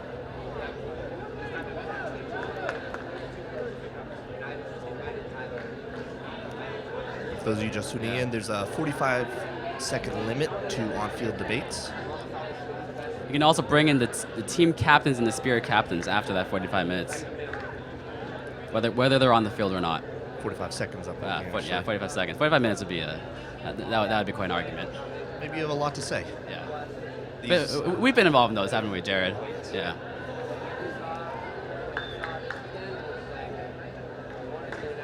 Well, this is a battle so far. It's a lot of fun. It's been a great weekend. I think this is a good time for me to read off the Australian blue healers, the Aussie blue healers. There's a Maka, T-Cas, Mulchi, Ashi, Dallas, Woodley, whose birthday, Malza, Jake Az, J-Mac, Mark Evans, that's a good nickname right there, Bruce, Lockhart, Wisey, Rory, Toffa, and Miles. I don't have the Japanese nicknames on me right now. And looks like we're going back to the thrower here. All right. Australia's still backed up well within their own end zone. Just off your screen here, we have Ruben Berg on the sideline, getting slightly involved, telling the teams to hurry up. Oh, difficult dump pass. Overthrow intercepted. Immediate cash in by Japan. They took that throw away and put it right into the ATM.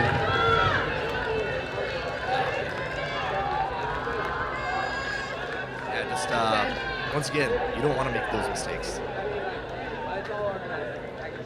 But we are still on serve here with Japan up 2-1.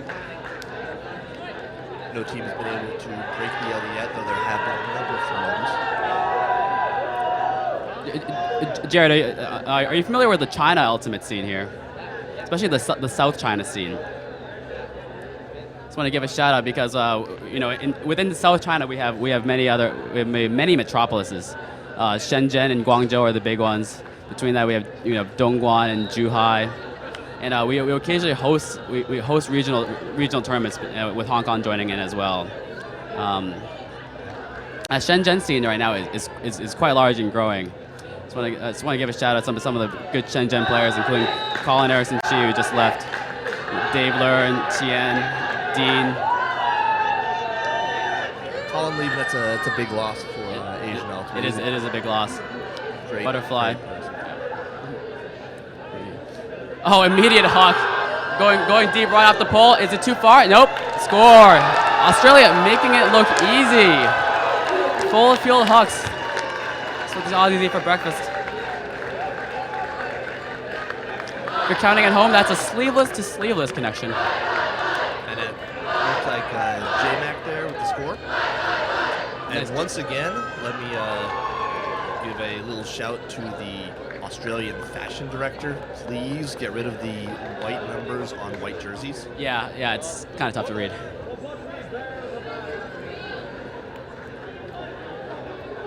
I like the sleeveless look, though. I like the sleeveless and sleeve alternative. I might be too obsessed with this, but... Oh, I'm a big fan. It seems that Japan always goes with the simple blue. It matches the buzz bullets. The interesting thing I've noticed stylistically about the Japanese is not as many players with gloves as used to see. I'm used to seeing. Right. This line is 5/7 gloves. Yeah, but certainly Japan is known as a glove-wearing team.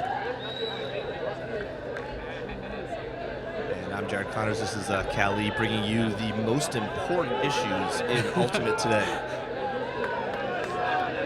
All of the issues. That's fit to report. Massive pull. Went mountain high, deep in the end zone. Japan nails it down. There's a hug opportunity. Looks the other way. There always is. In the Japanese offense, there's always someone giving the deep look. They don't take it every time, but they're always threatening it. Yeah.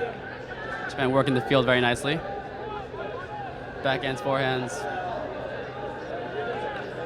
Seems the Australians are going up with the straight up mark here. Trying to maybe neutralize that huck. Overthrown pass, and number 11 tried to come down with that one. That was Ryo Senda on that layup.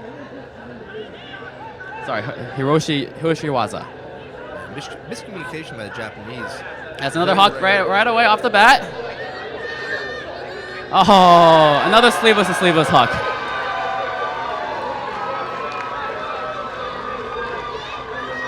And we have a break. First break of the game goes to Australia. And I love it. I love the transition game. J-Mac connecting on that one again. Not afraid to get the disc up in the air on that transition. Love to see it.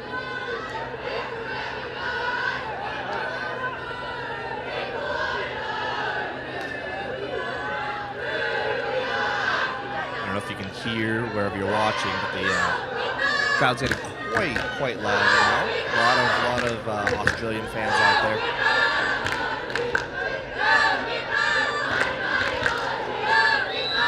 You can hear some Japanese cheers in the crowd too. Go Nippon.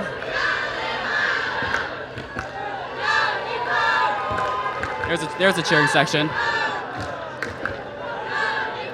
It's really quite a treat for us to be able to have this Japanese team here.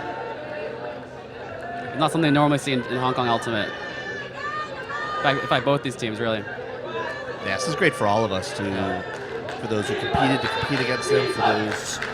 For the rest of us to be able to watch these teams play. A very good bunch of folks, both these teams.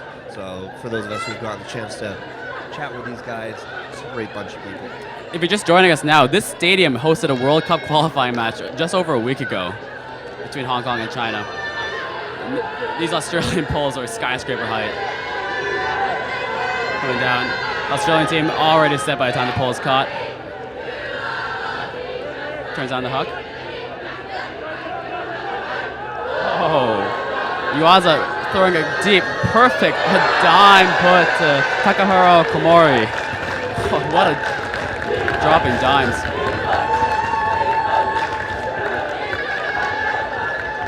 That's a strength of this team. Like I said, those hooks are going ropes. They don't want to be floating against these tall Australian players. Great look. Right now, Japan is down a break. They're going to have to get their D team out there to get this disc back if they want to pull even.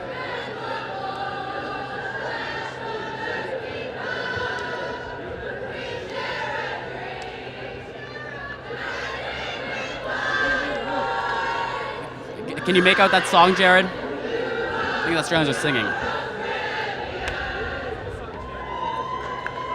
Nope, but it's loud, it's excited. It was definitely loud, if not melodic. So for those of you who might not be familiar with Asian Alpha, I'll just tell you about some of the teams we got to see out here. This is the Asian Oceanic Ultimate Championship, so it's open to teams from Asia and the Oceanic region. So we have Australia here, and Team Japan, teams from Hong Kong, India, Singapore, Philippines, Korea.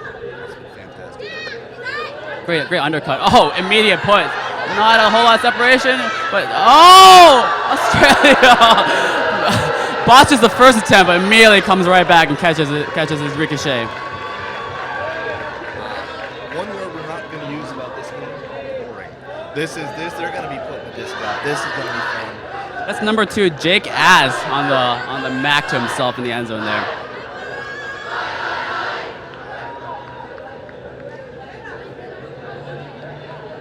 I venture to say this game will probably not be timed out. Yeah, they're out firing. Yeah, let's hope they can make it to 17.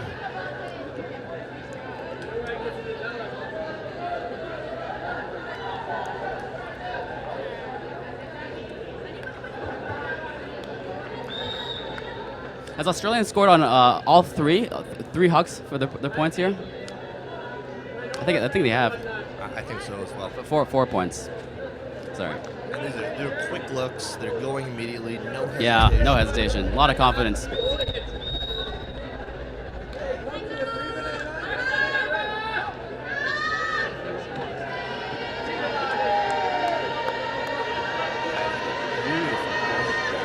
Is he gonna land in bounds? Wow, Japan catches it in the back corner. Might have fallen out of bounds, but they didn't want to find out. No. Plenty of confidence to catch it anyways. Oh, Australia coming out with a little bit of a poachy zone here.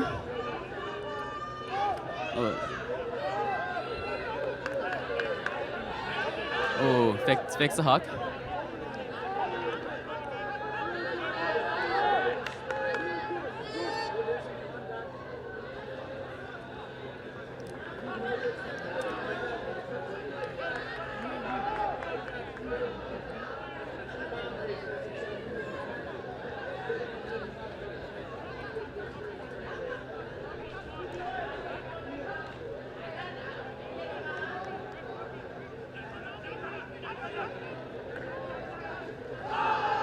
Monster Hawk. Can you just, out of the reach. You will not see that very often. Yuta Inomata just unable to get to that one. He thought about laying out, but it was out of his reach. Yeah, his defender had given up on it. No one to blame except the Japanese right there. This is big. The Aussie O has been tough to stop. Yeah. Again, you just notice the speed on that Japanese hook. When it's perfectly timed, it's something to see. But when it's overthrown, there's really no chance for the player. Oh, we got the hook right there. There's a lot of separation. A little bit of an errant throw, but it's still got. Oh! Number 24, Lockhart might have been watching the line to see if it was in bounds while he was trying to catch that one. Unable to hold on. Yeah, he wishes he could have that one back. Right, he was going to be in bounds by quite a margin. He had so much separation.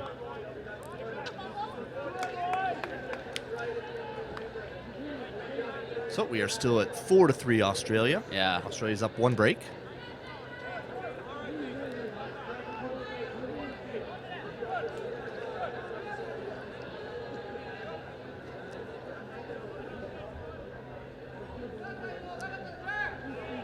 I think this Japanese team still hasn't really gone up to full speed yet.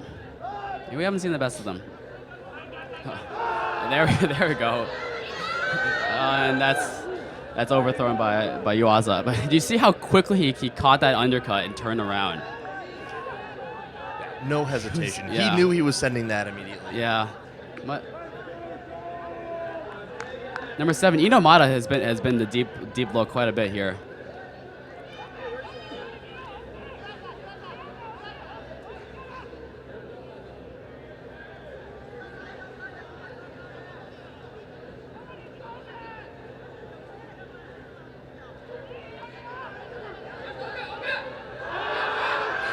And there's another hook. Oh, close bid by Yuasa.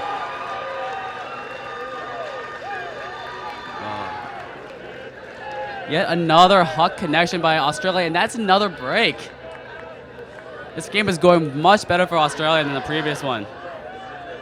In their previous loss against Japan. Let's see if they can keep catching these in. I like it. They're not trying to be fancy, not trying to show how well they can handle. No. They're going at their strength. They're athletes. They're fast. They're big. Yeah, and they're really getting open on these hucks. They're not forcing it at all. There's a lot of separation on these throws, and they've basically all been spot on. And that'll take us to a timeout, our first timeout of the game, I believe.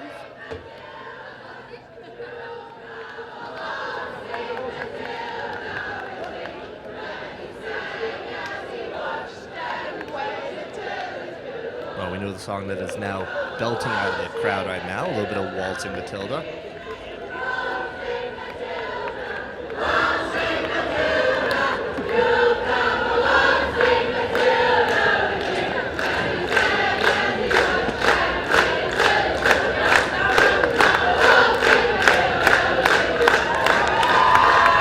As you can hear, the crowd is getting quite rowdy. It's great to hear a whole lot of energy in the stadium right now. In a 5-3 game. 5-3 Australia up. And a reminder, this is the Asian Oceanic Ultimate Championships coming at you from Mongkok Stadium in Hong Kong. We're in our third final of the day. First we had the mixed final in which the Philippines took out Team Australia. Second game of the day was the women's final, where Chinese Taipei was crowned in victory over Singapore. And this is our third game, our third and last game of a fantastic weekend.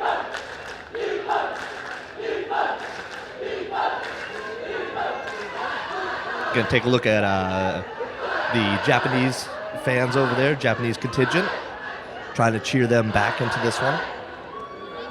But they are down 2 breaks right now. They need their offense to hold, and they're going to need their D-line to go ahead and start getting those breaks back.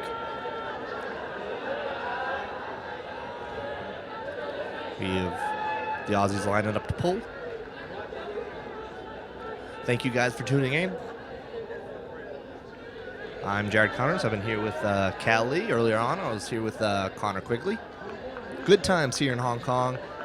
Coming to the end of a great, very competitive weekend.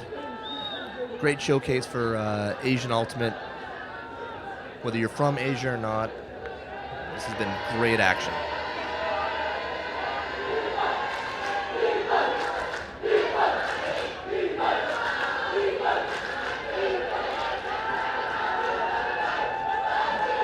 Japan begins to work it up. We have some type of clam being laid on by the Australians right here. Not going to be too much of a shock to the Japanese, who love to run a number of zones and clams themselves. Not going to be a huge surprise to them.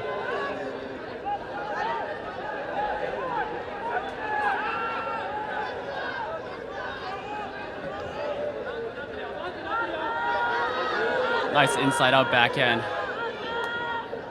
Little fouls. And Australia's gone back to man after trying to slow down the Japanese with that clam for a little bit.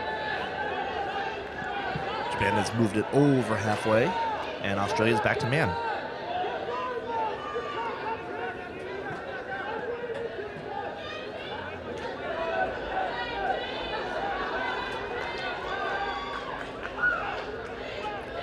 little bit of discussion on the field. So far, this has been a very, very low discussion game here. Just two teams going right at each other, two competitive teams.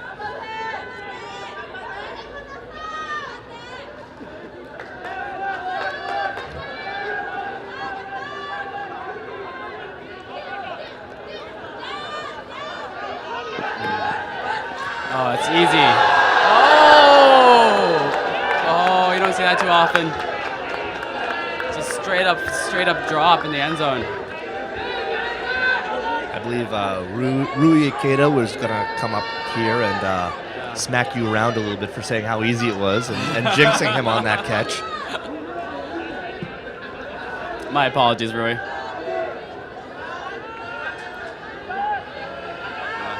Oh, layout bid by Japan, not able to come up with it.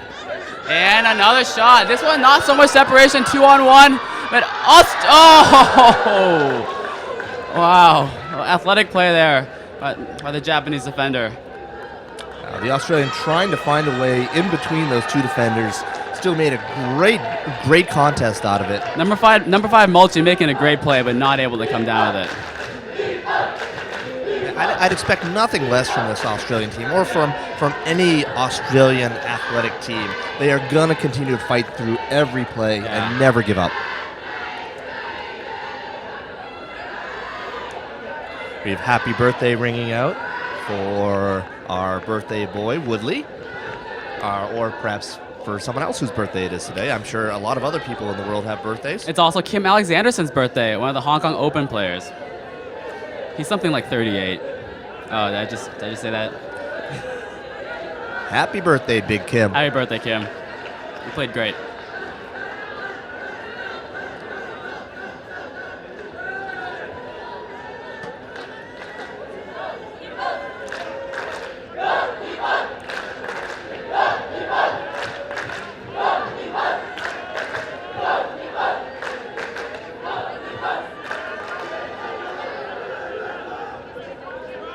Oh, nice give and go right there.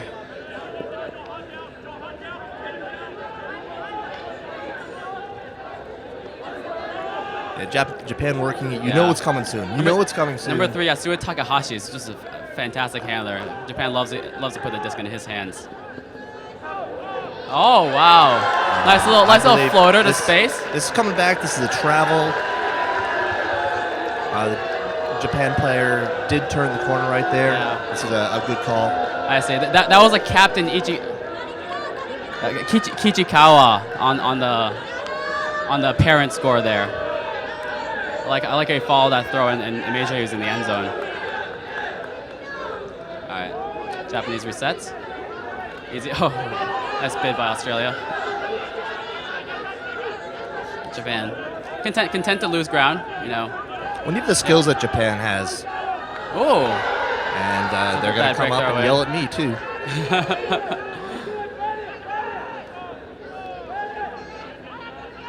But, Jenna, when you have the skills that both these teams have, you're not afraid to give up a little territory here and there. Oh. Looks like a strip there. Just a little late. It's a good bid, but Australia had that in possession. Great bid by Rui Ikeda there. Just a little late, and Australia calls a timeout. Yeah, need a reset there. Long point here.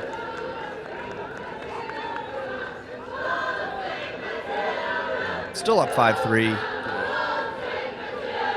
That was Tim Wise there, getting the disc stripped out. And while we have this break, I want to give a quick shout to Cambodia Ultimate, and especially to my little bro Dino. Great kid, but his house just burned down. Family lost a lot, just about everything they own. If you're interested in helping him and his family get back on their feet, go check out the Phnom Penh Ultimate Association Facebook page, and there's a link to their crowdfunding site. Every little bit helps. Dino's a great kid. He's working hard, turning into a great Ultimate player and a great person. He can use every dollar of help that he can get. So check that out at the Phnom Penh Ultimate Association Facebook page. Hey, thanks a lot for all of your help with that. Thanks, Jared.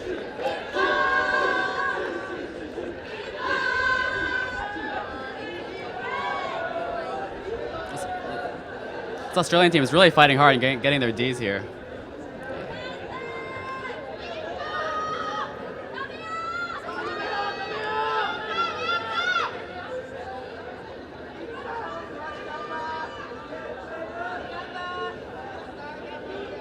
Australia's showing a number of looks right now, just a basic vertical stack down the middle of the field. Set pretty deep. Japan with the poach. Handler. I think this Japan team is really trying to shut down the Hucks now. You know, they're giving up the unders a little bit more.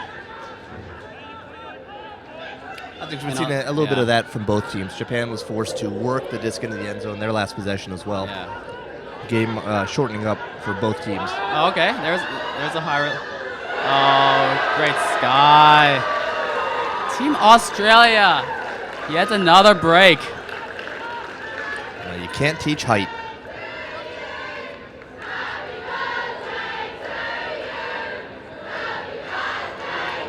I know they're belting out of happy birthday, so was that Woodley again? It was, yeah. Another birthday present.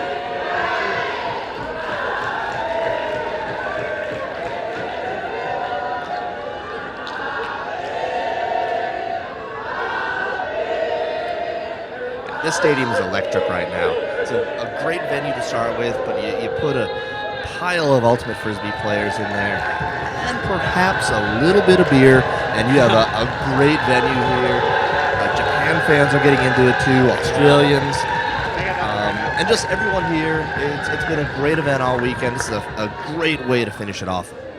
Australia has put out some very strong open teams in world tournaments in the past. I remember 2012, their team at Sakai in Japan. Their team was training for a full year. They did a tour of the U.S. before the tournament, and they unfortunately lost in the quarters, I believe, on an extremely windy day. But it's not. I think very soon in the future we will see an Australian world champion. Yeah, on different levels, they have challenged the country. They have challenged the U.S. They have defeated the U.S. Absolutely, yeah. They haven't quite been able to win the championships yet. They got to the finals of U23 in the mixed division. Yeah, beating Canada in a Universe Point semifinals, I believe. Yeah, well, it was one of the best games of the tournament. Weren't able to pull it out. Had a disappointing final, but Australia has definitely shown that they are one of the top teams in the world. So that was a Japan timeout, and according to my count, that is their second timeout, so that will be the last timeout they can take this half. They'll have one more that they can use in the second half as well. Number 14, Mark Evans has a disc right now. He's been racking up the assist numbers as one of Australia's top handlers.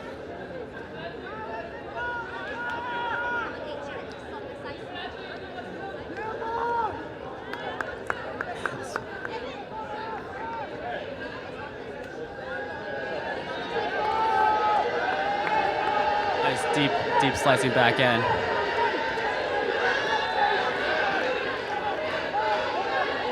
Japan with a quick break throw. Australia really playing back. Coming down with the poachy zone again. Yeah, this is definitely going to help get Japan out of their really quick hucking game.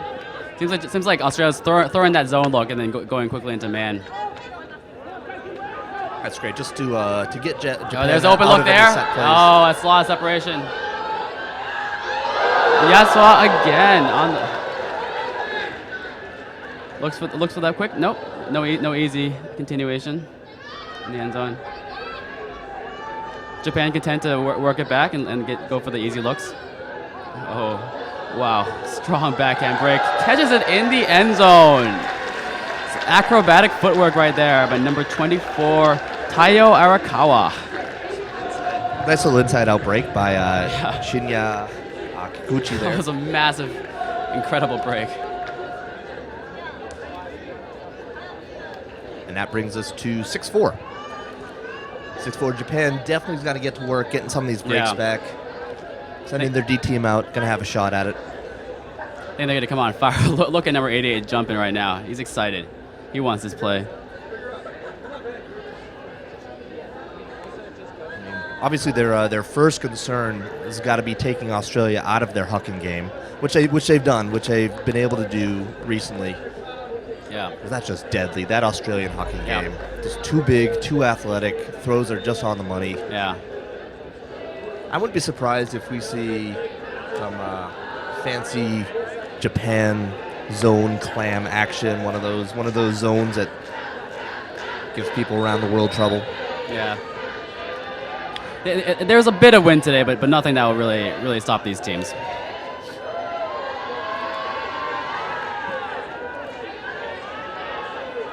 Japan's pull a bit shorter than usual. Yeah, here it is. Mark Evans with the disc. Oh, fakes it. Look. Here they go with that. One of those zones. Yeah. Over the top. I think that's what the Australian team is going to have to do here.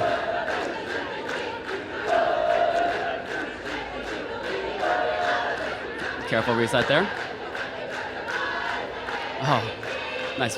Outside in.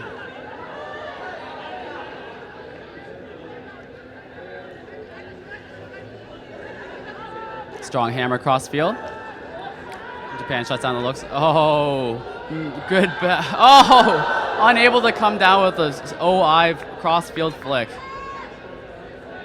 Yeah, I love the way that Australia worked that up. Very confident. They didn't seem at all perturbed, at all bothered by that Japanese zone. But then it comes down to execution. You gotta catch the disc. Australia unable to do so. Japan picking up and will attempt to get one of those breaks back. Ryoma Katsuta with the disc right now. He was the one very pumped up for this point.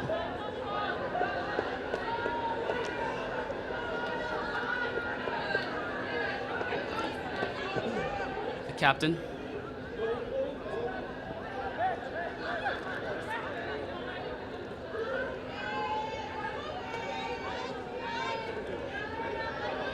Yeah, and actually, I'm looking out into the crowd right now, and all of the Australian women have their fists in the air to the side of their heads with the WFDF pick hand signal. So thank you, ladies, for clearing that up for me.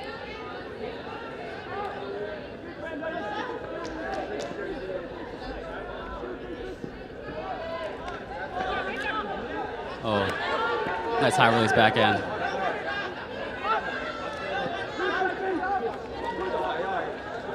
Japan getting some good undercuts. Really using their quickness. Nice forehand break. Australia shuts down the break options. Ichikawa again. Oh, nice fake. Ryoma Katsuta with that score. He was pumped up for it. And he pays dividends. And to get one of those breaks back. Huge score for the Japanese. Yeah, absolutely. They needed that. Australia's back on their heels now. And remind, this is an hour 40-minute long game. This is a long game. A lot of time for shifts in momentum. A lot of time for Japan to get back in. For Australia to get on a streak. This is great. This is a format that we really need to consider moving towards here in Asian Ultimate, where the games can be an hour or shorter. This is a full, exciting game, and I am very lucky to be here with Callie. You're commentating on it. Shout out to Newton, Massachusetts, our collective hometown. I'm a Newton Center guy. Me too. Go BC. Yeah. From Chestnut Hill, close enough. Yep. And go Patriots. Go Patriots. Stay undefeated. Hey, ask Australia. Go Patriots, but thank you to Danny Amendola for not scoring too much on me and helping me not lose my last fantasy game. Australia come out with a side stack, unable to isolate the target.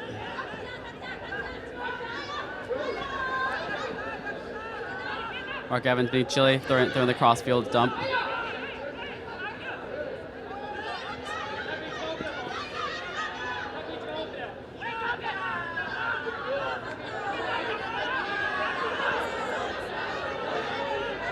he's got some huck options, but Yeah, I like Japan's Oceanic. giving little Yeah. room on the end now. They're very much watching the hucks. Helping Oh, each there we other. go. Oh, a little bit miss. Oh, still comes down with it. There was a poach deep. The Australian player too fast. Absolute Nice wheels. lefty flick.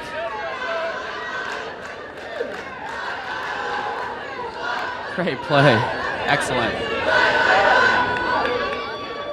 Oh, some great wheels shown by the Australian cutter there. Taking us to 7-5. Game to 17. Where So half at 9. Look, we're looking like we're 44 minutes into this. 55 minutes will bring a halftime cap, but I don't know that we will get there with the speed of scoring we've had so far. Yeah, probably won't affect everything because that's also a +1 cap.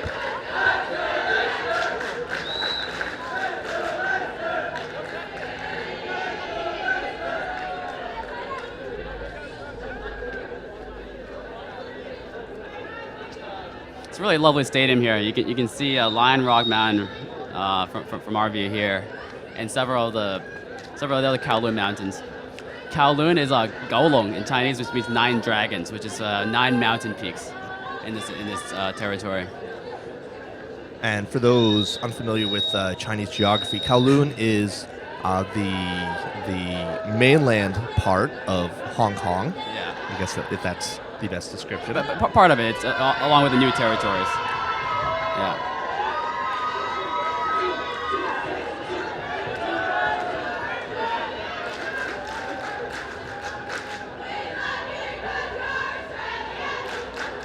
Japan faking the huck. Australia coming out in the zone. Yeah. Over the top. Good hammer connection. Japan already deep within Australian territory. We got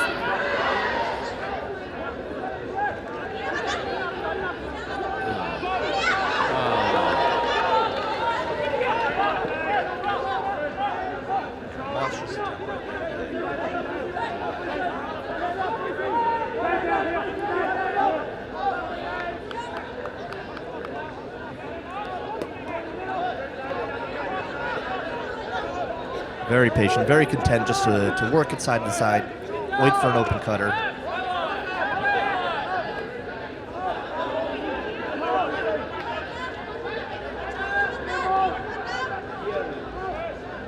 Number 3, Kyle O on the mark there. He was in the cup against us in Hong Kong and got a layout Callahan. Oh, smart play by Japan. Shinya Kikuchi on the throw there. Japan working that way, making comfortable hammers and swing passes in that zone. One thing you might notice with the Australian defense right there, and a number of the defenses that we've seen today, is even though Japan had worked it close to the end zone, Australia went ahead and stayed in their zone, more afraid of that transition period, try and transition into man, more afraid of that than any damage that could be done by keeping their zone on. And we've seen that over and over again.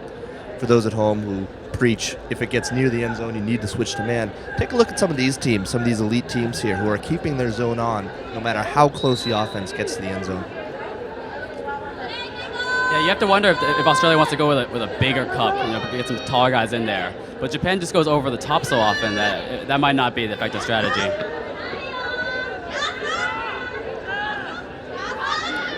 Japan with a low pull. Stop short of the end zone. It's a little bit of a tough pass. Nice hammer across field.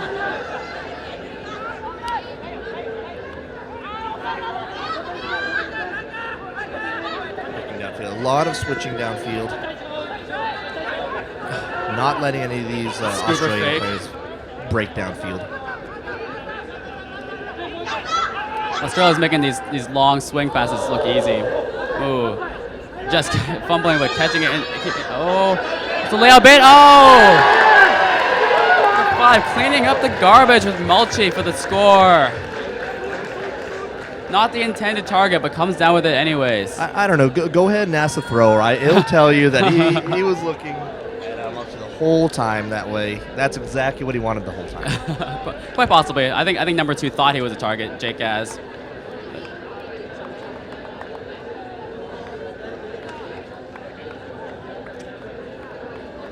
That brings us to 8-6. And 9 points will bring us to halftime. Yeah.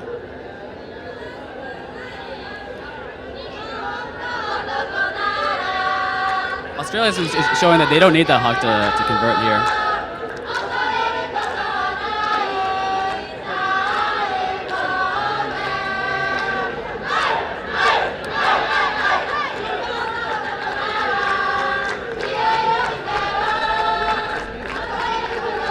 Shout out to Robert Guzowski listening at home. Aussie, former Hong Kong resident. Australia deep with the pull.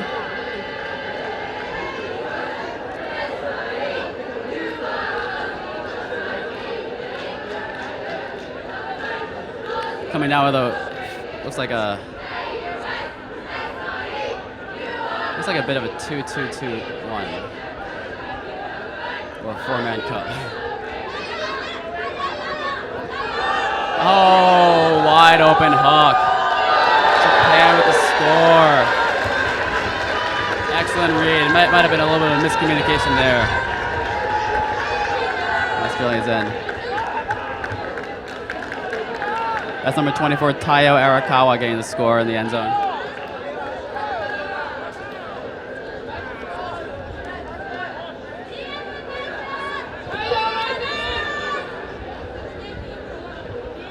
I just went out to check on a score of the previous game. Wanted to find out if the Australian women had won their bronze medal game, which they hadn't. So it looks like the Philippines took bronze in the women's division, if you were curious. Do you have the score? Nope. Do we know who took bronze in the Open? No. We will. And we'll get that to you as soon as we know. But in the meantime, we have Australia up 8-7.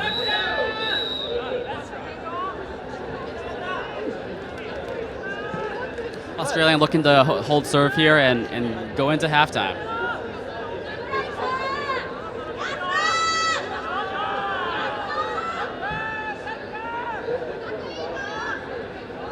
And Japan pulling out.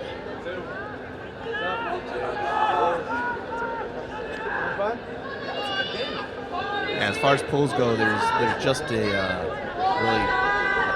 meter difference between an amazing pull and a very mediocre one.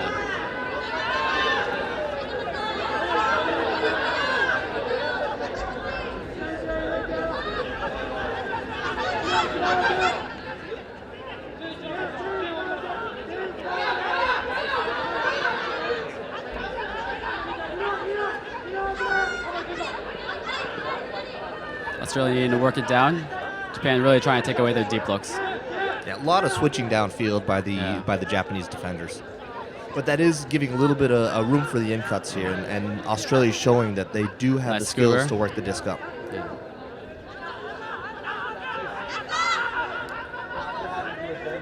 The Australian hander was really patiently, hammer into the back of the end zone. Excellent, excellent toss. That soft hammer, lefty hammer, with a lot of touch on that throw. And that brings us to halftime. Halftime, 9-7. Australia has really deserved this half. They came down with the hucks. I think on their first 5 points, all huck scores, and then they got some breaks. And then when Japan took that away, they were able to really just patiently work it. Really strong, patient handler play. So what are you thinking that Japan needs to change in the second half to get back into this? I don't know. They haven't gone as many layout Ds as they normally do. I think they're having a tough time with the Australian size and athleticism.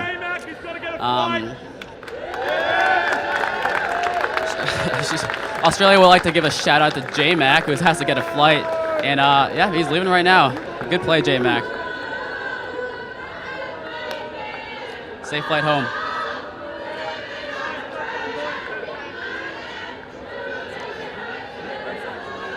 I hope most of the Aussie players are staying for the night or more, so they can get a little bit more Hong Kong enjoyment. There's definitely fun to be had in this town. Yeah. But no, I'm not sure. I don't think the zone has been, Japan's zone hasn't really been, stopping Australia. This Australia team has shown a lot of experience and poise. You think man might be their best bet? It's hard to say. Later on in that half, they switched to a man with a lot of switching in the back to try to take away those hucks, but that gave Australia a lot of room on those in cuts. Yeah. And Australia showed that they do have the disc skills to go ahead and work that disc up. They're not a one-trick pony. They can do other things other than just jack the disc up in the air. This is a very good Australian team. Yeah. And I to be honest, I'm not exactly sure what we're going to see from Japan to stop them. I'm excited to see what they're going to try out, because this is Japan, and they know this game. Yeah, I think partially the previous game that they played against, that was on a much thinner field, not as wide. And I think this wider field is playing Australia's strengths. They really swing it very, very wide, and much less turnovers than in their previous game. And on the other side, we have seen some imprecision from the Japanese, which we're not used to seeing. They're going to need to clean that up, along with getting some Ds, if they want to go ahead and get these breaks back and even this game up. Yeah.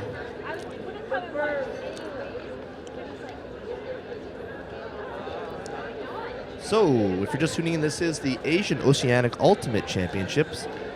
This is the third final we're showing today. This is the Open Division Finals between Australia and Japan. Earlier on, we started off with the mixed final, in which the Philippines team took out the Australians. Then we had the women's final, where a very strong Chinese Taipei squad went ahead and finished off their undefeated weekend, beating up on a very game Singapore team. And that brings us to right where we are now. Following this game, there will be a closing ceremony. This event has been thrown by the Hong Kong Ultimate Players Association and Wfdf, and a lot of tough volunteer hours have been put into this event. So please give a shout out to your tournament volunteers when you have a chance, especially the tournament director Wanda Yun. Great job, Wanda. Absolutely. Great job. Yeah. All the hard work you put in has definitely paid off. Thank you for a fantastic weekend. Also have to give shout out to our president Kevin Ho, our vice president Michael Su, who really made this event possible, and Nick Zhao, who is the creative genius and hard work making this tournament run, and Kevin Tang, who stepped up to really coordinate the volunteer effort. And once again, thank you to all the volunteers. Yeah. These guys put a lot of work in. Yeah, Hong Kong's never done anything at this scale before. Across 4 venues, coordinating buses, shuttles. You may have noticed sponsors. You may have noticed more than me. I'd like to say that there's something that you could have improved on. It's just not coming to my mind right now. This was a really, really great event. Thanks for saying that, Jared. And I go to a lot of events. All right, second half has begun. Japan pulled to Australia, and Oz still up 9-7, up a couple breaks still. And Japan is coming out in one of their clammy, zony, poachy things. Australia with the OI over the top. I think this zone is looking a little bit more effective. Definitely slow down the Australians. Okay, so, that's a good inside forehand break. Yeah.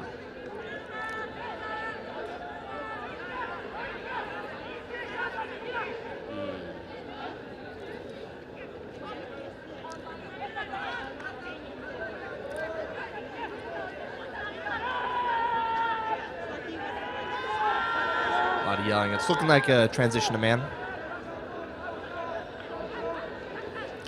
Smart play by Japan, going zone until the halfway line.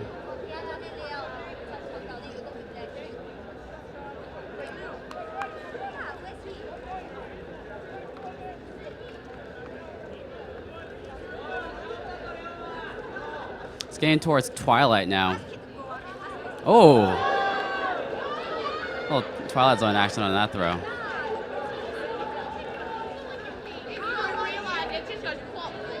Just for reference, we're talking old Twilight Zone or the new version that came out in the 90s? I hope you're talking about the black and white. That's awesome. Yeah. Jared remembers the 90s a lot more than I do. Oh, too much. No foul. No foul call. Nice poach bid by the Australian. We've seen that a couple times. A lot of physical play here. No call. Two aggressive, competitive teams going at each other. It's great. I love that no call right there. Number 16, Tafa, with that layout attempt. Over the top hammer in the. Oh! Japan coming away with that D. Ryo Senda getting that hammer block. And there's a put to Hiroki Yuasa in the end zone for a score. Yuasa going deep again. A major player in this tournament. Japan goes ahead and gets one of those breaks back. Massive way to start the second half. No. And it's been a while. It's been a while since we've seen Japan open it up and complete one of those hucks. It's going to show us things to come. This is going to be quite a game. Yeah, we have hit, we're getting towards twilight here. The lights have gone on in the stadium. We have hit the hour mark. Yeah. The scoring was fast and furious early. It slowed down a little bit towards the end of the first half, so who knows? We are basically right on time. Yeah.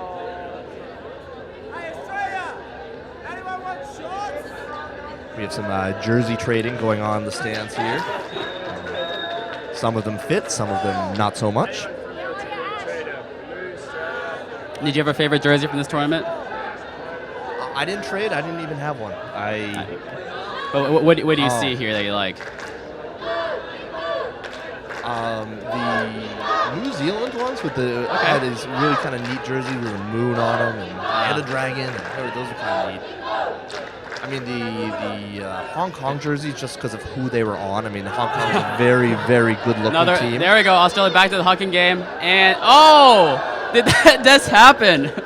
Let's take a second and find out what happened here.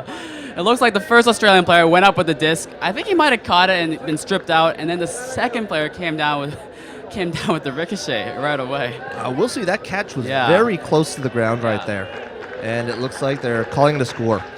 Once again, a great moment of spirit. Not sure who's going to get credit for that score, but a team effort by Australia right there.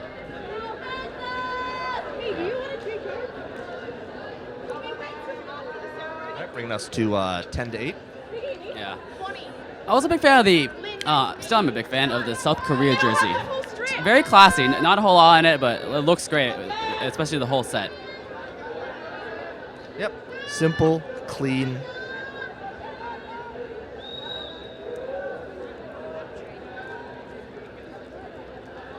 UAE as well. No, I hadn't seen that design before. Yeah, those are good looking jerseys. Yeah, they broke those out for Dubai Beach Worlds, which they hosted. Another great event. Yeah, this is a great UAE team coming off that Beach Worlds. They sent a lot of good players here, and they had some great games. I think they lost 15-12 against South Korea, and they beat the New Zealand team in their final game.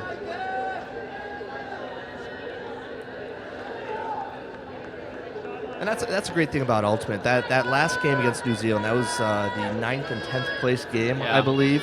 But they were both into it, both excited. Both teams were excited to play that one. Absolutely.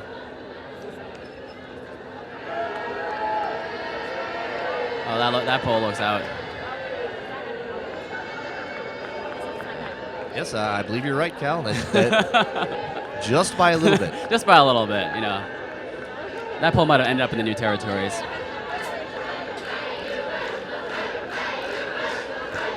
How long until the new territories just become territories? Yeah, they're not very good at updating names around here.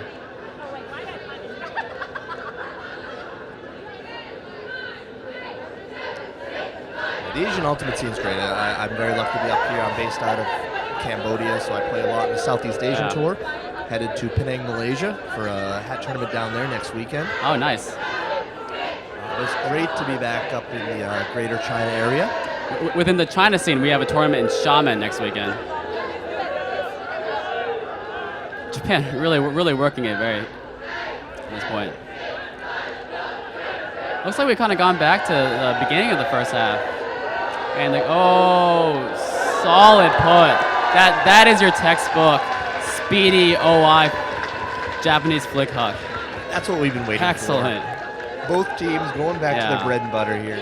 Australia doing their best to sky that one, but not in play.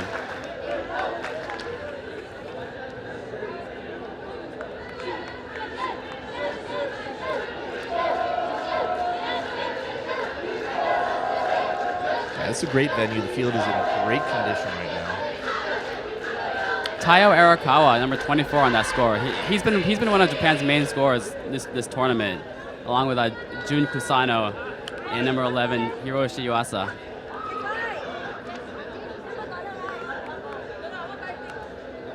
We got a battle here. It's exciting. We got a 10-9 game.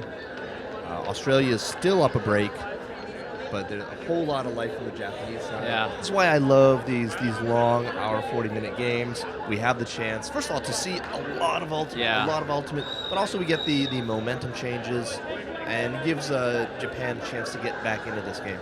And the teams really have to just establish a good form. You know, they can't count on a couple lucky points. They gotta be strong throughout a whole hour and a half. And fitness is an issue as well. These long games, you can't just play 10 players the whole time. Oh, excellent grab. Oh, might have been a little too rush on that. Good read. The Japanese D. A little too lackadaisical on that dish. Yeah. Japan called the timeout to recollect themselves. Very pumped for that D. Very excited. Yep, that is, according to my count, that's the Japanese third timeout, their third and last timeout. Australia's yet to use any. They're going to have 2 that they can use this half. We got a game here, Cal. Absolutely. Australia does not look phased, though, in this timeout. I think they're going to buckle down here. I love it. Both teams are up, excited, clapping, singing.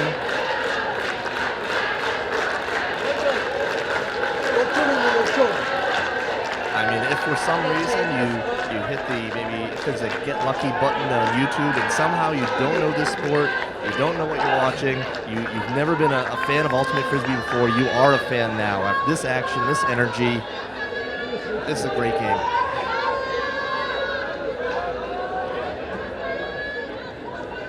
And if you're coming from the U.S., hope you're enjoying this Japan-Australia game with seeing maybe a little bit slightly different styles than you normally see in the U.S. Club Series.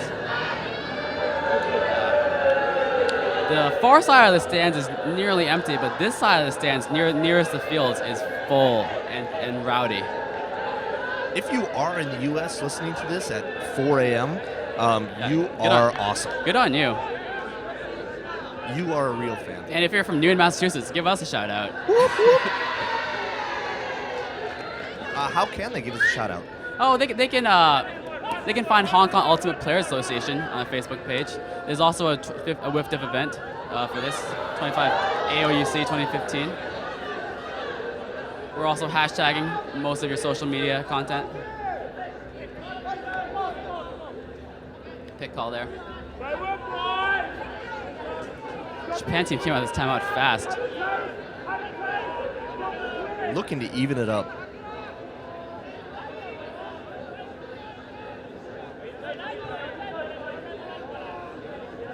It's going to be a struggle. We have the efficiency of Japan right now, and just the grit of the Australians, the heart. What's going to win? It's a Captain Yuhei Kichikawa with the disc here. He's a karaoke star from his interview. Gets a dump off. Oh, and goes right up line for the score. Big play from the D-line captain. Give and go. huge. Getting the break back. And Yeah, we tie are game. even. We are even up. Monstrous. Japan has won this half 3-1. Scored 3 times to Australia's 1. Has a lot of momentum right now. Close game. Yeah.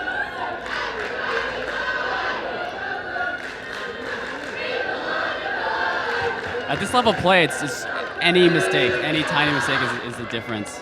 You know, it's not a whole lot of room for error. This stadium is electric right now. Yeah. The Australian fans, we got the Japanese fans have been up on their feet. 10-10, we're at a game to 7. It's been a dream for the Hong Kong Ultimate Players Association to be able to play Ultimate on this pitch here, the Mongkok Stadium.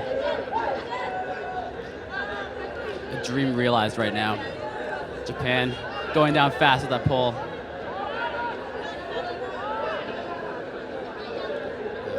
Let's see how the Aussie O-line responds. Japan coming out with their clam. Ooh.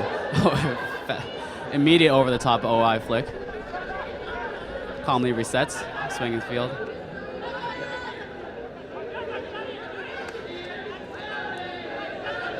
Japan transitions to the man. Nope, still pretty poachy.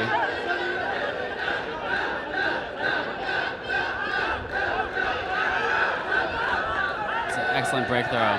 Looks like there's a call back there.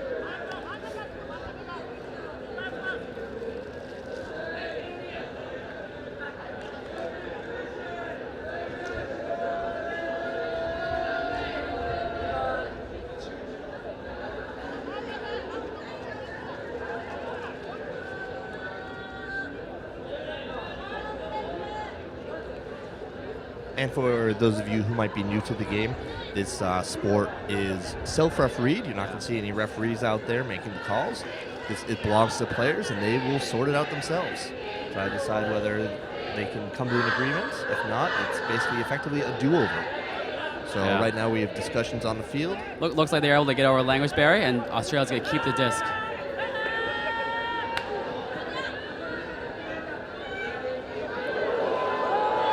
The birthday boy with the disc at the end zone. Oh, with a push pass. Oh, push pass Sky. Love to see that. Very interesting. A huge push off on the mark right there. Do you see the way the Japanese player was marking? You know, he was looking for, he was looking to make a play on the throw. Number 5. It was a hard recovery. The high push pass. Yeah, the Japan marker came right up on the body of the Australian player. You know, took a disc to the chest and got pushed off there. And this is getting exciting right now. A lot of energy on the field. I can see this probably getting more physical as we go on. This is fun. We have Australia up 11-10. We are on serve. Woodley's at several scores and assists today. Now, I don't know his life story, but this has got to be one of his better birthdays.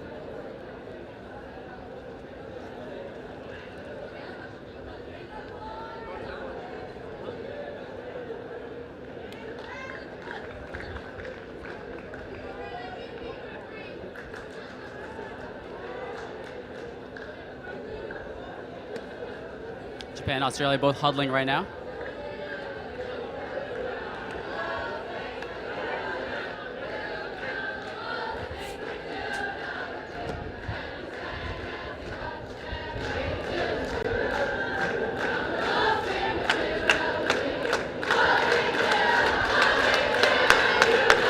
We have a timeout here. This is Australia's first timeout.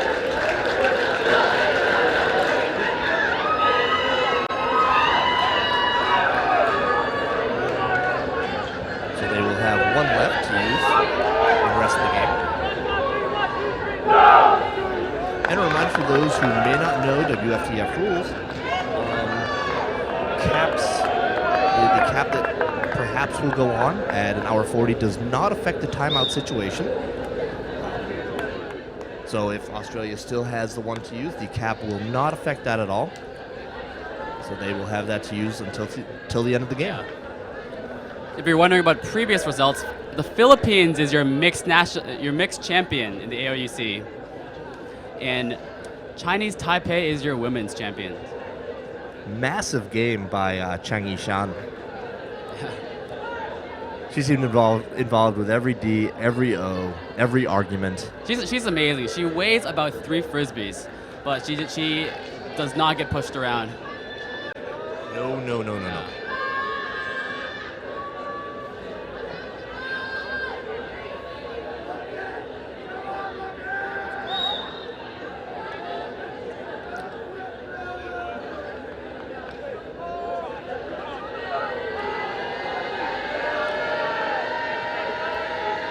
What a monster put. Oh, Japan doesn't even let it roll out. So much confidence to pick it up and throw it right away. Oh, nice poach D.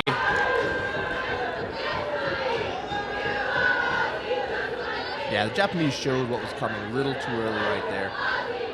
Yeah. Very smart Yeah, that was defense by Australia. A little bit telegraphed there. Hey, Australia would love this break right now. Oh, what a backhand break. Incredible. Completely off balance, still delivers a strike with the backhand side. I think he might have called foul there, but well, it was a great mark by the Japanese defender. That's a high caliber play all around. Yeah, these Australians are big, strong, and have disc skills. That step around right there was fantastic. It was long enough to get around the Japanese defender, strong enough to get that off through the foul, and just good enough that it was a throw right on the money. So that's a break for the Australians. And that's 2 in a row after... Yeah, just when the Japanese tied it at 10-10. And after Japan had been up 3-1 in this half, Australia goes ahead and scores 2 straight.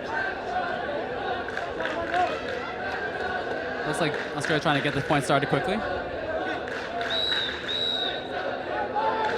right.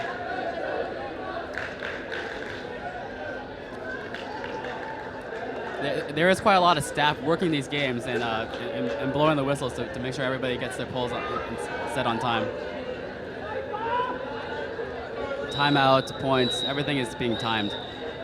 But once again, the whistles, whatever discussions they might have with staff off the field, none of that is actually binding. It's up to the players on the field to enforce that for themselves. So if one team believes that the other's delaying, that they are pulling too late, setting up too late, that's up to the players on the field to enforce those violations. So the whistles are really just a guideline. Another strong pull by the Aussies. Oh, you got a deep look right here. Excellent, so much room. Another score. That was Jun Kasuno getting wide open on the look, and Yuta Inomata getting the score. That's Japan being Japan right there. Yeah. Big hook, real smart finish. I think Australia bit a little bit too much on. Can't give that much separation on a deep look.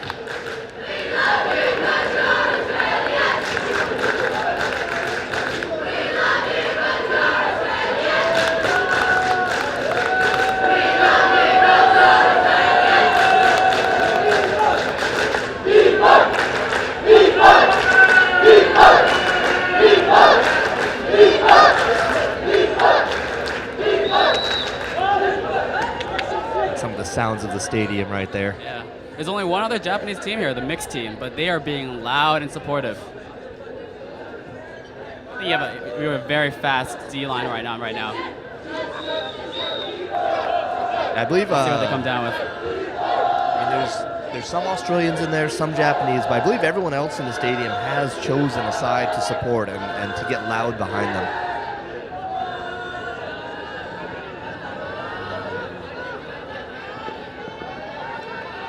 Australia's polls have been much better than Japan in this game. And there's a long shot. Oh. We could have used more OI on that, putting it more to the break side. Great D by the Japanese defender.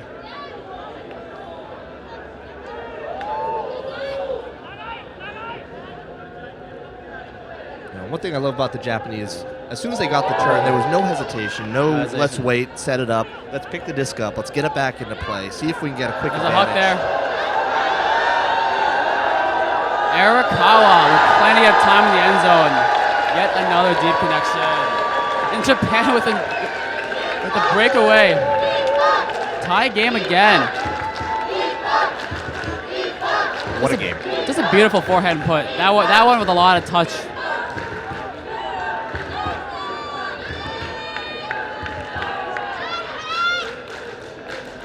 Japan really needed that point, I think. No, we're at 12-12. We have a lot of game to go. I'm seeing us. Where are we at here? We are about 21 minutes out from cap. We'll see. So this is slowly beginning to look like we will end up in a capped game here, just because it's been so even. So at an hour 40 in, at 5:40 our time, the game will be capped. And for those who aren't sure about the cap rules, it is a soft cap. We will take the leading team score, add 1 to it, and that will be the new target score. And there is no hard cap. So the winning team must score to win. The Wfdf cap rules are really player friendly. If you have the time for these games, it's nice to have the game ending on the winning team's score. Oh, a lot of contested space there. Oh, are you kidding me? Australia over 2 defenders. How did he catch that? Oh, Arakawa must be killing himself. He jumped too early on the first attempt. No give up, no surrender. Everyone hustling. Love like I get hustling back there. Was that Woodley on the score again? No. Was it? Incredible. What a birthday this guy's having. What a game. I love my life. You have a pretty sweet life, Jared. And it's great that I get to share some of it with you, Cal. So bam, here we are. We're at 13-12 of Japan, and we are on serve. This is amazing. This is probably the highest level Ultimate game ever played in Hong Kong.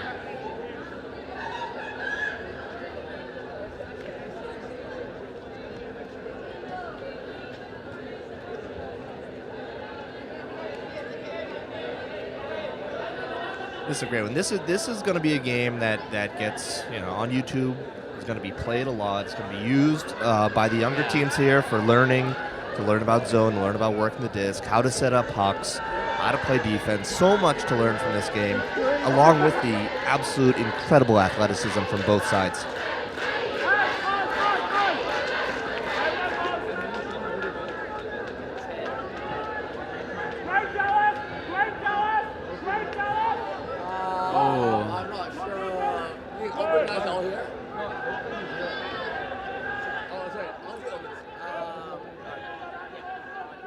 Japan working this disc beautifully. Ooh.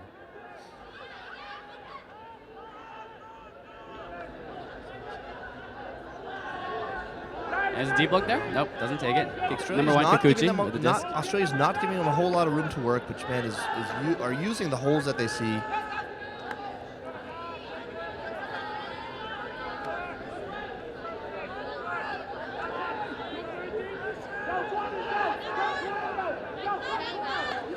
Every short backhand Japan does is so clean. Excellent score. Number 1, Kikuchi in the front corner.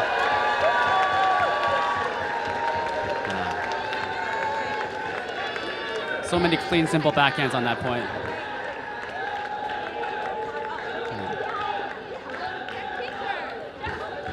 Japan showing that they have a short game as well, working the disc up. Australia being really tight, trying to take away the hucks, but Japan going ahead and using the little bit of space underneath to work that disc up. These teams both have great offenses. I think it's really going to come down to the D-line. Who's able to take one more break? It also depends on who has the legs right now. 13-13 game at the end of a 3-day tournament. Something tells me that these guys are fit. Absolutely. I think Japan's played fewer points in this tournament. Australia might have a little bit more mileage this weekend. They did each play their semifinals this morning. Yes. With Japan beating out the Philippines and Australia taking out Chinese Taipei. So this is their second game of the day. I think Australia also had more presence at the party than Japan.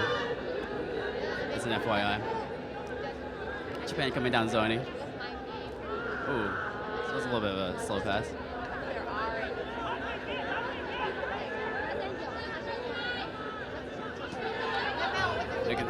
Making those difficult scoopers look easy.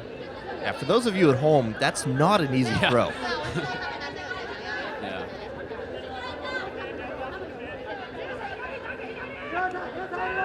Well, it's easy to throw, hard to throw that well. Yeah. It's got to fit it over and between two defenders. All right, Japan straight man right now. Oh, good catch there. Oh, what a! Oh no! Picked off. Whoa! Right back. Sua Takahashi read that quickly, but Japan unable to keep the disc.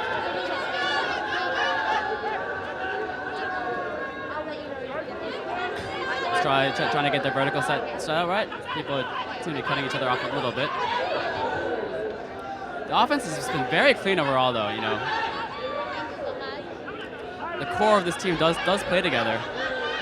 A lot of strong Melbourne players from the Victoria area. Lefty backhand, front cone. Australia.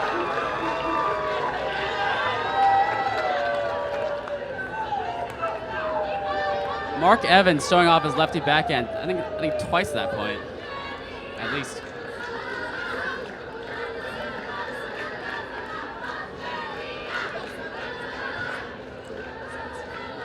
(14-13).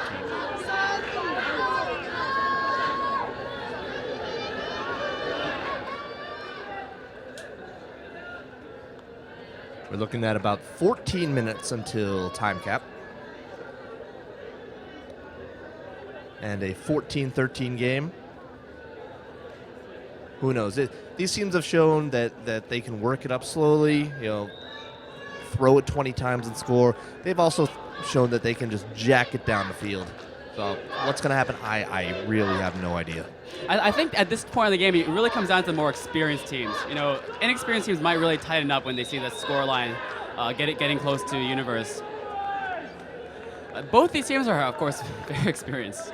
So it's hard to tell who has the advantage here.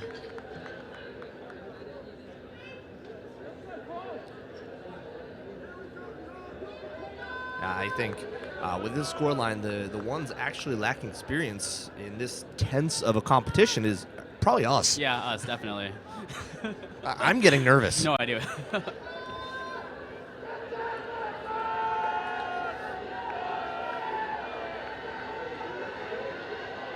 And that pull is just going to land out of bounds.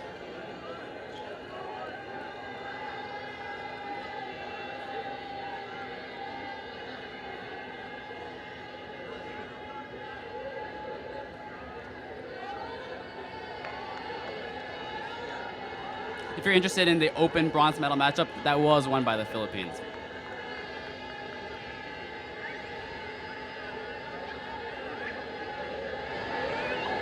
Philippines have an outstanding program. It's not one of the richer programs in Asia either. It takes a lot for them to send teams to these type of tournaments, and a lot is dependent right on the players' finances themselves. It's great to have them out here. Yeah, I really hope they can send a strong team to London. They definitely brought 3 excellent teams to Hong Kong.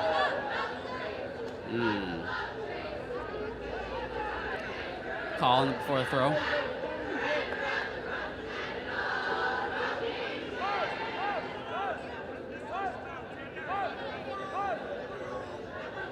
still at 14-13 Australia.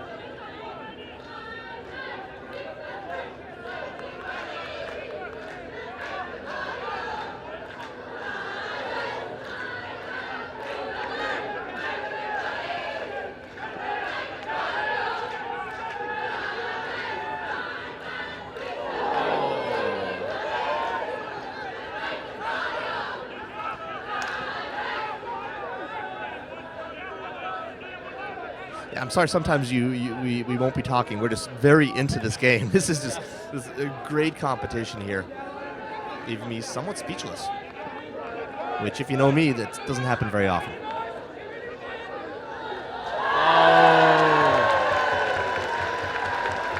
Good backhand around by Japan. And I'm going to go ahead and break out my Australian English dictionary and tell you that this game is a cracker. Ah, for Denkum. Right?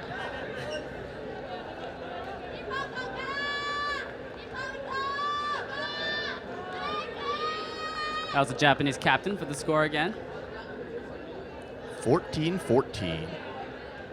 And I'm looking at the clock on the field telling me that there are about slightly more than 12 minutes left until the time cap.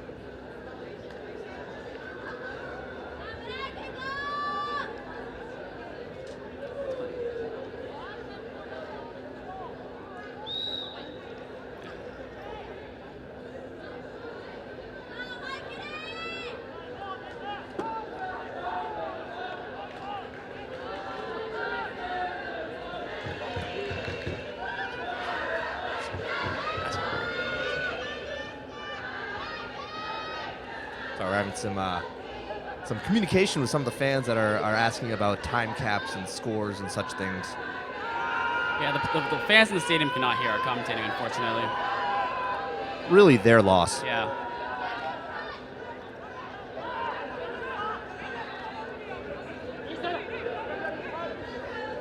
Japan doing quite a lot of switching downfield here, effectively. Definitely trying to take away the big throws. Yeah. But that is leaving some room underneath. It's got a deep option. Looks the reset. Japan's their man team defense is something to behold. Oh, there's a deep look. Yep, he's gonna take it. And oh, excellent defensive play.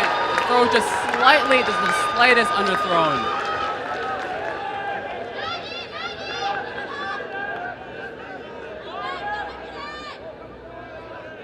Toffa there, not quite able to hold on to that.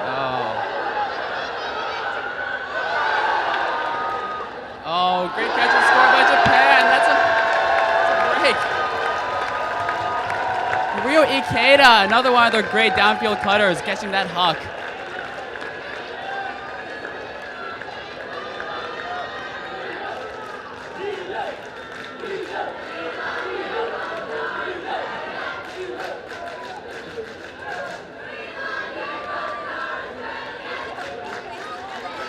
It takes us to 15-14, and yes, it's a break. At home you might be thinking, well, it's a break at this point. It doesn't matter. It's just a game to 3 anyway. But what that break actually did for Japan means that if we are going to universe points, if we trade off points going forward, they will receive the pull at universe point. Yeah, that's clutch.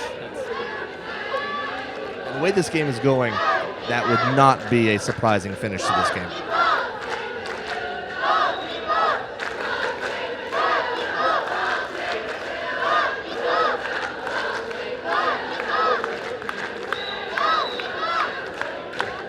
Getting a little bit darker in the stadium now. We're seeing some shadows on the field. The lights are on. It's still well lit, but we are definitely moving on from daylight to artificial light. This is actually quite a young Japanese team with several players in their early 20s. Oh, so they're my age. Yeah, they're your age divided by 2. Or divided by 3. Whoa. What happened there? Hold on, we will find out. Looking like a foul called.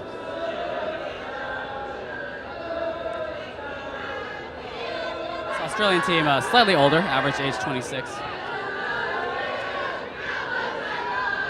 If I were Taiwo, Tayo Arakawa there on the mark, I would be fouling the heck out of that guy. There's just, what are you supposed to do with that? Oh, layout bid, unable to grab it.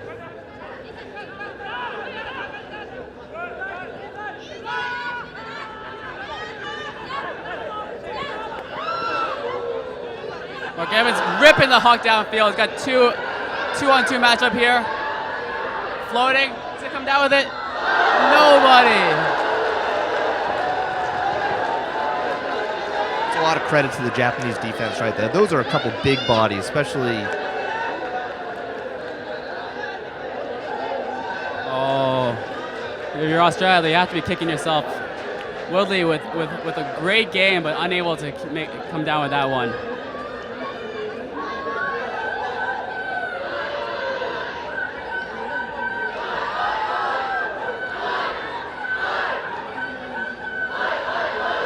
Yasua Takahashi with the disc now. It's been just an outstanding handler in this game, all game.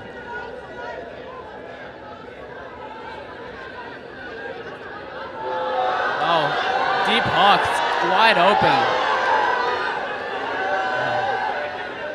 Japan's got a lot of options. But Australia almost gets the D there. I think he got a little piece of that. He did. Oh, look at that backhand break. Reset to Takahashi. And Japan has been working that backhand break corner. How many of their goals have been to that same spot? Their quick movements is, that's where they really sometimes have an advantage on the Australians. Their first step, can really gain separation. Yeah. This is the first time I've seen Australia down. Look, their heads are dipping a little bit. That's a tough point to lose. You had that hug in the end zone, had two bodies there, and then to give that up and have the Japanese go all the way down on you is definitely tough. And now Japan's 1 point away from clinching this Asia Oceanic Ultimate Championships. Yep, 16-14. Australia knows what they got to do now.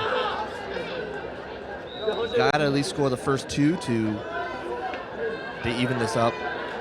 Bringing out the road team. It's been a very, very good O team, but they have just given up a couple breaks.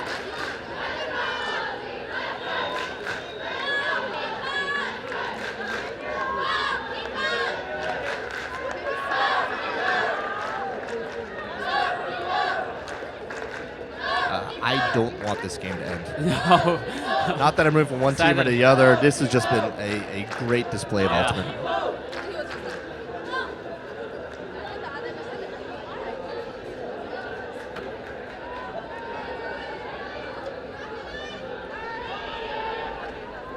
Japan coming down with their transitional zone again. Probably hold it to half field.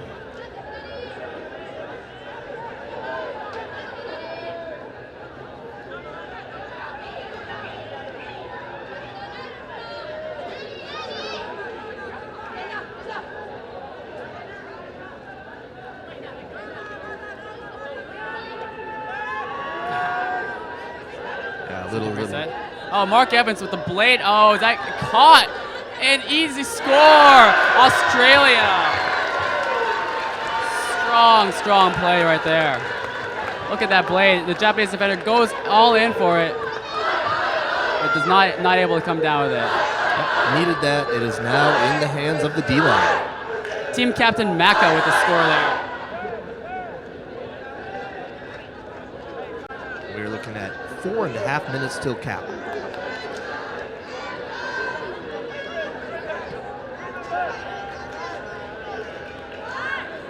We'll see if that comes into play. We are in a 16-15 game to Japan. Australia just scored, but they're going to have to score again if they want to stay alive in this one. I think there's been 3 breaks, 3 or 4 breaks this game. And it looks like Australia is using their final timeout. This is the Wfdf 2015 Asia Oceanic Ultimate Championships, or the Zhao Taiping Kui Gun Guan in the local Cantonese.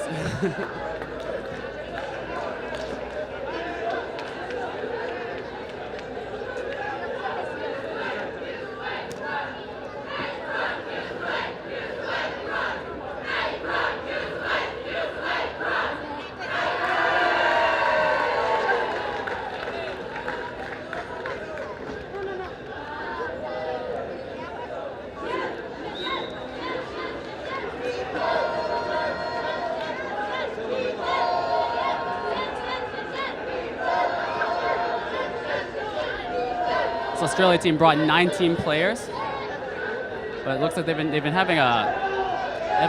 playing a smaller lineup for this finals here. I was just out trying to get the attention of our WFDF technical advisor down there, Ruben Berg, because teams are now out of timeouts, but I need to follow my editions of the WFDF rules correctly. They may have timeouts if they go into overtime, which would begin at 16-16, or I could be totally wrong. And I was hoping to get Mr. Berg's attention. That didn't happen, so we are going to go ahead and assume that they are out of timeouts for the rest of the game. It's all ultimate from here on out. Also, shout out to our social media person. If you're following AOUC 2015 on Instagram, that is Lester Swalog behind the pictures. If you hadn't figured that out, Lester is the social media man of Asia. Of Asia Ultimate. And a very social man in general. He is quite social.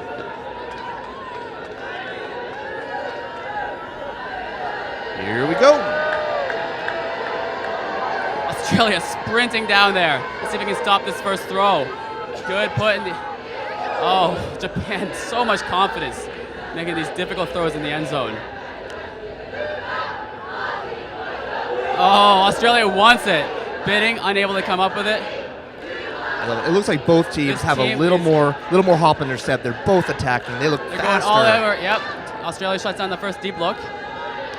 Japan quickly swings it back to the other side of the field. Oh, they got had a deep look option there, and now he puts it. Here's star player 24. Oh, not able to convert. Close play. Did he have a layup in? I think Aouc knew he couldn't get that one. He had the distance. The throw was fast, a little bit too fast, a little bit too far. Yeah, as soon as that huck went up, I was going ahead and etching Japan's name on the trophy right there. And this is Australia's chance right here.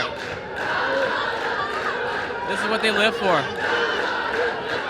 And with 30 seconds left until cap, if Australia goes ahead and scores this, we will be at universe point. Wow, it's a long flight from Melbourne, Sydney. We got 9-10 hours. These guys are really be thinking hard about these points.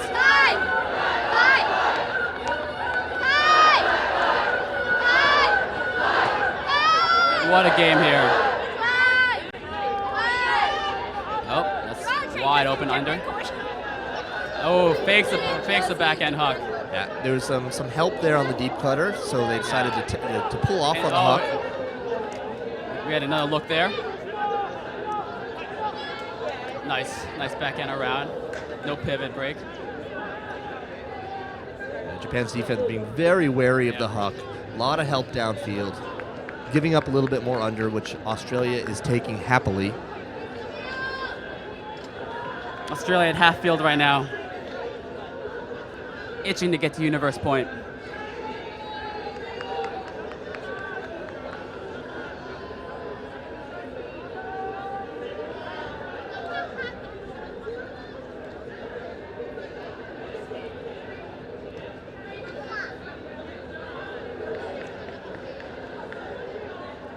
A little bit of confusion on the field, a little bit of a discussion. On the near sideline, you can't see, we have Ruben Berg keeping an eye on his watch and what's going on the field. You can cut this tension with a knife right now.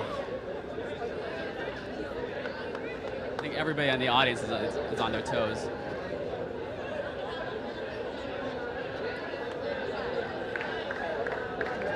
Well, whatever the issue was, looks like it's settled. Australia's disc.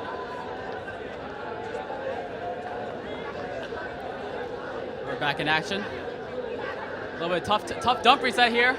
Oh, can they? Wow, what a crossfield break dump. Oh no! Japan with their layout D. It's a lot of contact on that D there. Hold up. Oh, the crowd does not like it. That did look pretty clean from here, but there was some contact. And it sounds like we have half the crowd booing and we have half the crowd who are just being very quiet. That's Lockhart who thought he got shoved.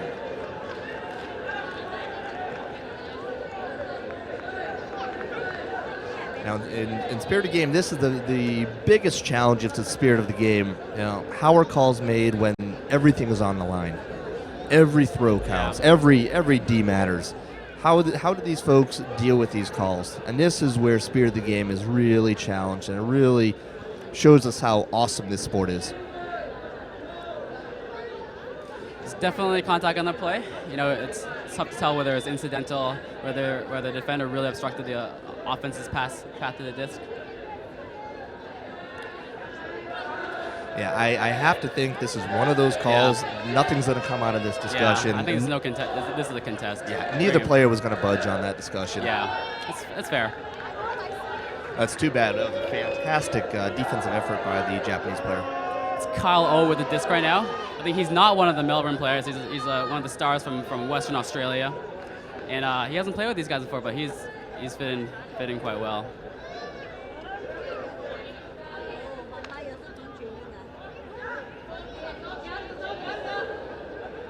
Oh, fakes the deep look. Man, Japan's really making Australia work for these breaks.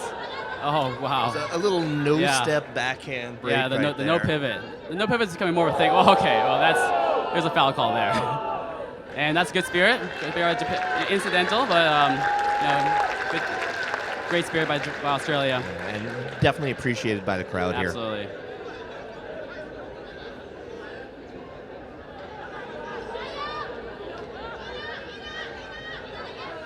Japan's guarding these dumps so hard.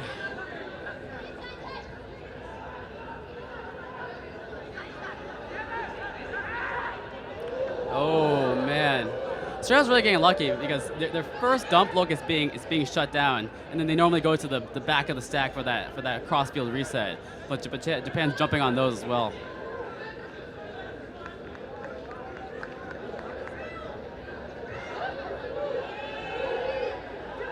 Discussion on the pick here.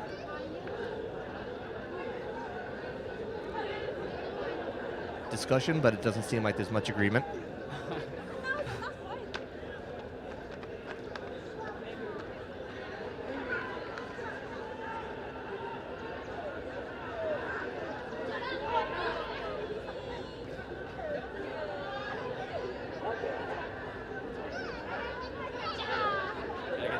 Reset off. Oh, Mark puts it in the end zone again. Incredible! Australia with the break. Mark Evans, kind of a desperation high stall throw, puts an OI over the Japanese defense into a place where only his man could get it. Wow. After a great weekend, I'd expect nothing less than to end it off with a universe point. 16-16, the game was just capped.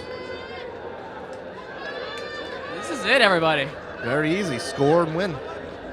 And yep, like I said earlier, that break that Japan got is big. They're going to be receiving the pull on universe point.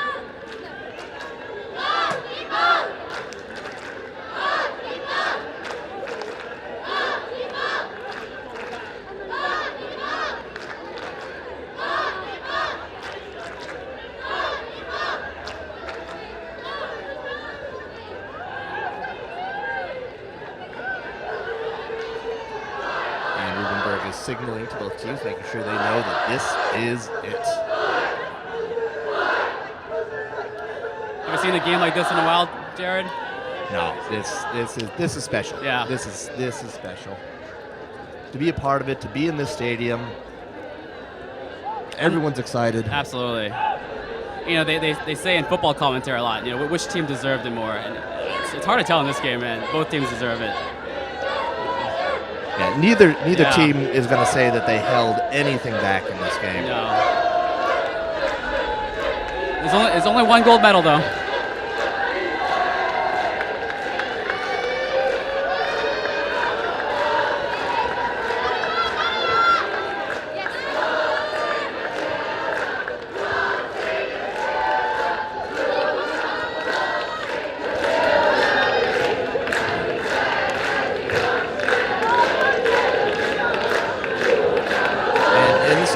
because, of course, it's an amazing game.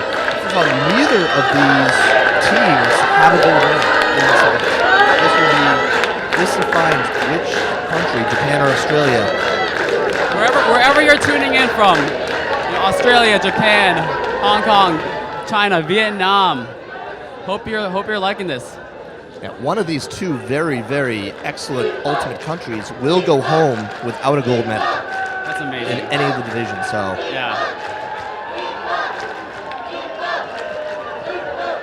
Crowd is alive, the players are on the field.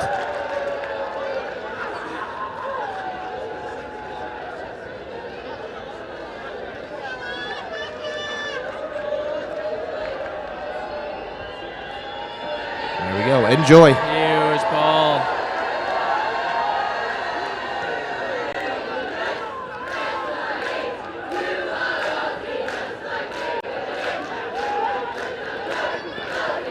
And it's a hawk. Deep, Kyle on the defense. Oh! Goes up. This sails over the Japanese captain Kichikawa. Wow. Look at that. And here it is. Australia has a disc. With the disc and the opportunity to become the AOUC champions in the open division. Man, sorry if I'm shouting, but I'm very excited. But if I know Japan, they are not giving this up easy. We're gonna see We're gonna see the best defense that Japan has Far played. from over. Yuasa with a tight mark there. Oh, Australia again able to get that break. Reset. Japan shutting off all the deep looks. Ooh. Every throw is intense.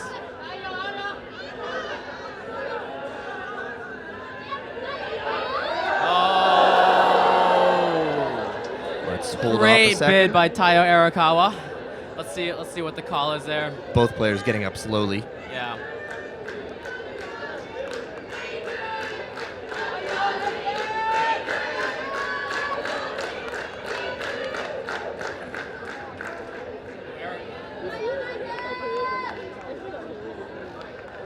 Arakawa is gonna step off here.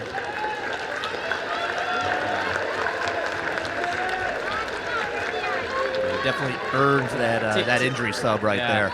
Team Captain Maka is showing a lot of concern for his defender. But he's gonna get the disc. Easy downfield look. Oh, okay. With a foul away from the disc.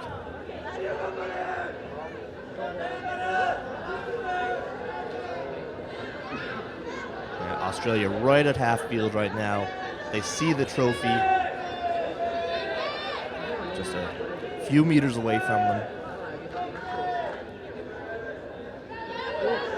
Oh, good strike cut. Nope. Goes for the crossfield break. Easy reset. Australia's keeping cool. Oh, I thought you might have had a bid there. Australia gets up. Oh my gosh! Everybody wanted that disc. And Japan's off and running. Absolutely fast. Australia's got to get back into transition defense here. Got to stop this momentum. All right. Looks like they've given up the easy open looks. Shut down, I mean. Japan moving it well. Oh, monster bid. Japan gets squared up. That was an absolutely absurd bid. Yeah. No giving up, no surrender. These Tokuhana Australians. still pulling that disc down despite the bid. God, I wish I was that good.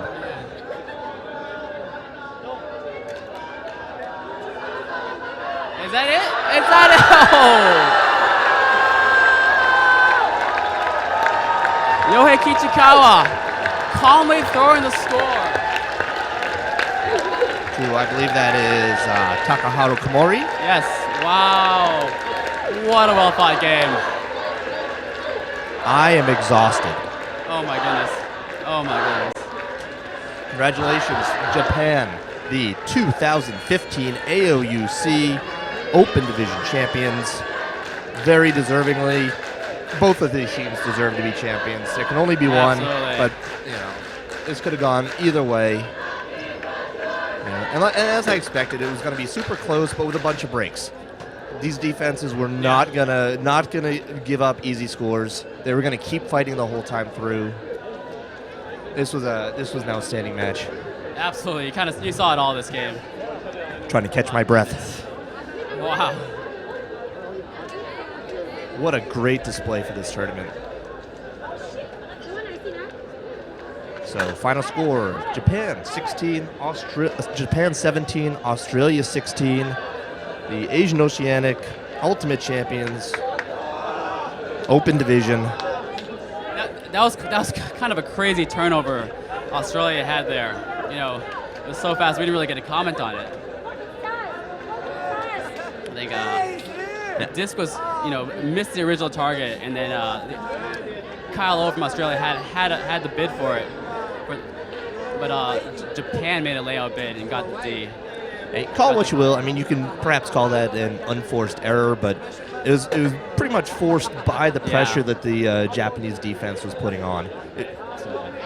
Yeah, I mean, no doubt about it. The quality of play throughout the game was top notch. So we have the players in their spirit circle. This ends pretty much all Ultimate games out here in Asia. Both teams come together and discuss with the other team, discuss the game, usually sharing compliments and just sharing a little time to bond and share how much they love this game and that they enjoyed playing against each other. A lot of respect shown in these circles. Wow, so we have the closing ceremonies coming up, and I believe the beginning of the closing ceremonies will close out our time. Cal, I don't know if you have any thoughts left after this. I am absolutely exhausted. Yeah, man, breathless. Spent. Great game. It was a great weekend. Yeah, I'm excited just to congratulate these Japanese and Australian players. Yeah, we have the closing ceremonies coming right up. Everything's been set up really quickly. Alrighty. Then for Cat Lee, I'm Jared Connors. Thanks for listening. Thanks for watching. We absolutely love bringing this game to you. Thank you to all the sponsors. Thank you to everyone, the organizing committee. Thank you all for making this happen. Thank you, Wfdf, for bringing this level ultimate to Hong Kong. And thank you, Cal. Thank you, Jared. Live from Hong Kong.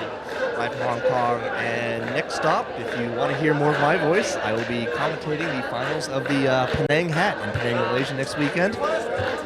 That's assuming I'm not in it and in the finals, and that's probably a good assumption. So I will see you in Penang, and I will talk to you soon. Thank you once again for tuning in, and we are done.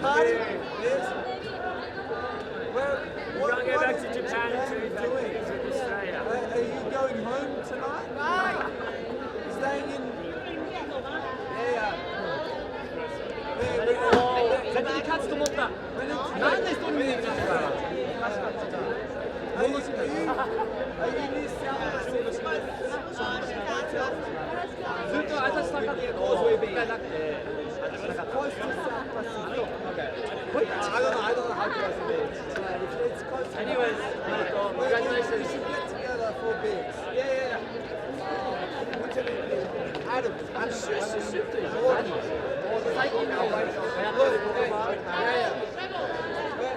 I know Daria. Okay,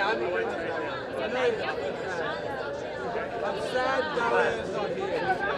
Like, if you guys have Daria,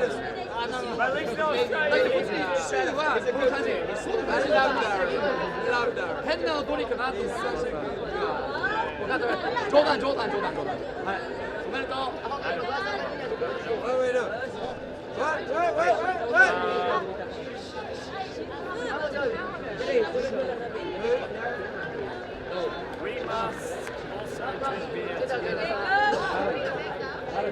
as a team. Australia mixed team. We're trying to. Yeah, well, let's do it. We never make finals. Need to drink beer tonight. I'm going to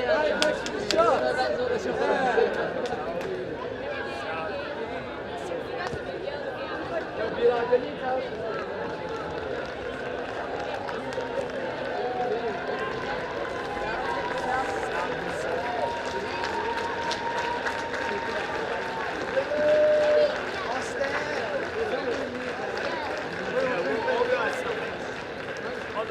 put it on the nice.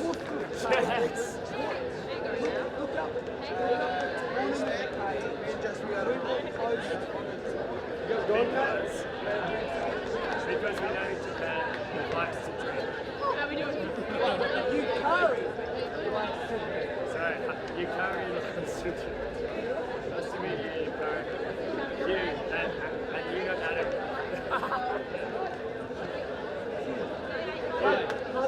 What's Australia mix? I got Wait, mix. Australia mix. Australia mix. Where? Running? It's in the middle there. It should be.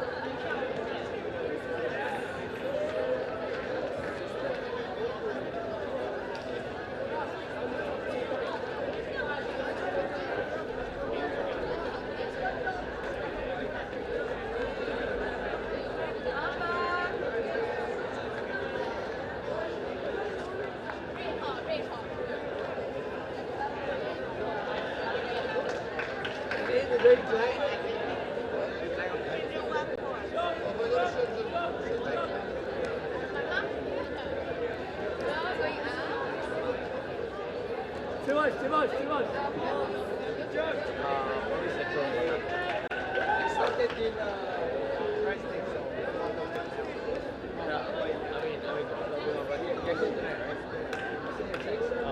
I'm going to hang out.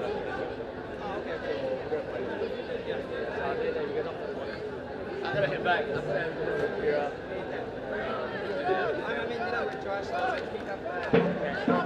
Yeah. Like, Central, right up over here. Okay, yeah. Okay. See you. Howie, if I have to stay for the ceremony, I might be close to my that's me. I've got a weird check into my hotel anyway. Think about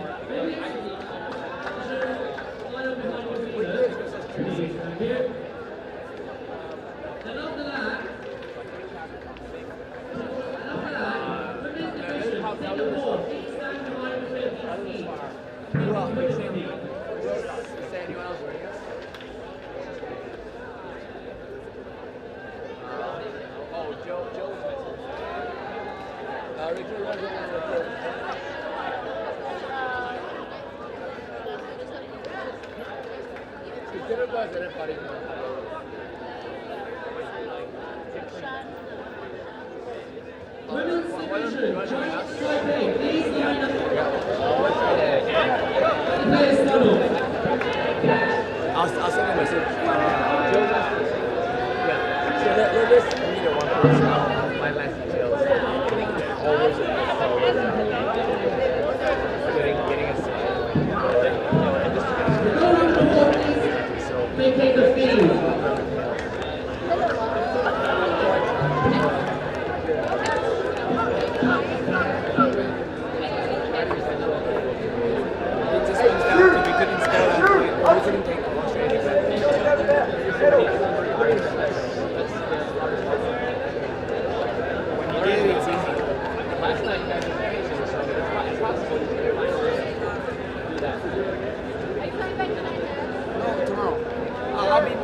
Josh for dinner with you guys. Yeah. You coming back or you doing right now? Because I want to go to Japanese food.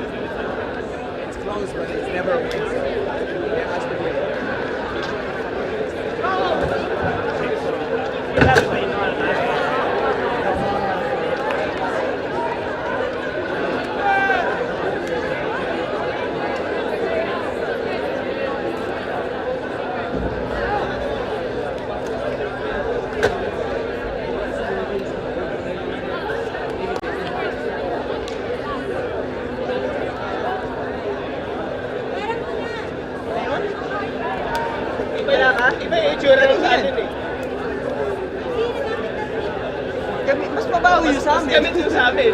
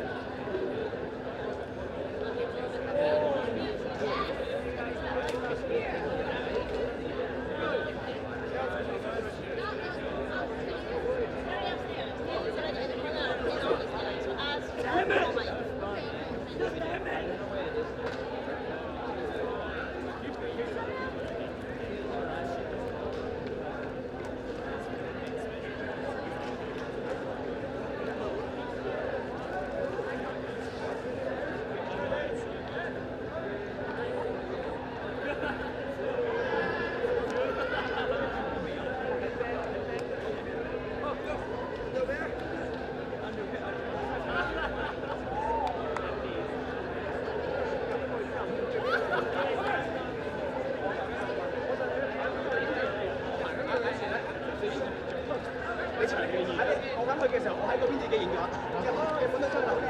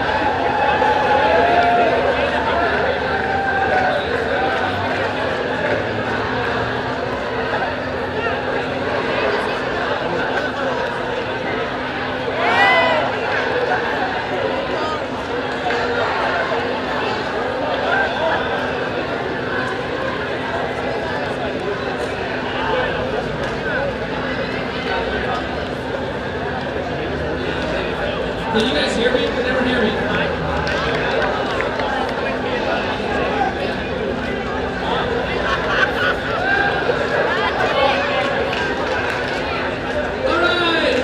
Can everyone hear me? Oh, welcome everyone. Everyone wave at me so I know you can hear me. Let's see you wave. Can you hear me? You can hear me? You can hear me?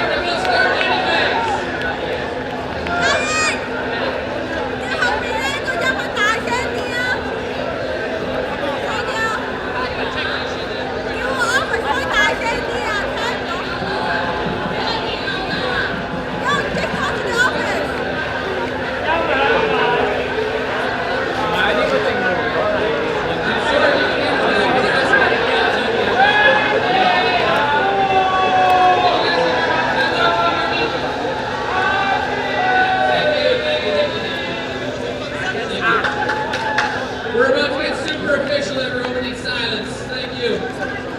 How about those last 3 games, everyone? That was awesome finals. Good work, the thing that I'm most proud about those 2 games, that Ultra is a relatively new sport here in Asia, especially in Mongkok. We had some VIP guests come to watch. It was great putting up performances like that and show our guests we love the sport we love, Ultra Christians, so thank you. If you can hear me, I'm using the mic. They've asked me to stick to the script, be super official, and I'm not going to stick to it right away. I have a few announcements I want to say personally. The AOUC would not have been possible without one man's work, which is Michael Sue. Michael Sue, come on here real quick. Michael Sue, come here. Michael Sue, come here. Michael Sue has been a huge member of the Hong Kong Ultra Player Association community for a long time. I don't think anyone knows how long. And it was his dream and vision to bring this tournament here, so thank you, Michael Sue, for your hard work. That was awesome, man. I really appreciate it.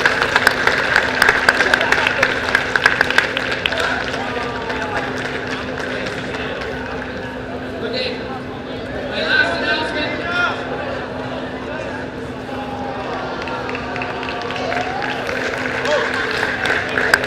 The last announcement I make before I go back to the script is Elsa from Australia has been pushing for an unofficial after party. And if you want to party with the Australians, you should go to the Wanchai area to Amazonia. Wanchai, Amazonia. Check the Facebook, we'll put posts on there. Okay? Alright, so now we're going to move things along with the victory ceremony for the 2015 Ancient Oceanic Open Championship from Wfdf. We're going to start with the mixed division. So I'd like to call Wanda Yoon, the AOUC tournament director, to the field, to the medals.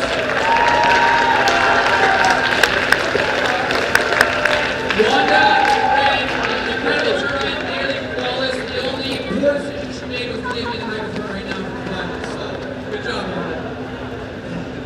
Alright, so we're going to call our 3rd place team in the mixed division, Japan!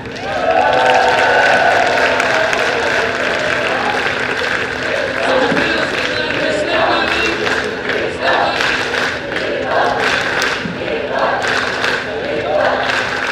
Whole team, Japan, whole team, snap on me! Snap on me!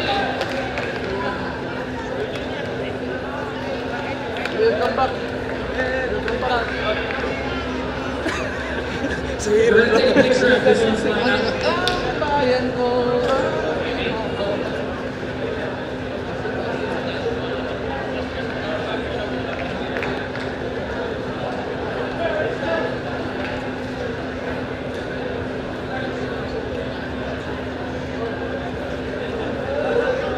So we're going to take a photo real quick. Let's get you guys coming in a little bit more. Medals.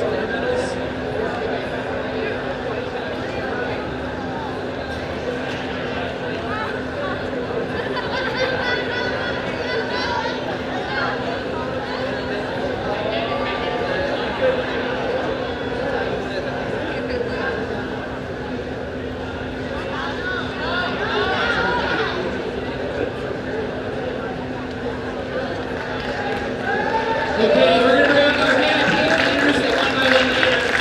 Let's have VIPs come out there, photo. Wanda, you want to join for a photo? Let's see it for our 3rd place team, Japan!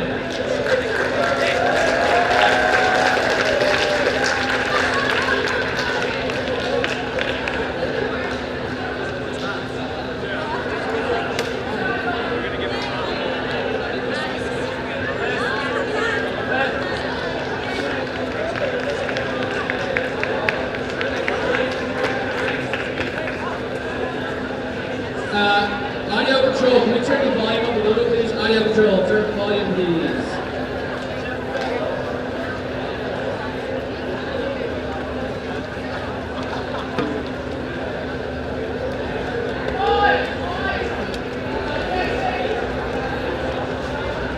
Japan, we have a trophy for you as well. Here, grab the trophy. The captain from Japan, grab the trophy. Hey! Okay.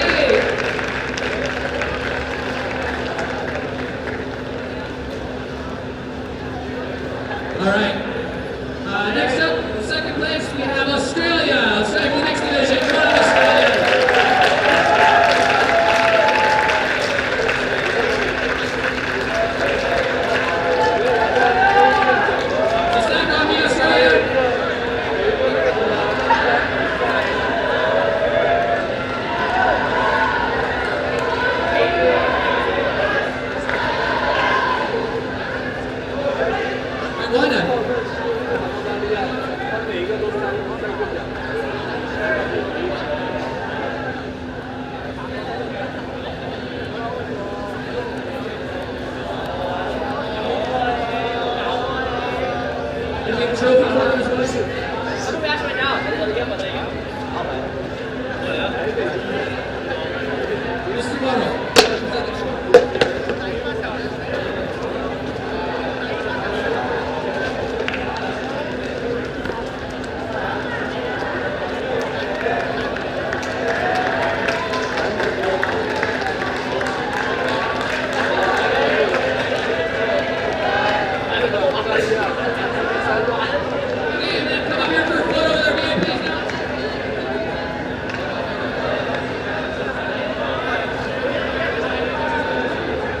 Team photo first, VIP photo next.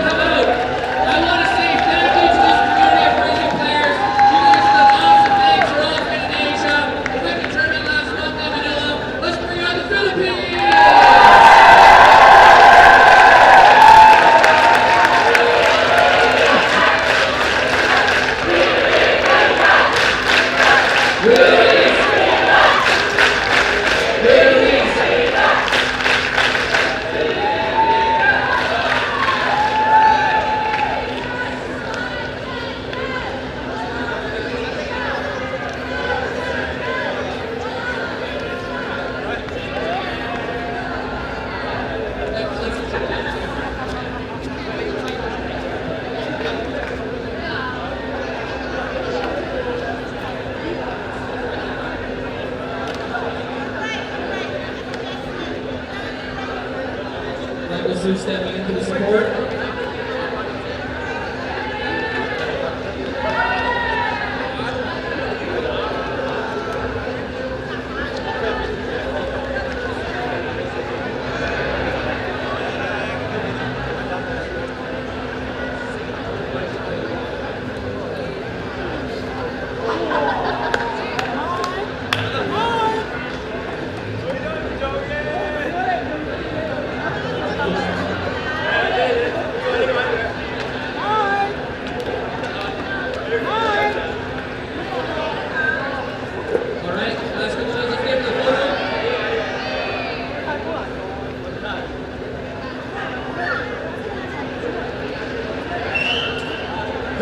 Christian, please hang it here.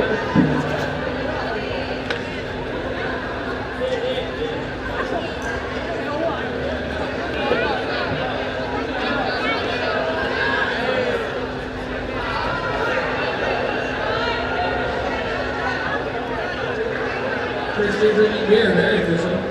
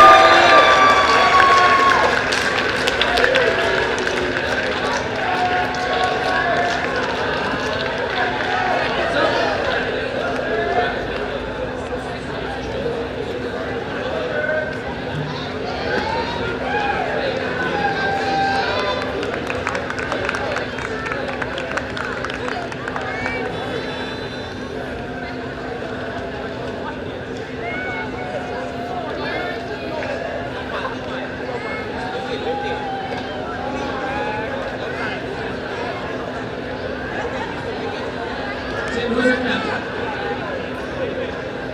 Amy, where's Amy?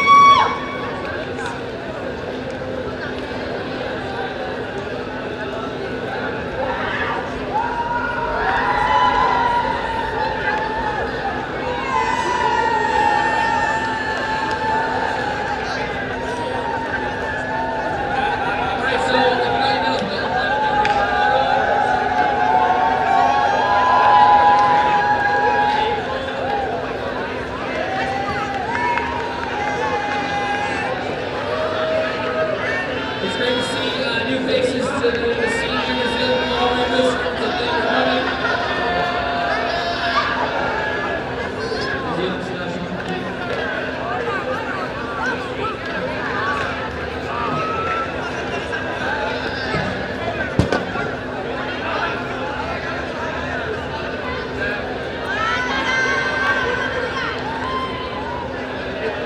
Right. Congratulations, New Zealand.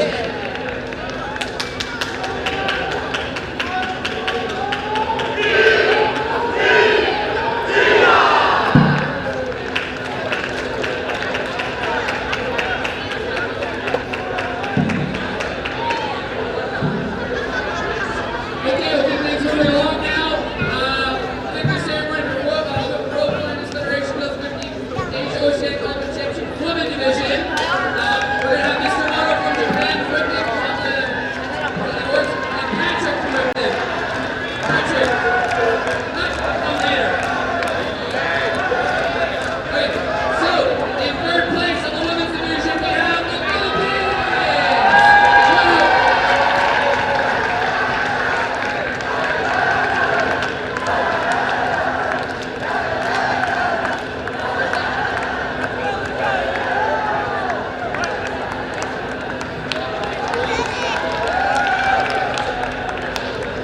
Xe哥旁边忙一些，大家，大家，哥旁边大家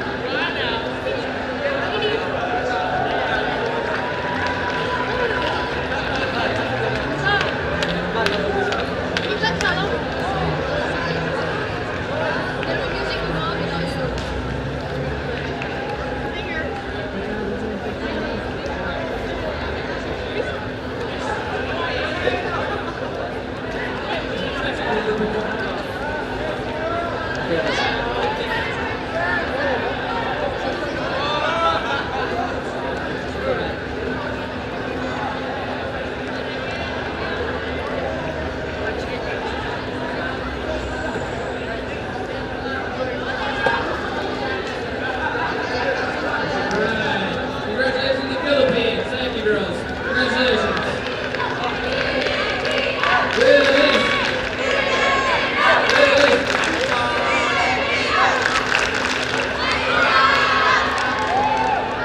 All right, coming in second place for the women's division and quarterfinals. Those awesome finals. Let's hear it for Singapore.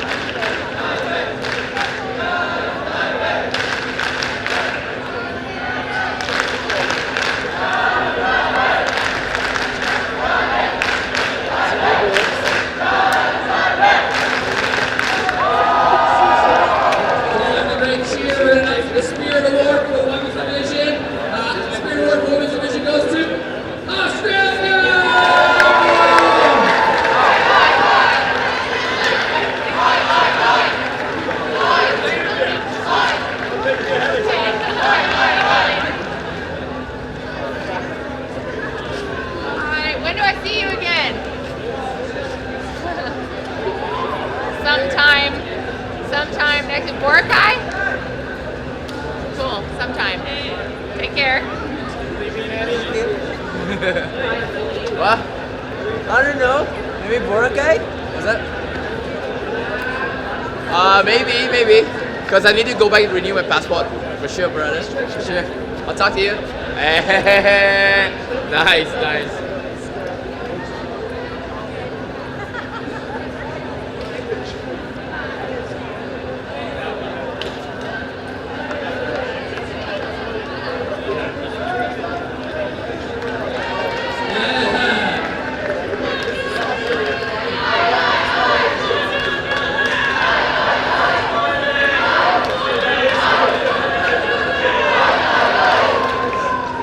Ladies, meet our friend Max, who's single.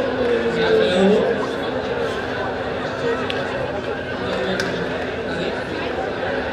Love spirit, frisbee, and alcohol. I gave away that movie.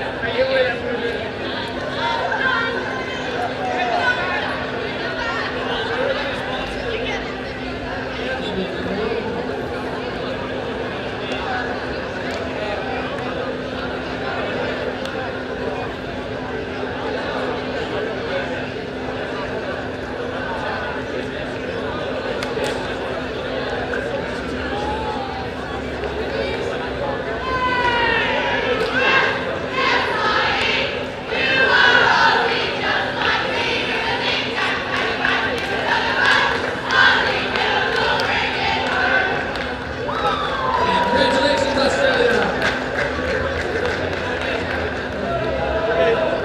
All right, thank you,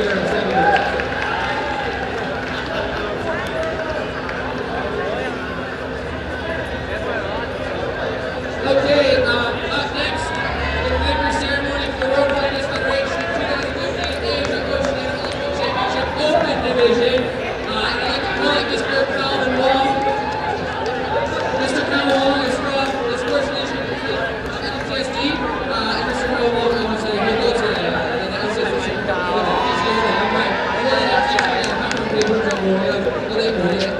Those things to play, so those things to play.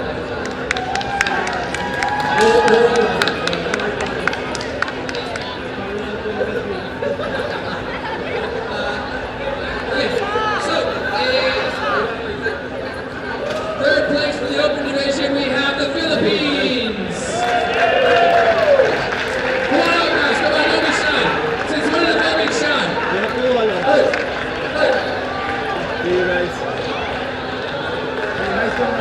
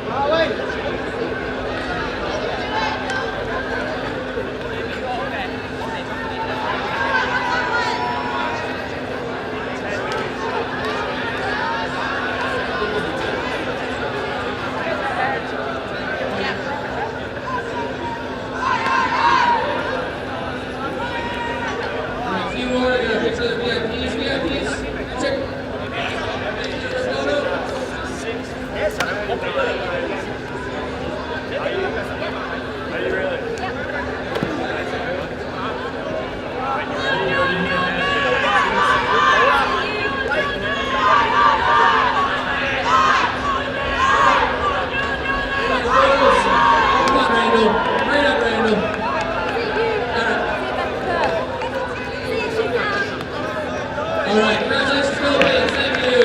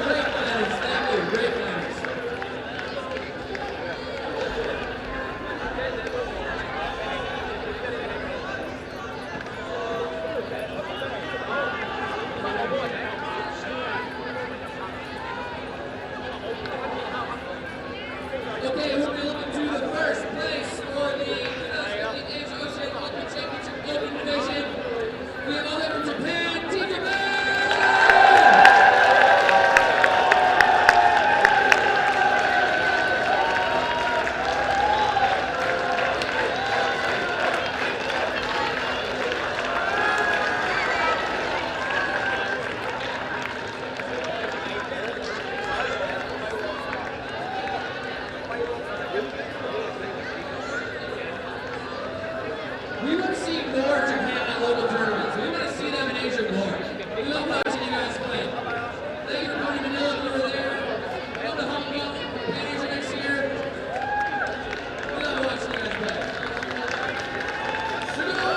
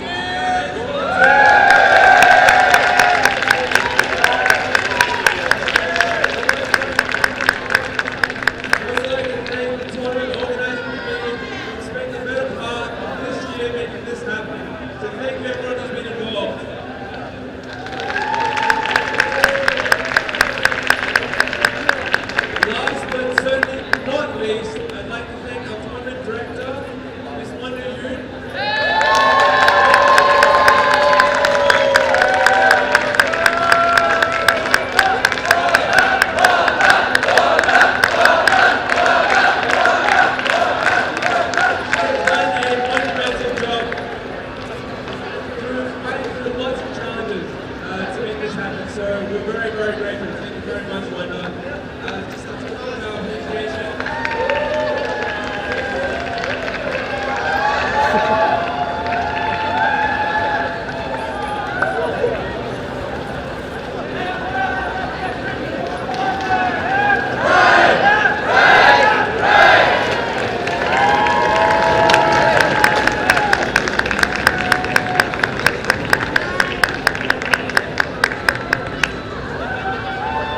Thank you, Kevin Ho.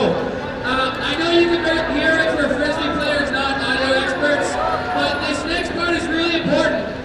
So if you can hear me, get the people's attention behind you, because I need everyone to be standing for our national anthem. If the audio guys can hear me. Wait for a moment, record. People in the back. All right, audio, let's hear our national anthem for Hong Kong.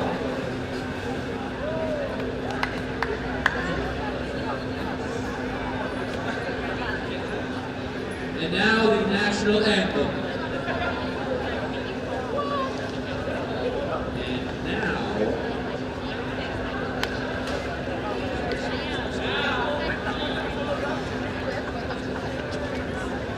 I will stall with a joke. Did anyone hear me about the party tonight?